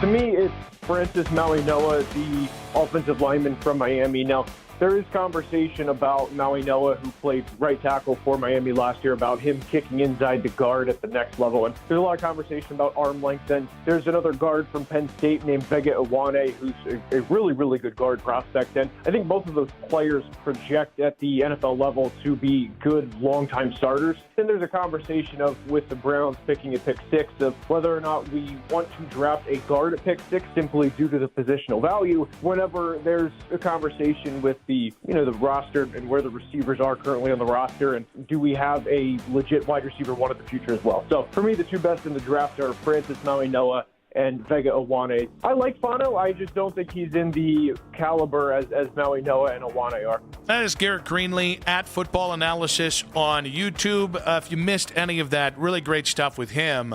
I think that it adds a lot of complication to the offensive lineman conversation.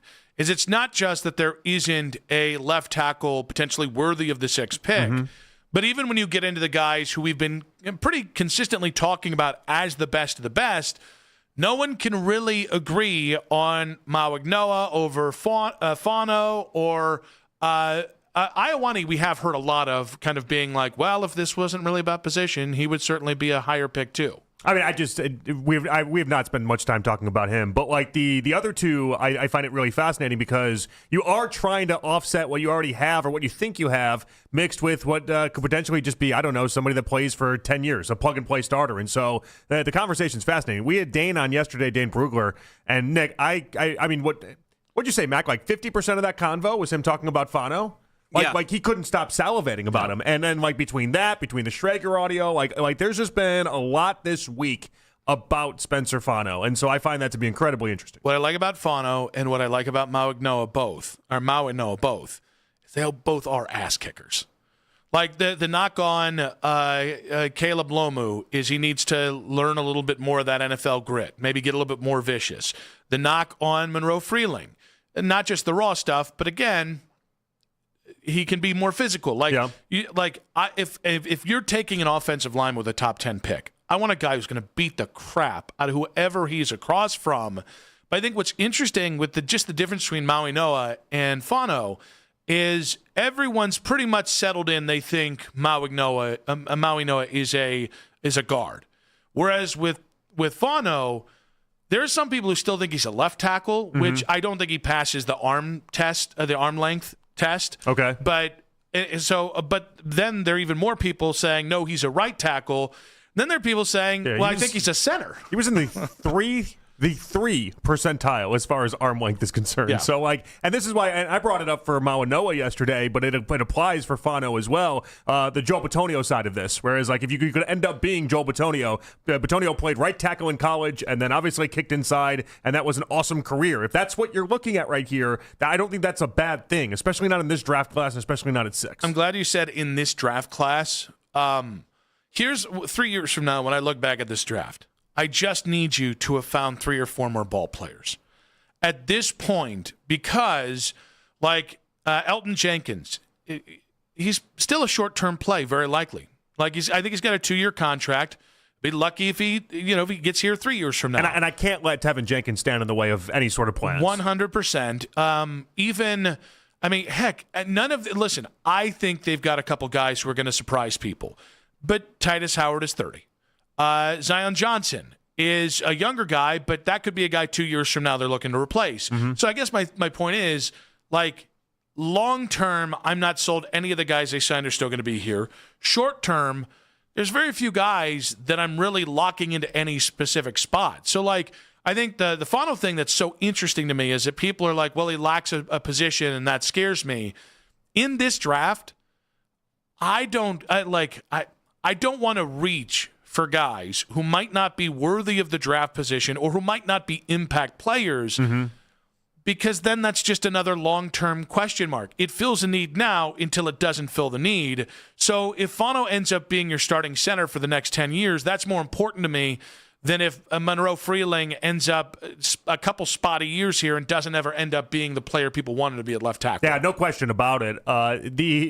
The arm and the hand size I find incredible. It really is. He's just a massive human, and he's got all these great traits, and he's fast, oddly enough. His 40-yard was the very best out of any lineman in this draft, and then he just has these little alligator arms, doesn't he? He's got these little tiny baby hands, too. His hands are in the 9th percentile. It just What's that even look like? It just doesn't fit the 9th percentile. Now, if we make... It's 9 inches. That's the 9th percentile. Okay. In You're giving me too much places, information. that's not. In some places, that's well above average. Yeah, in some places. Some places. Just stop. We got to stop it because I'm going to go there. I think do we have to, by the way, do we have to make itty-bitty hand jokes with him the way we did itty-bitty human jokes with Dylan Gabriel? I think we do the T-Rex arms things probably more with him. Yeah, I think so. Every time we talk, do we actually do like every joke we made for Will Campbell, we have to then do for him. That would be part of the problem. The difference is Will Campbell plays in New England. If Will Campbell was here in Cleveland and it had been criticized as badly as he had been in the second half of the season, I'd be like, the man was playing through an injury. I would have fought for the hills for Will Campbell. I think we get to transfer it is the point, though. We get to transfer all the commentary, and we can just move it right over here, and then we'd probably end up interviewing him at training camp or something like that. And it'd be like, I think he's got long arms. And it'd be like, wait a second, my hands dwarfed his hands. What's going on here? So I just double-checked, too. Fano has shorter arms than Will Campbell and smaller hands than Will Campbell. Yeah, again, he's in the 3 percentile for arms. That's incredible. And then the hand is the 9th percentile. That's Only thing I'll say about tiny. I don't need my offensive lineman to have big hands because I have found... They got big feet. Well, no. It's the smaller hands, meaning the less surface area to spread out the violence. You ever been punched by a dude with small hands? My cousin Glennis hits as hard as a man. What's your cousin's name? Glennis. But hits like a man. That's a ridiculous name. And my cousin Johnny, her twin, he's 6'4". She hits harder than him, and I think like 50% of it is she's got smaller hands than he does. Guys, you cannot. She's hit me in the shoulder, and my shoulder lost feeling. Are we going to spin zone short hands or no. short arms? Short arms is a thing. But tiny hands might be for an offensive lineman. Tiny hands are the new big hands. Yeah, because when he gets under you and he punches under your the chest protector, ooh boy, is that going to smart. I just don't want him holding like a thing of Coke and being like, oh, you got the 2-liter, and it's like, no, this is the normal size. Like I at some point you got to have enough size there, big enough hands somewhere. I just love that you're making and breaking your evaluation of an offensive line prospect based on your cousin Glennis. Yes. But you haven't met Glennis. Have you? You know what? I'm going to invite her in here to punch you in the shoulder, and then I'll have Johnny punch you in the shoulder. And when you come back and go, man, she hits harder. It must be the tiny hands. I think I'm going to be proven pretty right, and your shoulder's going to hurt like hell. I'd love to see it. But I don't think you would. I wouldn't volunteer to be hitting anywhere if I were you. We can put it on YouTube. We can definitely. If you're just saying I think that's consent right there. I was worried about consent. In my head, I was worried about HR for a little bit of like, I don't know, can you really bring somebody in to, they outsource I don't know, that. punch the board up and see which one hurts? But he just consented. Actually, we'd turn it into like a random jackass type bit. Just who can beat up Mac? And we could have Nick Nemeth like suplex him. Okay, no. I'm good. I can deal with your family members, but. No, go on Nick Nemeth. Oh, can you believe that? Hey, how are we taunting my cousin Glennis? Really quickly, how are we going to play this interview? You're not going to out him for me being not a wrestling guy, or is that part of the deal? Because he's going to pick up on the idea that I don't know anything about wrestling at all. I like to play it by ear. Like if are we you gonna incense outwardly me be between now and then, there's a real good chance I will. I just don't know. But if you play it cool, Johnny, we'll see. Well, I don't even know what I'm rooting for in this. Like you're going to be like, hey, so Jonathan says he thinks wrestling's fake. Okay, but don't say that. Because that's the only thing. I mean, I need to know what grenades I can't step on, I guess. Don't say that. Why is that so bad? Because that's a chotch move. Like, tell me what's a chotch move. I don't want to offend the guy, is the point. And I also don't want him coming over here and then hitting me in the face either. If you say... I prefer that not to be a Thursday. Honestly, it would make some good headlines. It'd be good press for the show. Oh, could you imagine that? I mean, could you imagine just me getting socked in the face? Yeah, I can. Hello, awful announcing. Yeah, Hello, I can. By what's his name, Dolph Ziggler? No. it's Nick Nemeth. Dolph Ziggler Why? was his. I put in Nick Nemeth and Dolph Ziggler came up. Is that gone? That was his WWE name because they don't let wrestlers doesn't use transfer? their given name. It's like an RSS feed. No, It doesn't transfer when you go. They own the actual the name. Yeah. Yeah, again, like an RSS feed for some companies, they own it, and then you just don't get to transfer Yes, it. exactly. Exactly, yeah. Yeah, but okay, you can say I don't follow wrestling, or even I don't like wrestling. You can't say it's fake. You can't say it's fake to a wrestler. No, Okay, because honestly, I didn't know that. Well, I think I didn't wrestlers think are they'd be cooler accepting about of it, but I didn't know that. Wrestlers are cooler about it now than they used to be. I just think if I was a wrestler, I'd say, why don't you come down to the ring Saturday and I'll body slam you and you tell me how fake it feels. I mean, but isn't he wrestling with like Bernie Kosar? No. Bernie's in his corner. Oh, okay. He's I thought Bernie wrestling was actually AJ wrestling. Francis. I was like, is Bernie memorizing the moves? Is Bernie? I really Be thought great he to was see wrestling with Bernie drop the big leg. That's what I thought was happening. And I thought it was obviously set up then for Bernie to win the match. But Now, obviously that's not the case. My hope is there is a spot where AJ Francis, who was a former NFL player by his own right, that he maybe taunts Bernie, and then maybe like Bernie with a kendo stick or just some weapon or just pie faces him. Yeah. Into a great spot from Nick Nemeth. That's my hope. I bet he's got bigger hands than Spencer Fano. Bernie? Nick Nemeth. Oh, yeah. I think everybody does. It's the short arms that concern me. The short arms are the bigger deal for me. For offensive linemen. For quarterbacks, you need to have bigger hands. But getting back to I don't know where the hell you want to go from here. Well, I mean, there really isn't many places to go from here because I'm not necessarily sold on the idea that we haven't really talked Fano into existence here. And the only thing that Brugler kept going back to was how great he was at the Combine. Mm-hmm. Like the selling point for Spencer Fano was the idea that at the Combine, he apparently was just otherworldly awesome. And I just don't know that I love that being the major selling point of this evaluation. I think I have arrived, though, at the point where I want to treat the sixth pick with the idea of, again, 3 years from now, who are going to be the guys we say are the best football players? If that's Vega Ioane, then take an out-and-out guard at 6. If it is Maui Noah and he's a guard, take him at 6.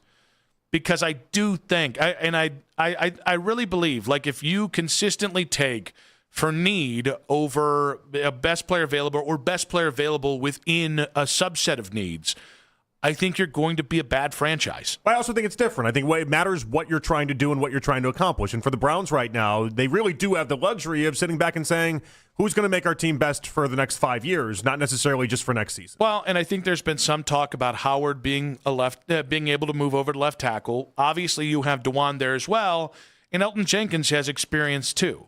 So it's not like with wide receiver. Well, yeah, I can't slide anywhere. somebody else over to play wide receiver. Mm-hmm. I can't take Harold Fannon's backup, who's I don't even know what their name is. I think we signed him. He was a guy. With Jack Stoll? Old Jack Stoll. You can't slide him into the X spot, right? Good run blocker.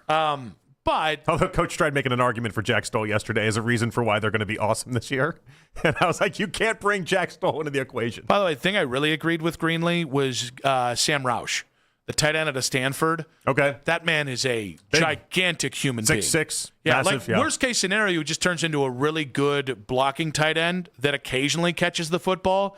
Best case, the dude is just a physical specimen. Well, and he's Stanford if smart. Andrew Berry thinks that he's got like the inside track, his hot hand is on tight ends, then go for it. You know the other thing, just getting back to Garrett Greenlee, because I had made Sadiq or Concepcion was one of the questions I asked him at 24. Yeah. And didn't he say neither? I think his answer was... He said neither. He didn't like either one. Yeah. He liked Sadiq less, though. What's interesting is I've gotten a lot more questions from like friends and everybody about Sadiq at 24, which usually tells me that he's being mocked to the Browns more at 24 or 39. He just feels like a Browns player. But again, he falls in that category of guys. 6 drop passes in 2025. His ball skills are just maddeningly inconsistent, all things considered. Yep. His production was otherworldly. He led the FBS as far as tight ends are concerned in receiving yards. Should be in that system. Yeah. With that quarterback.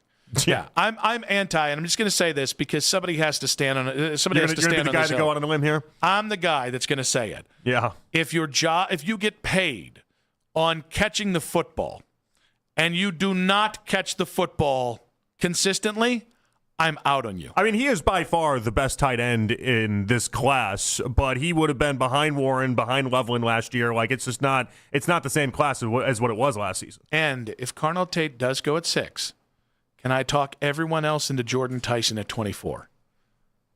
Because the Jordan Tyson stall is real, because he actually just scheduled a personal workout with teams at Arizona State on April 17th. So I think the camp knows he's falling in the draft. If he falls right to the Browns at 24 and you get Tate and Jordan Tyson. It's not a sell for me. I love it. I'd also like Chris Bell. I really don't. Chris Bell's injury scare me. So I don't care. Chris Bell without the injuries, I think would be a first-round pick. And the idea that happens really annoys the hell out of me. It's like in this draft where there are so few elite-level prospects. I'm not saying Chris Bell is an elite-level prospect, but where, like, you just need to find good football players.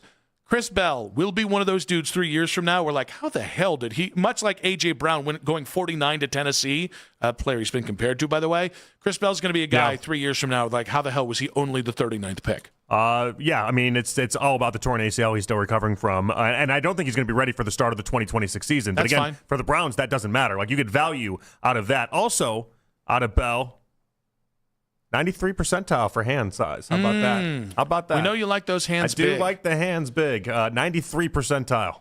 I would lead with that with Nick Nemeth. I love the idea that I'm just going to judge everyone's hand sizes. This is how we end up getting here. Ooh. I'm just going to be a hand size expert. Are you going to start doing that? Like when Nick Nemeth comes in studio, you're going to be like, all right, let me check out those paws. What you got on that? No, we go. Let me see what you're working with. Thumb to back pinky. Let's see what's going on.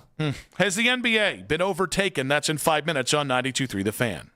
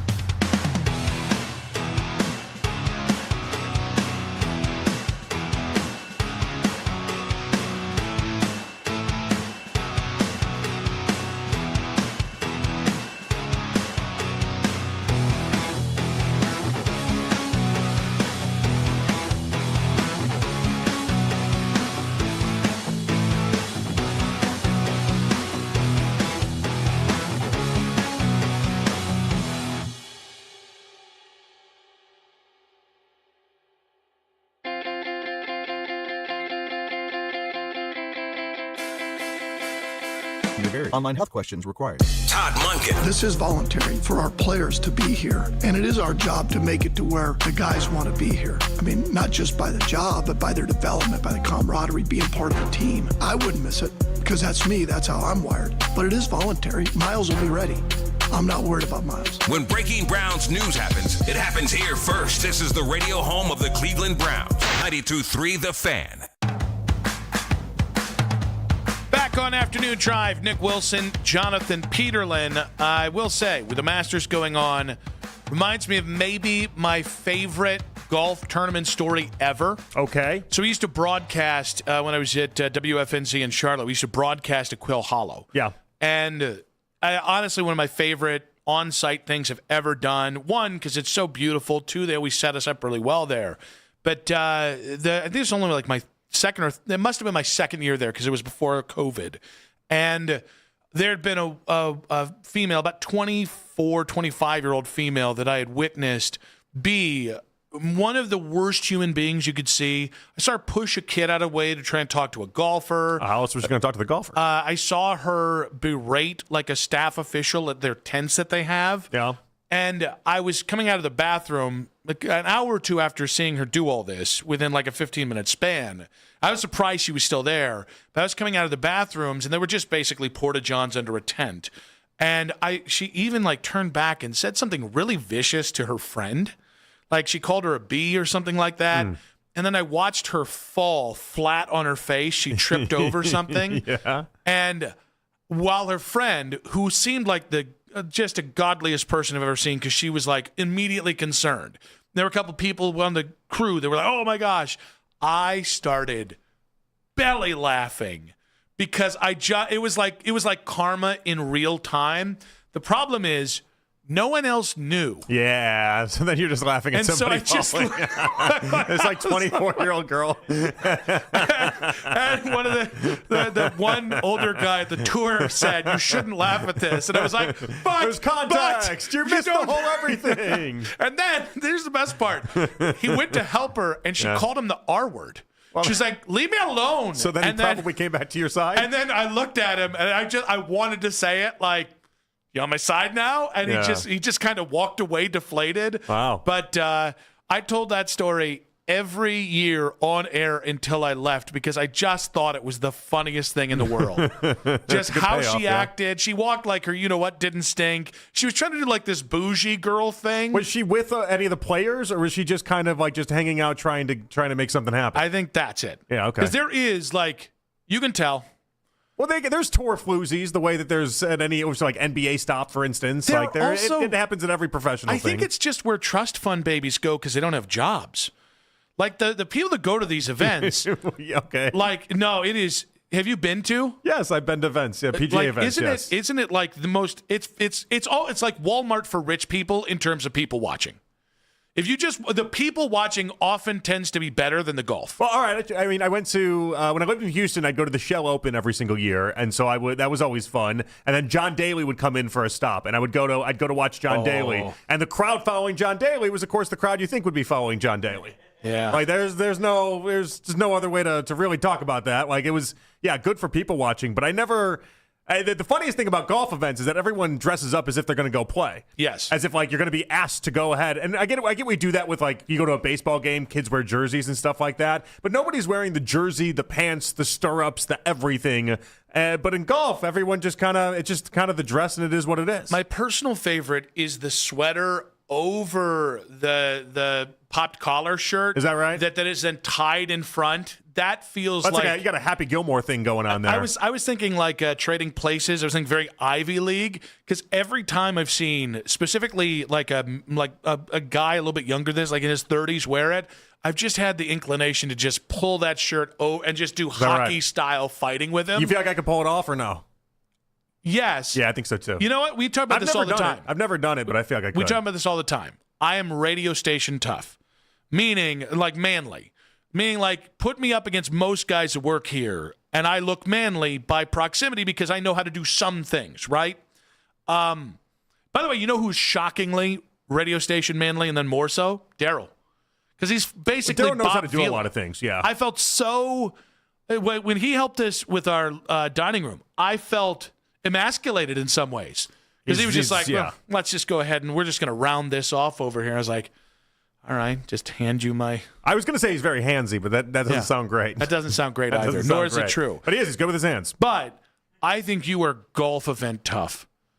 Meaning, like, if one of those pipsqueaks got out of line, I think you could wholesale beat that ass. Stuck in prison, but like in golf, at a golf event, that's where I dominate. Yeah. No, but by the way, I do think at least it's somewhere in a low security prison. We're talking white collar prison. Like I think you'd eat as well. Okay, good. Thank you. Yeah, I feel like that's we've come a long way. What the problem with that is that I think you still think of me from when I first got here, and when I first got here and we first became friends and we first started hanging out, I was still the 6'2" that I am, but I was also like 175 pounds. Yeah, I'm now like 230. Like the math has changed a little bit. I was like 290 when we met. I'm now like 350.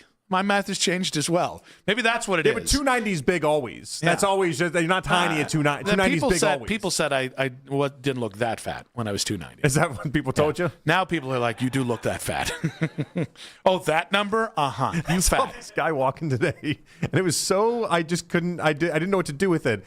He had, like, his belly was hanging out and everything and doing all that, but, like, his legs looked like that of a very, very skinny person. Yeah. And I've never been more confused in my life. Like it didn't fit. He was a large, obese person at the top, but at the bottom, it was like a stick figure, and there was nothing else that happened, and I didn't know what to do with that. So my uncle was friends with one of the kind of part-time trainers for the Indians back in the day, and she used to call that, oh my God, what was it? It was something like Northeast Ohio man physique. Oh, is that really? Is that like a Northeast Ohio thing? Where you get like super jacked up here, and then or super fat up here, and then you look down and it's like you have like sticks for legs, basically toothpicks for legs. But it didn't even seem like he had much of a waist or anything either, and nothing. And then, but it was like he was very large, obviously in the midsection and then his chest, and it just didn't add up. Yeah, that's why I'm very thankful that although I have no rear end, I at least have tree trunk for legs and impressive calves. Because if all I was a fat upper body, and then I looked like they just ran out of ink from my waist down, you look proportional, at least. It'd be a rough go. I didn't know that was a Northeast Ohio thing, though. Yeah. There was a kind of like my idea that everyone looks like some combination of Jeff Phelps or Jeff Thomas. It's like half of Northeast Ohio looks like they could be Jeff Thomas. Some of us constantly actually have pigment in our skin. You pick the two whitest guys at the station. That's just how they look. That's not what that is. I'm very white myself, so I got no room to judge when it comes to that. It's the whole everything. It's like it's like a very pale white guy that is balding at the top or completely bald is just kind of. It's like 30% of the people in Northeast Ohio. It's incredible. 216-474. I'm constantly like, is that Jeff Thomas over there? No. Okay, no, just another guy. That's because you go golfing a lot. Yeah, there are a lot of that group out there. What if your only way you thought of Ohioans were the people you saw at the golf course? Explains why I'm constantly like, is that Phelps over there? No, not Phelps. Just looks like him. One of these times it really actually is going to be Phelps. 216-474-0092. Do you agree with JP's assessment of Ohioans and Todd Monken mania and the opposite of it when we come back in 5 minutes on 92.3 The Fan?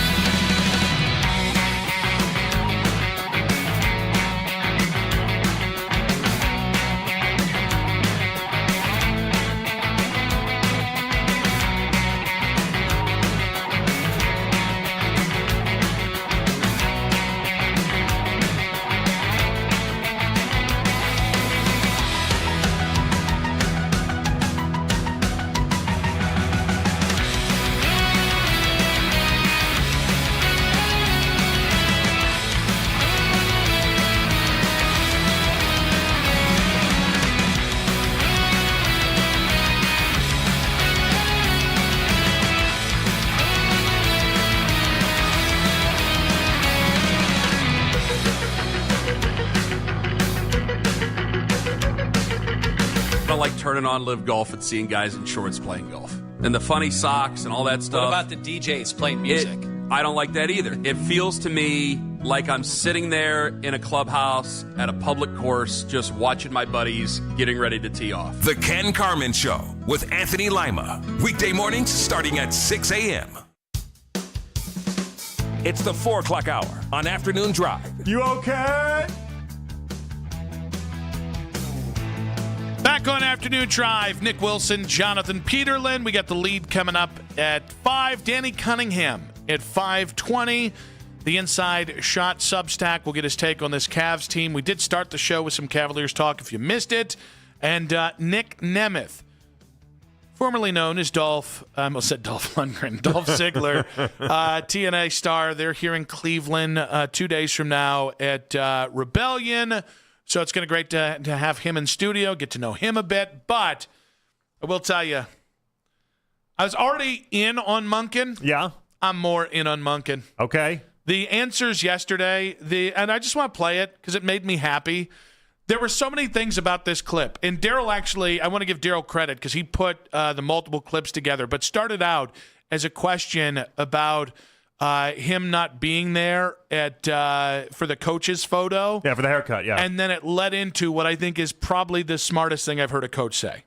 Do you feel like you got a disproportionate amount of the bluster for that? Oh, I really don't give a Yeah. I mean, it had nothing to do with me. I mean, they moved the meeting. I didn't miss it. I was just trying to get a sweet haircut. I mean, that's what I was trying to do. And then they moved the meeting. Now, you can blame that I should have been at the meeting when they moved it up and my ass would have known that's when it was. Yeah, okay, I got you. Was it disappointing? Bet your ass it was disappointing. I waited my whole life to be a head coach. I'm not in the head coach's picture. You'd think with AI they could have done that quickly and got me in there. But no, it's the way it is. It'll be under the bridge, and what'll matter most is how we move from here and do we win or not. That ultimately, none of that will matter. The reason I asked is that there's this perception around the Browns, what can go wrong, will go wrong. People always read the worst into what happens here. How can you guys change that perception? Winning.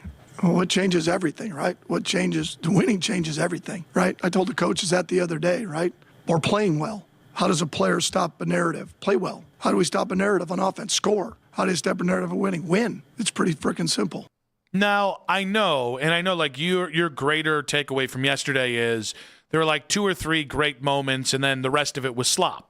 Basically, I don't know about slop. That seems a little harsh, but it was like 2 or 3 like firework moments, and the rest of it I thought was very generic. I really like kind of like what the back end of that last answer was, where it's like winning is how we do this. It's like, well, give me the roadmap. Tell me how you do it. I related it to when you watch those TikTok shows and they try to tell you how to become independently wealthy, and if the answer wasn't telling you how to do it, but it was instead saying you just need to add more money to your bank account. Like it was like, all right, great. You showed me nothing there. You told me nothing there. I think the thing that I give Todd Monken credit for, and I used to say this as a knock on Kevin.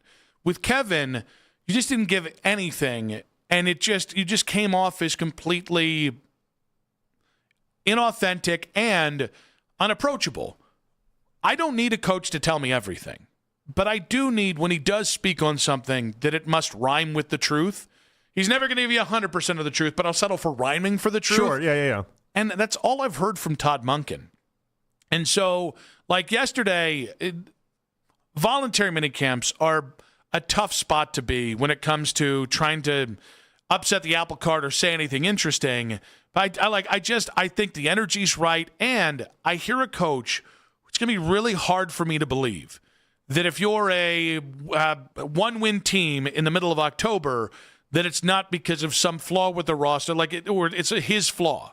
Like, I tend to think that if this team could be a 7-win team, he's going to get you there. Okay. I like that you're hopeful. I didn't leave yesterday feeling more hopeful, but as we kind of went throughout the day, there were certain things I obviously appreciated. I like the idea that it seemed like he called out Myles Garrett without actually putting Myles Garrett's name on it, but the idea that anyone that listened to it and paid attention to not only even the Myles answer, but how he was talking about people being there ahead of time, he was telling Myles, I wish you would have been here. Like, there's little things like that I do think matter and I think popped up. And so, like, it wasn't the worst thing I've ever heard. I thought people went overboard online because of a couple highlighted clips when the bulk of it, he was starting to turn some of his answers into very, very Andrew Barry-esque type answers. And he was starting to almost sound like he'd been Brownsified a little bit. And I'm a little worried about that. Listen, one of the cool things about Monken is that he hasn't been Brownsified. If all I get is 3 explosive moments of press conference, that's 3 more than Kevin Stefanski ever gave you. Well, and so that's where we kind of have to just say, okay, great, we'll take it,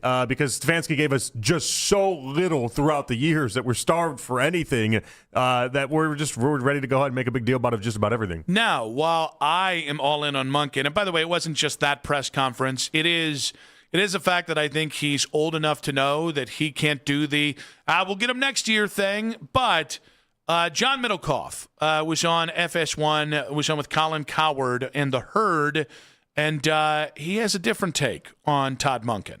To me, the biggest red flag about this situation is how defensive he's getting. I mean, I'm not trying to kick a dead horse, and everyone's so mean to the Browns. He's got one and done written all over him. They got no quarterbacks. Well, the one thing that helps Monken is they let go of a guy who was respected in the league and interviewed for 7 jobs. So if Monken is a one-and-done guy, and I don't know if he is, I mean, he's obviously got some talent as a coach, but if he is a one-and-done guy, my take is then that would be, once again, Jimmy Haslam admitting, yeah, I screwed it up. Yeah, I hated this take for Middlecoff. So, yeah, let me just say this. We had somebody that works here in the back. When I first showed up yesterday, because I was listening to it on the Odyssey Rewind, and I'm listening to it, I'm right at that spot, and then the person in the back goes, oh, boy, he got really testy there. He got really defensive. And I didn't hear it that way. Middlecoff said the same terms, though. Mm-hmm. Middlecoff used the word defensive as well. Don't you have a right to get defensive in this moment, or whatever perceived defensive is? Yeah, I don't think it's an issue. Like I can defend him for a second. I'll be honest with you. I think the corporate-friendly, say nothing, do nothing coach, this era of coaches, unless they win, they're completely uninteresting. And when uninteresting, I mean they're unapproachable, unrelatable, and overall just seem like they're not all that interested in the part of their job that I think is probably more important if you're not winning, which is speaking like somebody who gives a crap that you're not winning. And listen, he gave a specific reason. He gave a press camp, which that's a stupid reason to say a guy's going to be one and done. Like, oh, he was testy, whether or not anybody agrees with that, in an OTA press conference, so he's going to be one and done. That feels a little hacky for me, and John Middlecoff is in no way a hack. So that already annoyed me. The second was, it's just not the first time I've heard somebody say one and done, and I am a little sick of Todd Monken getting the Freddie Kitchens treatment from the greater media when he's not Freddie Kitchens. Like, this is a guy who got Lamar Jackson to pass for career-high numbers. This is a guy who Lamar went from, well, we think he's still just a running quarterback to being an MVP again.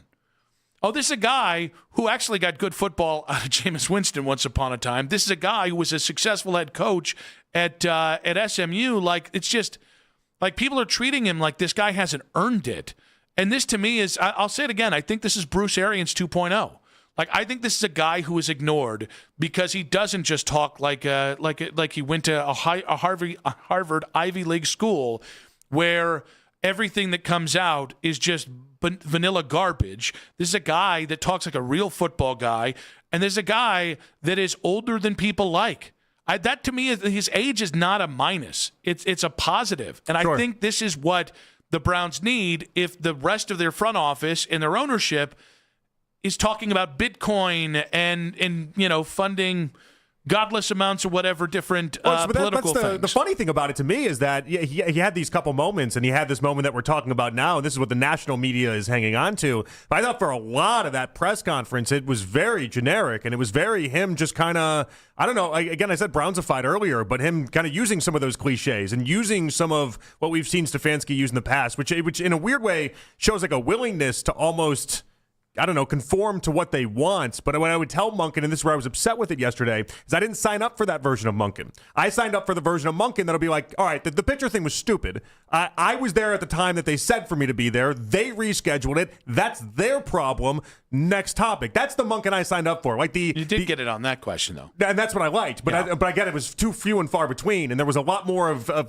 He's not going to lob grenades on the first day of voluntary OTAs. But the takeaway is that he did. That's the thing. The takeaway is that he did lob grenades. And if it was a fireworks show and people are acting like, you mentioned Freddie Kitchens, people are acting like that's what that was. That's not what that was. In no respect was that it. But what I was drawn to about Monken, and I don't know if it'll work out or not, but what I was drawn to about Monken is that he's not cut from the same coaching cloth that everybody is. And if you're gonna do this differently, you have to have a different head coach and somebody that beats to his own drum. And so like those type of moments, those are the moments I actually liked from that press conference. If Todd Monken is one and done with the Browns, it'll be Jimmy Haslam's biggest failure as Browns owner. I want to run that one back again. I don't know if I agree with that. I think Deshaun Watson's the biggest failure. Here's why it's bigger. Is because you've lived through that. You've lived through having a head coach here for 6 years in place, right? You've seen what stability looks like. So that should inform. Like if you go back to one and done or two and done with coaches, you effectively are saying not only did any of that other stuff not really matter, especially when I was part of bringing down our whatever championship window we had by making the worst trade in NFL history, but now we're back to the cycle of suck that is every year, every 2 years, we're hiring a new GM or a new head coach. And that will say so much more about Jimmy Haslam and, in fact, Andrew Berry than it ever will about Todd Monken. Well, unless this whole plan is to suck for 2026, be in position to take Arch Manning, and then when you're in position to take Arch Manning, you can do what the Raiders did last year, where all of a sudden you get a Kubiak and you get somebody of value. I just really struggle with the idea that Todd Monken would sign up for that. Because we can say, I don't know that he'd be signing up for it. It would just be the understanding that this is what's going to happen, and so he'd be signing up under false pretenses. Is the idea? I mean, I know Hugh Jackson said that happened to him, but I don't really believe Hugh Jackson. I would be, listen, I think there's more of a chance that Todd Monken gets fired for winning too many games, a la Lovie Smith, than not winning enough games. I'm not saying I think that's the plan ultimately, but what I am saying is I wouldn't put it past the Haslams. And by the way, if we're going to talk about the idea that they'll owe so much and they'll lose so much in firing a head coach after one season again, if the idea is that you're lined up to then take a great quarterback or perceived great quarterback at one, and then you get a really good coach because they want to coach that quarterback, I think a lot of fans would ultimately forget it. Listen, if it didn't hurt the Raiders, who their reputation is right there with the Browns and Jets amongst the worst in the NFL. Even Tom Brady can't cover that one up. It probably wouldn't hurt the Browns in a year. I agree with you on that point. 216-474-0092. Are you all in on Todd Monken? Or are you closer to where John Middlecoff is? They're saying that Monken is a one-and-done coach. It infuriated me, the notion, and it would infuriate me if it ever happened. Todd Monken deserves better than that. He deserves an honest shot at this job, because he's kind of the football guy we've been waiting for. And when we come back, Browns in a safe draft. Is it possible? That's in 5 minutes on 92.3 The Fan.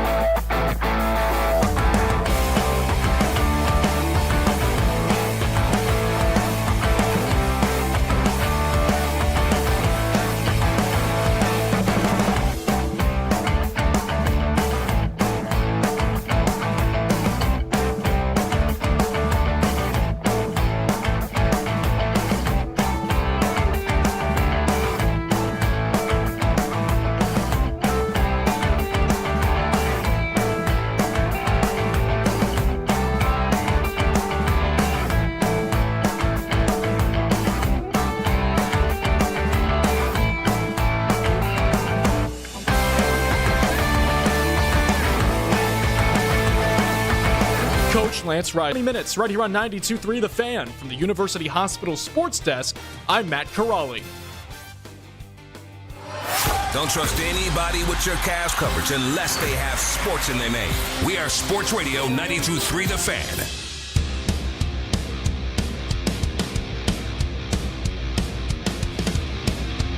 Back on Afternoon Drive. Danny Cunningham coming up in 1 hour's time. Cannot wait to talk to Danny about this Cavaliers team. Got into a couple good discussions early in the show. We'll continue those with him. But I don't know that we have the sound in, but you're telling me about something Jordan Schultz had to say about trades in this draft? Yeah, Schultz was making the idea that I guess it's the counter idea. Everyone's out there saying, how are you going to trade? Nobody wants to trade up. Nobody wants to make any moves. The Cowboys keep getting brought up with the Browns, which I think is interesting.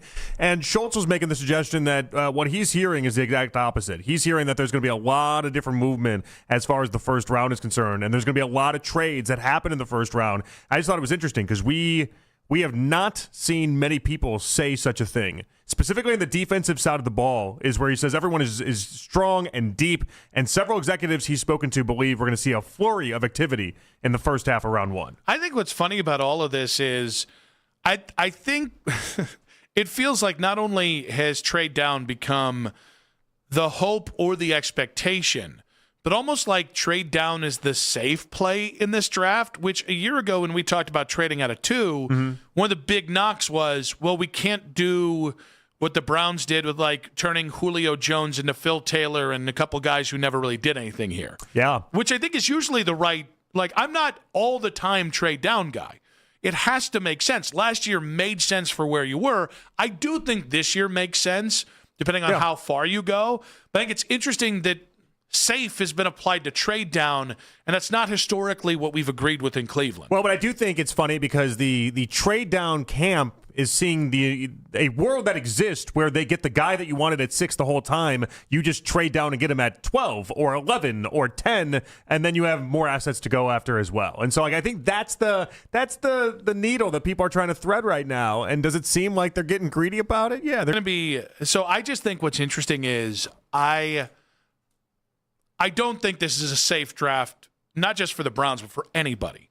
I think if you get too cute with it, if you overthink it, no matter whether you're picking 1 or 32, you are going to get hosed in this draft.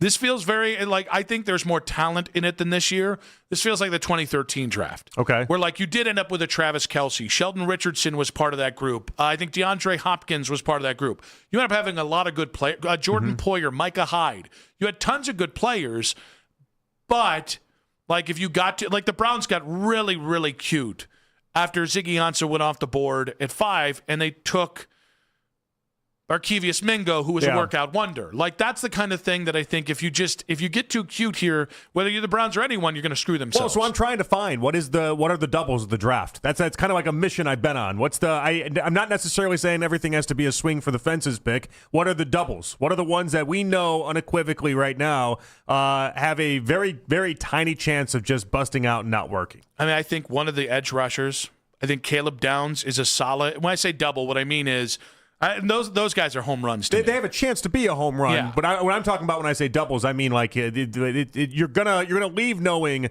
that you have a legitimate NFL starter and somebody that can be an impact player. But maybe we don't know if it's going to be an All-Pro every year, but like the floor is very, very high. Then I would say Maui Noah and Fano. For the offensive line, is that fair? I would think so. I put him in that category, yeah. By the way, even though I don't think he's going 6, Ioane too. I mean, in a weird way, I put Carnell Tate in that list as well. Like I think that's totally fair. Carnell Tate is. I don't know that he'll ever be top 5 wide receiver in the league. I'd have a hard time thinking he's ever just going to be bad in the NFL. Yeah. Well, and like, by the way, Omar Cooper Jr. One of the comps that I've heard most with him is like Robert Woods, and I've seen people look down on Robert Woods. It's like, guys, I think he had like 8,000 yards in his career. He was a consistently great number 2 receiver. Would I love a number 1 wide receiver with the 24th pick? That very rarely happens. Justin Jefferson tends to be the anomaly there. That's actually, to me, the point about this draft that I think is there are so many good players. There might not be blue chips. There might not be truly great players. But one of the things that, and I do think, by the way, there are good players where you need them. Yeah. It just depends on if you're going to be patient with them, where you see them playing, and how the board falls. So there is a part of this that you can't control. But like, listen, I can tell you what an unsafe draft looks like, and it's in this draft deciding need is going to overtake, and not even BPA, but BPA within reason. Like Sonny Styles, to me, might end up being a really nice player. But I don't know that he's really an edge rusher like people want to say he is. And I don't think you need another elite off-ball linebacker. You do need a safety. You can always use another edge rusher, especially considering Miles is 30 and might be traded in the next year anyways.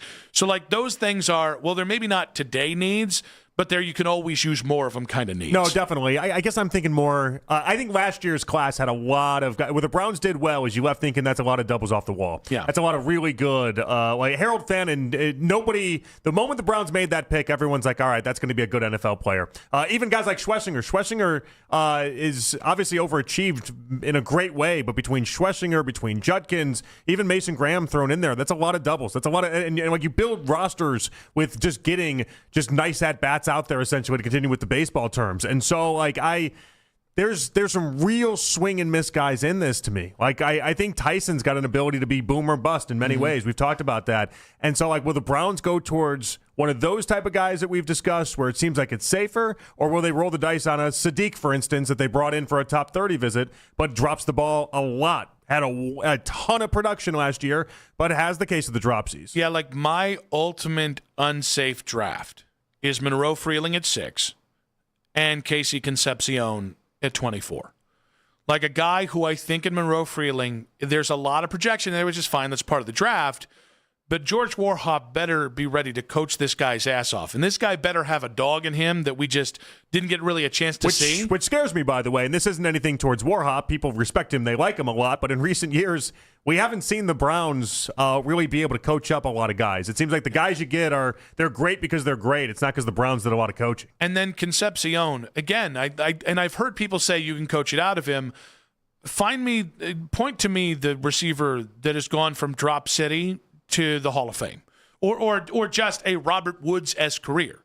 Because I really like the guys. They might have gotten it was like Tiki Barber with fumbling. Just because he didn't fumble every other play, people are like, oh, he doesn't fumble anymore. No, he still was a fumble problem late in his career. Yeah. He just didn't fumble as much. Like, no, if you're a receiver, if the word receiver is in your name, I need you to be able to receive. That's my unsafe draft. Freeling at 6, and then Concepcion at 20, or Sadiq at 24 too. Yeah, I mean it's a good one because there's so many different ways you can look at this and say, what are the Browns thinking? How big of a shot are they going to take? Or are they just going to take what we know is a good football player? Because I would argue right now they're in the spot where they just need a lot of really good football players. Would agree. The only thing, and not to push back, maybe a little bit to push back on the Tyson thing, the risk part of this. I'm not averse to risk in this. But it's got like Freeling, it's like, well, if he hits and he's Colton Miller, maybe the 10th best left tackle. Okay, that's not bad. Sure. But okay. Whereas Jordan Tyson, I think, can be a legitimate number one receiver. Yeah, I just don't know. I think that's where the risk is so worth it. So I agree with you that he's got a chance to be a legitimate number one wide receiver. I just don't know that the Browns are in the spot to be able to taking those risks. Oh, I think they are. I just don't. I feel like last year what worked so well with them was taking the obvious doubles, taking the obvious and just watching that compound. And I feel like in years past they did take more swings and they did go for the fences. And I don't know that they're in the spot right now to be able to do that. All right, then if you don't do Tyson at 6, I will need like a Chris Bell. Like that's another great spot for risk, by the way, 39. And I don't even know he'll be there now because I think there's a lot of Chris Bell truthers out there. But that's at some point, like Chris Bell's the kind of guy who even if he's not a true number one, maybe he's just an elite level number 2. That's if you're going to go safer elsewhere, you are going to have to find a risk or 2 in this draft. Well, I mean, once you get to the later rounds, that's kind of what they're littered with, right? Like there is a lot of Chris Bell type players where you think to yourself, all right, that's first-round talent. Why are they existing in the second round? Why are they existing in the third round? It's because of this injury, or it's because, in the case of Chris Bell, people just think Louisville's route tree is very limited and not nearly as good. And so it's like, hey, is he going to have separation at the next level? Because he didn't really have it much in the college game, but that's more Louisville's fault than it's Chris Bell's fault. And you see how we just got to go down this path. 216-474-0092. How safe will the Browns play the draft? How safe would you want them to play this draft? I don't want to call it an IQ test, but it does feel like a big IQ test for the Browns of just which lane are you going to try and go down? Because what you and I will absolutely agree on is with a solid draft, even if you end up with a top 3 pick next year, I think you're going to be in a really good spot to take that quarterback and be able to have one or two other maybe immediate needs, and then kind of just give that guy a chance to win while being a rookie, which is really hard. I mean, isn't the whole goal in this and what we're trying to do here, and it stinks that we're spending an offseason and then into the regular season in 2026 to try to figure it out, but the whole goal is basically get us as complete as we possibly can to then have a spot where you can just plug in the quarterback. Yeah. At least that's my read on it right now, and so this is part of that. Not really taking the sexier, riskier moves that come in the draft sometimes and just taking things that you know are going to be good and you know are going to work and have a very, very tiny chance of busting out. So I know you said Tyson. What are the other unsafe guys at 6? I think Freeling's got to be an obvious one that we attach to this as well. And then, like, once you get into the 24s, it seems like the list can become lengthier and lengthier, whether that is a Sadiq or whether it is some of the other guys we've discussed. But, like, there are these landmines that exist out there for the Browns. And they just don't exist that way for other teams, in my opinion. So do like you the feel, Eagles, for instance, can take chances. They can take some of the opportunities I'm talking about. Do you feel different about Tyson and Freeling at 24? Yeah, again, like I think the cumulative matters here. So, like, if Tyson's there at 24, I like Tyson a lot. I think that's great value. But it doesn't fall into the category of what I would call a safe draft pick by any measure. Like there's a bust component to him that I just don't know if you're the Browns right now, you get to exist in that space. All right, there was another thing that came up after we talked to our guest at 3 that I wanted to ask, and I didn't get a chance to ask him, but it almost came up in our conversation reacting to him, which is right now, because we've had both of these discussions previously in the offseason. 2 offensive tackle first round or 2 wide receiver first round. Mm-hmm. Which do you think is actually more likely right now? Because I do think there's safe and unsafe with both of those kind of approaches. I want 2 wide receivers. I'd love that. If they took Carnell Tate at 6 and then at 24 they grabbed another one, I'd love that. What if it was KC Concepcion? I know. That's a problem. There's landmines that exist in the wide receivers, and so there's problems here. I would be very surprised if it was 2 offensive tackles. Because the truth is, the reason why I asked it is I don't know. Like you said, they went Maui Noah at 6, and then the right tackle whose name I still can't pronounce of Arizona State. Or Blake Miller at 24. Oh, Henny Anchor or whatever his name is? Yeah. Every time there's a in there, I think somewhere. I got no clue. A hauncher, I think is. Is that what it is? Hauncher, that's where we are now. Yeah. Hauncher? I saw Ihi Anchor. Listen, we couldn't agree on Fano over the last 24 hours. We still can't. 3 different pronunciations. I think you're on the cusp of getting it right. Not on the cusp of. You've been saying it right, and then I've been mimicking you. I don't think either are wrong. But again, if it's Freeling and then, oh gosh, Chase Besantis at 24, you can look at that and go, okay, feels a little early on one and feels a little early on the other. Ihanakor, Nigerian surname. We have no chance of getting that right. If the media's not going to get it right, like this is like it's the Holmgren thing. Oh, wait, no, I'm sorry. I did the pronunciation guide wrong of this because the back part of his chore, like a chore. Ihanachor. It actually sounds badass. That's a badass name. That does sound badass. Now I'm kind of in the, what is it again? Ihanachor. Yeah, last part's important. It's like a chore and a household chore. Ihanachor.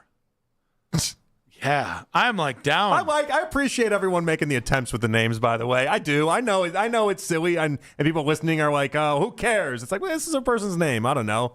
I like that people are trying. 216-474-0092. Good effort out of you. I like that we care about this. Hey, And it doesn't matter. I mean, we're not going to remember it. But It'll be it's really. nice that we care. It'll be even funnier if the guy never comes to Cleveland. No, that's probably what's going to happen. With Fano, and then 3 years from now, he's playing for the Jacksonville Jaguars, and they're like, hey, what about that Fano guy? We could have taken him. Well, oh man, there was a name of a recent draft of a guy we all wanted, and we all took like 3 years to get the name right.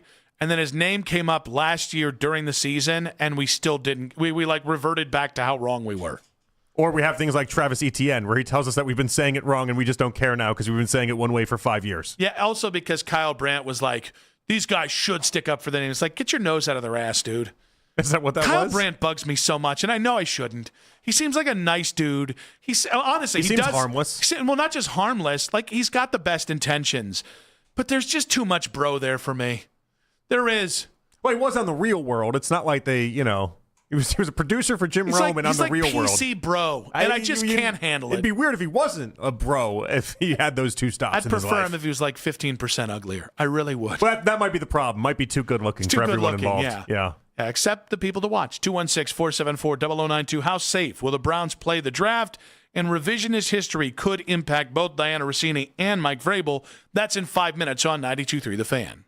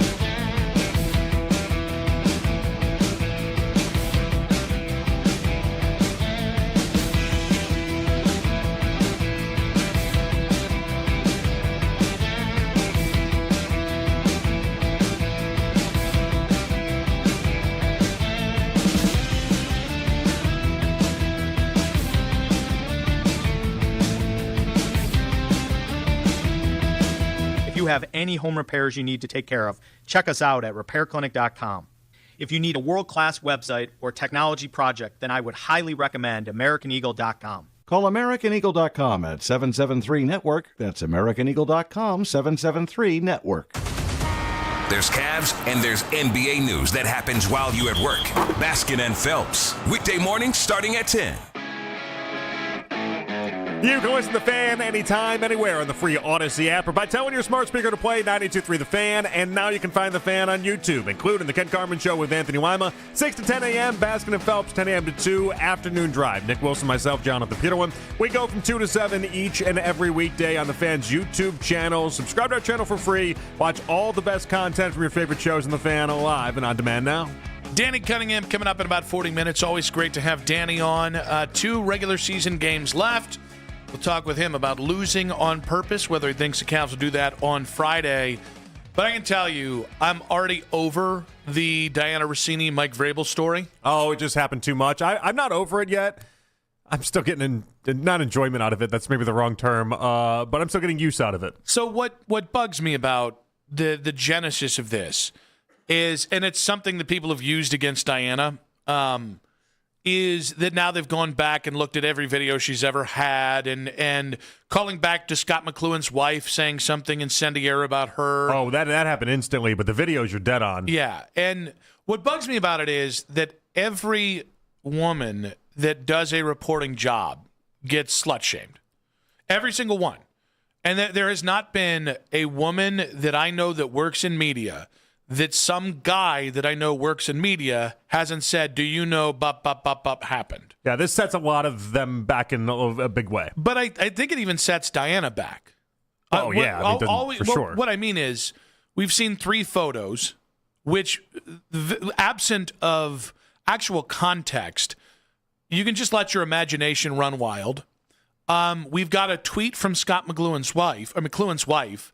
We've got like a Deadspin article from like 15 years ago, but way before she was married, by the way, but about David Wright potentially. Like all of it just feels like hearsay to me. And I just think it's like and by the way, she is disproportionately taking the blame on this from Vrabel, which is another part that really bugs me about this story. Yeah, she denied the David Wright stuff, and I saw a video of her talking about the David Wright story and how she had actually met him like 3 years later and was like, "Hey, I heard we dated," you know. And it's like it was a very the amount of videos I've consumed in the past 24 hours. It's probably way too many. And people are just taking things incredible, like jokes she's made about her husband, just way too literal for me. Like, listen, I don't know Diana. I've texted a couple times to try and get her on the show. We have, I can't remember if I got her here or in Charlotte. But it really bugs me what's happening with this. And I think what's interesting is people are already talking about the blowback that this will have for Diana Rossini. I don't think it's the worst thing to think that this could also have blowback on Mike Vrabel as well. I would think so. I would think players in the locker room. I think people discussing anything that comes out of New England and has Diana Rossini even in the past or now in the present or future coming out, I think you'd have to stop and question exactly what Mike Vrabel is trying to get across and what Mike Vrabel's message is. And to assume it came from anybody else would probably just be wrong at this point. Yeah, I mean, I would imagine. I'm just going to imagine here that Mike Vrabel has a little bit more clout in that locker room coming off the Super Bowl than just about any other head coach. He's also a very relatable guy, as we've kind of talked about previously. But the first sign of trouble, if a player hears something he doesn't like, especially if it happens to come from Diana Rossini, and it's about the Patriots or about him, yeah, I think there's going to be a natural... Maybe that player goes to coach and says, was this about me? Did you say this? I would think Diana is just going to have like a no Patriots policy for a while, I would imagine, correct? I hope she doesn't feel the need to do that. As a matter of fact, like or is that then an admittance there that she doesn't want to have? So it's like, what do you? I don't know what you do in this spot if you're her. I think it's really easy to suggest that for her or Vrabel, there's a right way to do things that involves thinking about how other people think. I think Mike Vrabel handled it perfectly by saying this really isn't a topic. Let's move on. Mm-hmm. And then Diana today, she just tweeted about something like some rule proposal the DOJ change. thing, yeah. The DOJ thing, yeah. And listen, people are going to tweet what they're going to tweet. That's fine. Ignore it.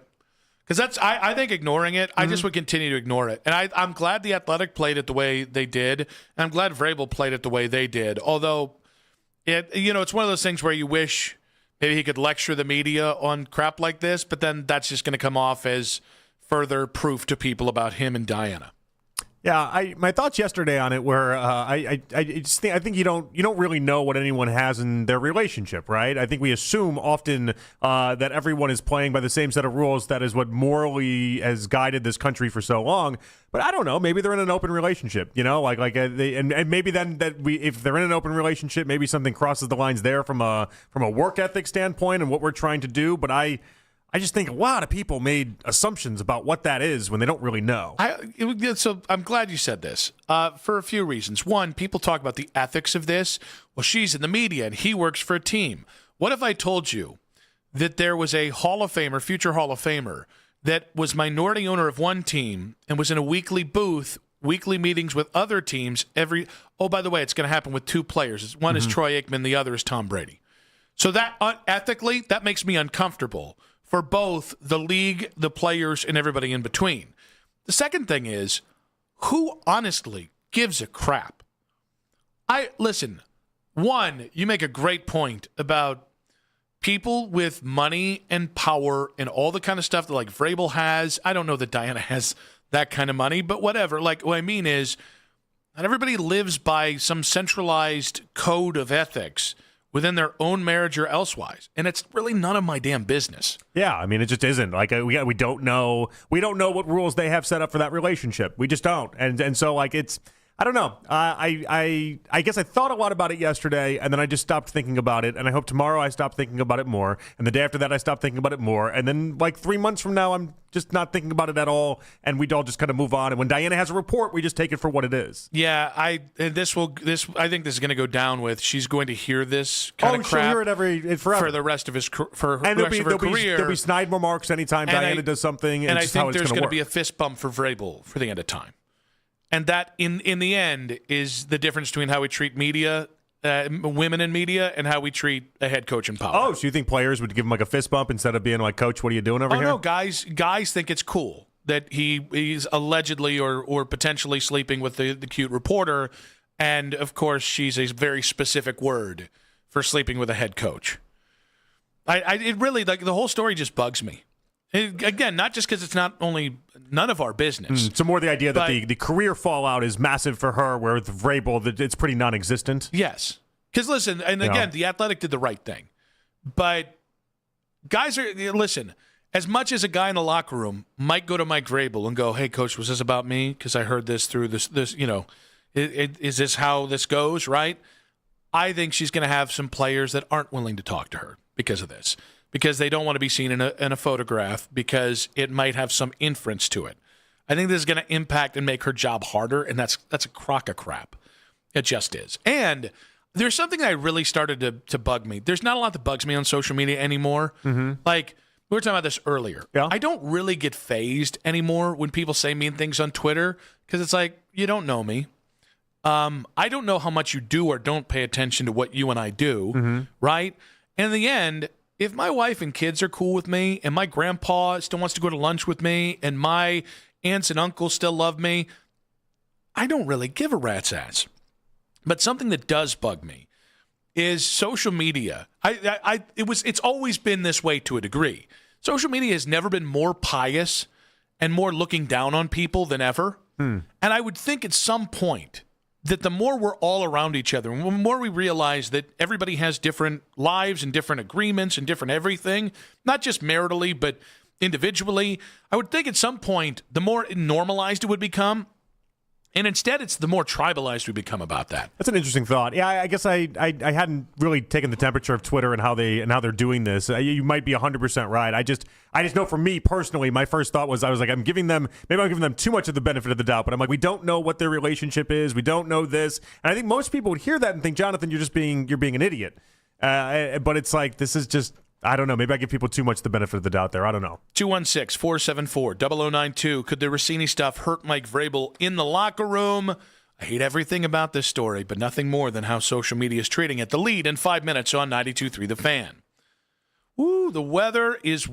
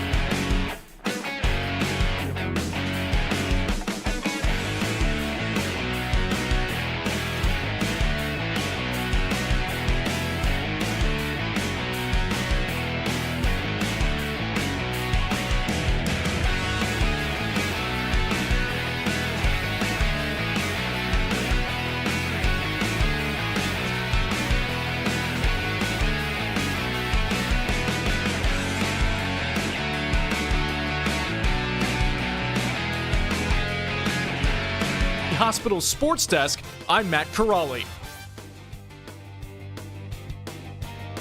You can now watch The Fan live on YouTube. Catch The Ken Carman Show with Anthony Lima from 6 till 10 a.m. Baskin and Phelps 10 a.m. till 2 p.m. And Afternoon Drive with Nick Wilson and Jonathan Peterlin from 2 to 7 p.m. Each and every weekday. It's free. Subscribe to 92.3 The Fan on YouTube.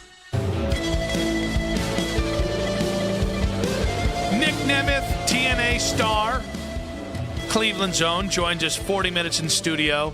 I realize one downside of getting a pick with Nick is that the skinnier the person is, the more fit they are, the more close to death I do look. Oh. That's fine. That's not great. I've never really thought about that. Yeah. There's not like, I guess he's really fit, though, so that's not great for me and looking more slovenly, or maybe just not as in shape. There are going to be some people saying Nick Nemeth is in the best shape of his life simply because he's standing next to me. Oh, that's a cool thing about taking photos with you. It always makes me look better. You're welcome. From that perspective. You're welcome. So thank you. Yeah, thank you for that. That's why there's a contractual amendment. Since you joined the show, I can't get below 330. Although it does make me look look like... like... Jonathan's vanity car. No, but it does make me look like a tiny human, which is not really the greatest thing either, though. I'm 6'2", 230, but then I take a photo next to you and people think I'm like 5'9", $170. And so like it accomplishes the skinnier part of this, but I don't really want to be considered as like a 5'9", 5'10 guy either. Short Kings Unite. Such is life. Now, this being said, Danny Cunningham just moments ago tweeting out Donovan Mitchell, Jared Allen, Sam Merrill, all out against the Hawks tomorrow. Thomas Bryant is out. Jalen Tyson is questionable with a left great toe bone bruise. What are we doing with these great toes? On the Make It Right, call Kyle Wright hotline is the man that made that tweet from the Inside Shot Substack, Locked On Cavs podcast, 92.3 The Fan, the multi-hyphenate, and very pleasant Danny Cunningham. Danny, welcome to the show. Always great to have you. And does this injury news you tweeted out, is this proof that the Cavs are dogging the game tomorrow night? No, I don't think so. I think if they were totally dogging the game tomorrow night, you would see James Harden on the injury report, who's notably not there. You would see Evan Mobley on the injury report, who is notably not there. Although I do think it's a little bit different with Evan because he does need to play one more game to reach that 65-game threshold in order to qualify for end-of-season awards because he could make an all-defense team. So I do think that this is the Cavs being smart with some legitimate injuries. Like I think if you were looking at the play of Jared Allen lately, like you can't watch and tell me that he looks 100%. Same thing can be said for Sam Merrill, and Donovan's ankle injury, while not something that I think is super concerning, like it's not a made-up injury either. Like this is something that we all saw happen on Sunday night in Rocket Arena. So I don't think that they're completely dogging the game.